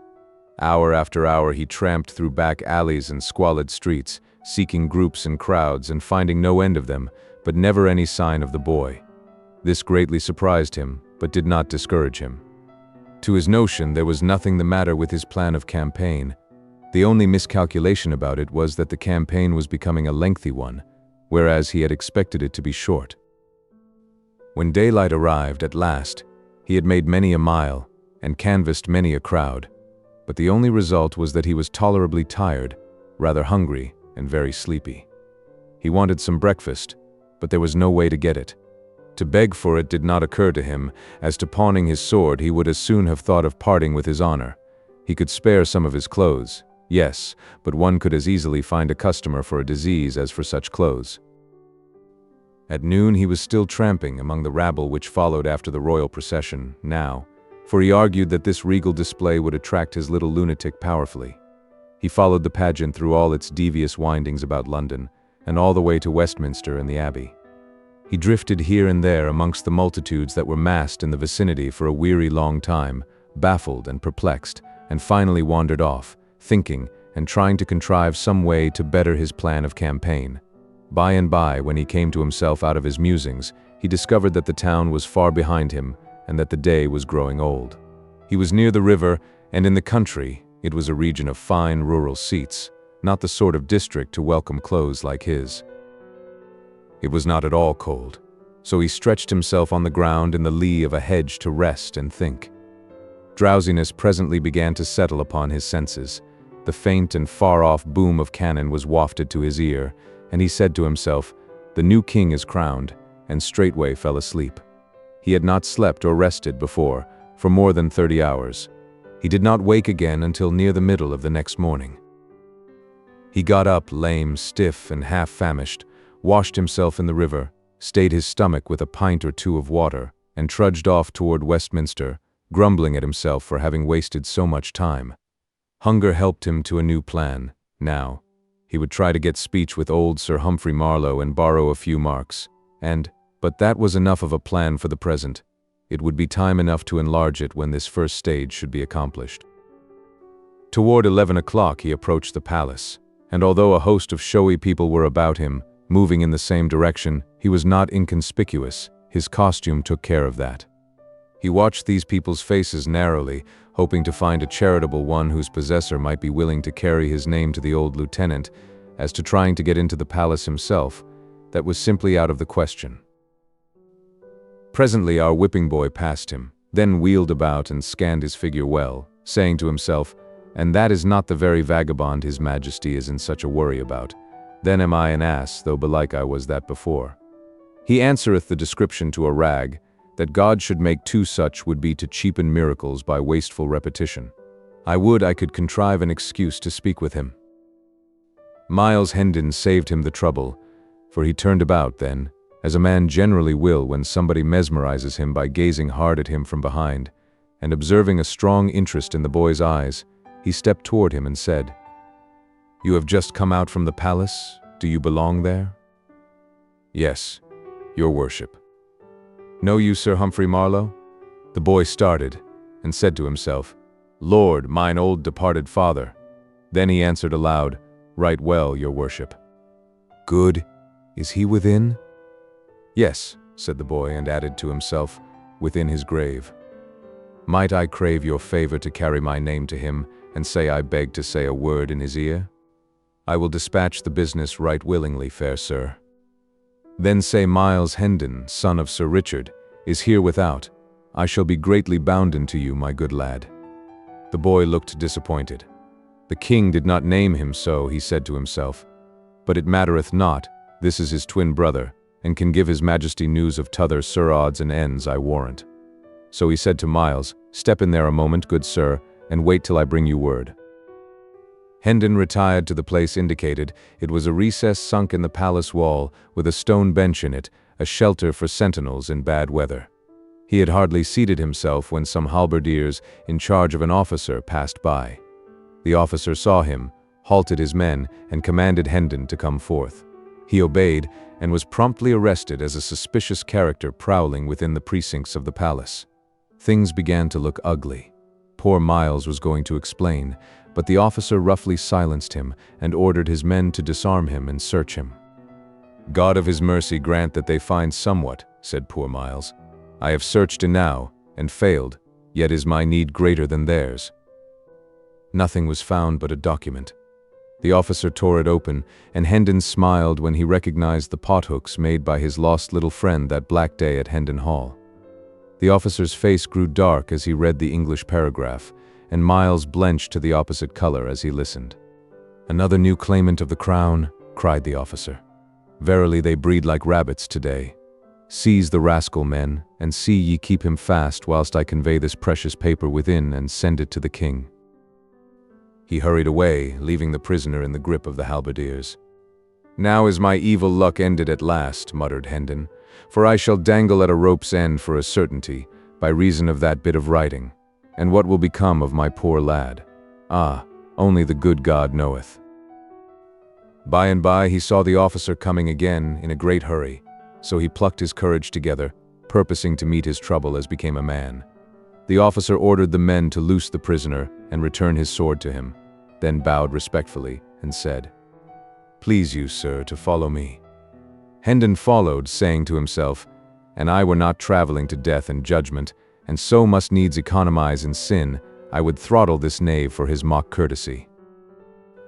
The two traversed a populous court, and arrived at the grand entrance of the palace, where the officer, with another bow, delivered Hendon into the hands of a gorgeous official, who received him with profound respect and led him forward through a great hall, lined on both sides with rows of splendid flunkies, who made reverential obeisance as the two passed along, but fell into death throes of silent laughter at our stately scarecrow the moment his back was turned, and up a broad staircase, among flocks of fine folk, and finally conducted him into a vast room, clove a passage for him through the assembled nobility of England, then made a bow, reminded him to take his hat off, and left him standing in the middle of the room, a mark for all eyes, for plenty of indignant frowns and for a sufficiency of amused and derisive smiles. Miles Hendon was entirely bewildered. There sat the young king, under a canopy of state, 5 steps away, with his head bent down and aside, speaking with a sort of human bird of paradise, a duke maybe. Hendon observed to himself that it was hard enough to be sentenced to death in the full vigor of life, without having this peculiarly public humiliation added. He wished the king would hurry about it. Some of the gaudy people nearby were becoming pretty offensive. At this moment the king raised his head slightly, and Hendon caught a good view of his face. The sight nearly took his breath away.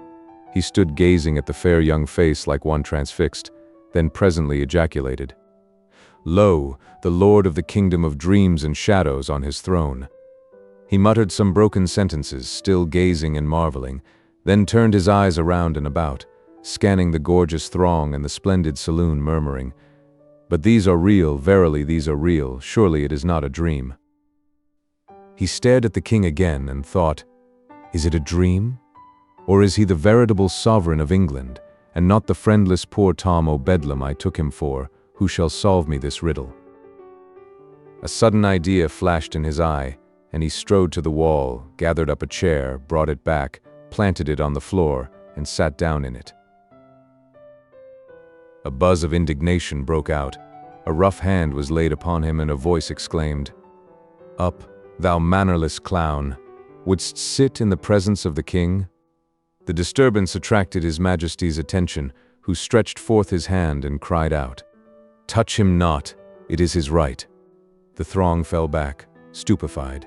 The king went on, "Learn ye all, ladies, lords, and gentlemen, that this is my trusty and well-beloved servant, Miles Hendon, who interposed his good sword and saved his prince from bodily harm and possible death, and for this he is a knight by the king's voice. Also learn that for a higher service, in that he saved his sovereign stripes and shame, taking these upon himself, he is a peer of England, Earl of Kent, and shall have gold and lands meet for the dignity. More, the privilege which he hath just exercised is his by royal grant, for we have ordained that the chiefs of his line shall have and hold the right to sit in the presence of the majesty of England henceforth, age after age, so long as the crown shall endure. Molest him not." 2 persons who, through delay, had only arrived from the country during this morning, and had now been in this room only 5 minutes, stood listening to these words and looking at the king, then at the scarecrow, then at the king again, in a sort of torpid bewilderment. These were Sir Hugh and the Lady Edith. But the new earl did not see them. He was still staring at the monarch in a dazed way and muttering, "Oh body o' me, this my pauper, this my lunatic. This is he whom I would show what grandeur was, in my house of 70 rooms and 27 servants. This is he who had never known aught but rags for raiment, kicks for comfort, and offal for diet. This is he whom I adopted and would make respectable. Would God I had a bag to hide my head in." Then his manners suddenly came back to him, and he dropped upon his knees with his hands between the king's and swore allegiance and did homage for his lands and titles.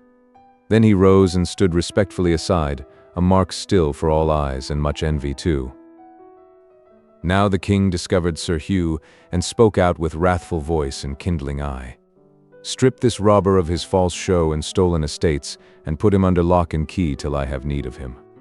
The late Sir Hugh was led away. There was a stir at the other end of the room now. The assemblage fell apart, and Tom Canty, quaintly but richly clothed, marched down between these living walls, preceded by an usher. He knelt before the king, who said, "I have learned the story of these past few weeks, and am well pleased with thee. Thou hast governed the realm with right royal gentleness and mercy. Thou hast found thy mother and thy sisters again. Good, they shall be cared for, and thy father shall hang, if thou desire it and the law consent. Know, all ye that hear my voice, that from this day they that abide in the shelter of Christ's hospital and share the king's bounty shall have their minds and hearts fed, as well as their baser parts.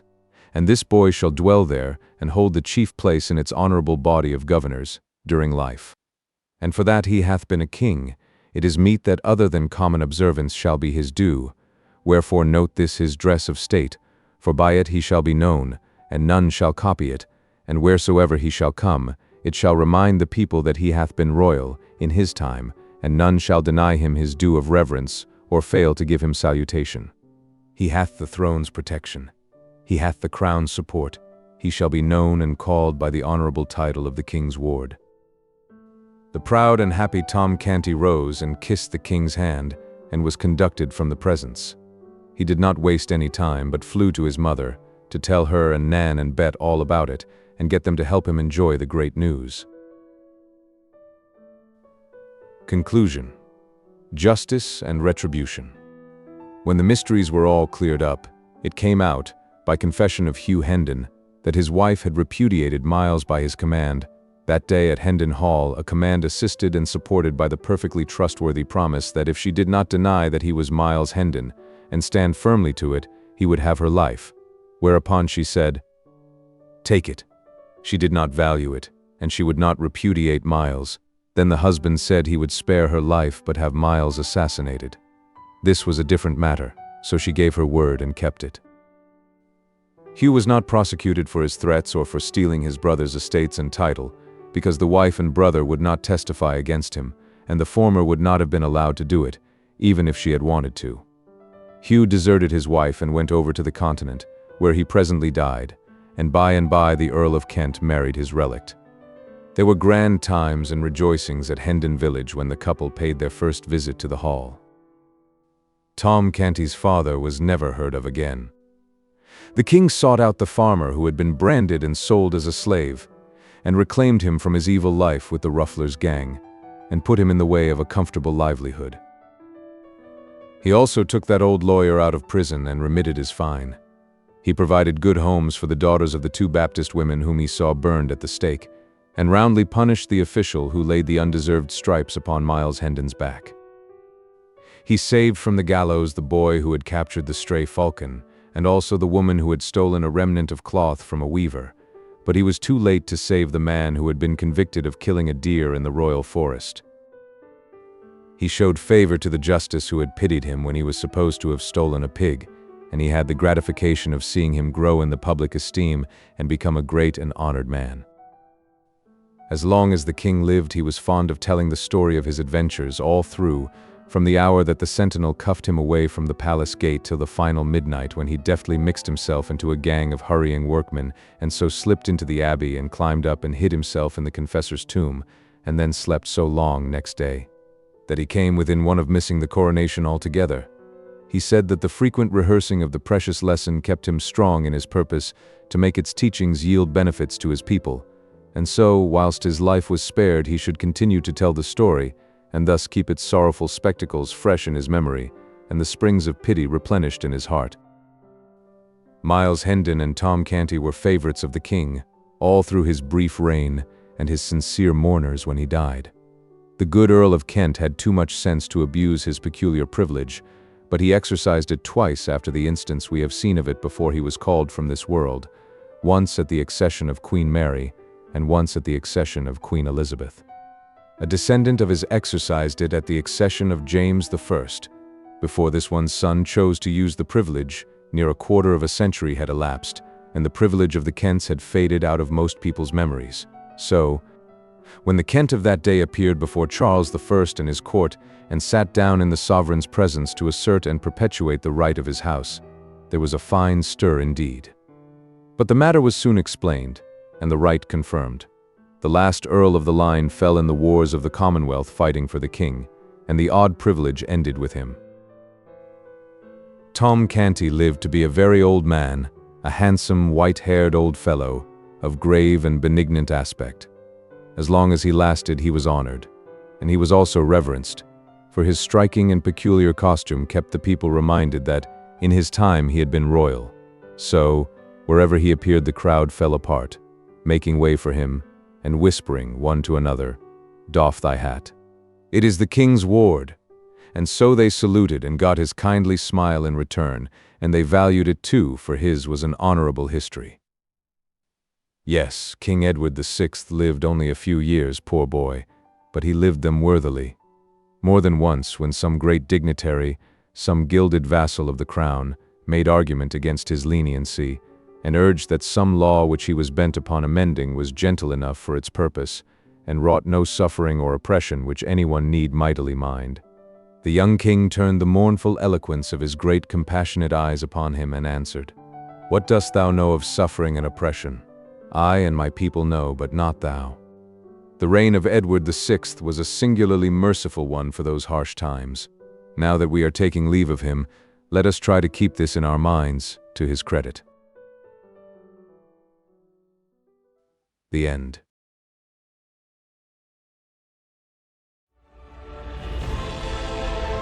A whole galaxy to go.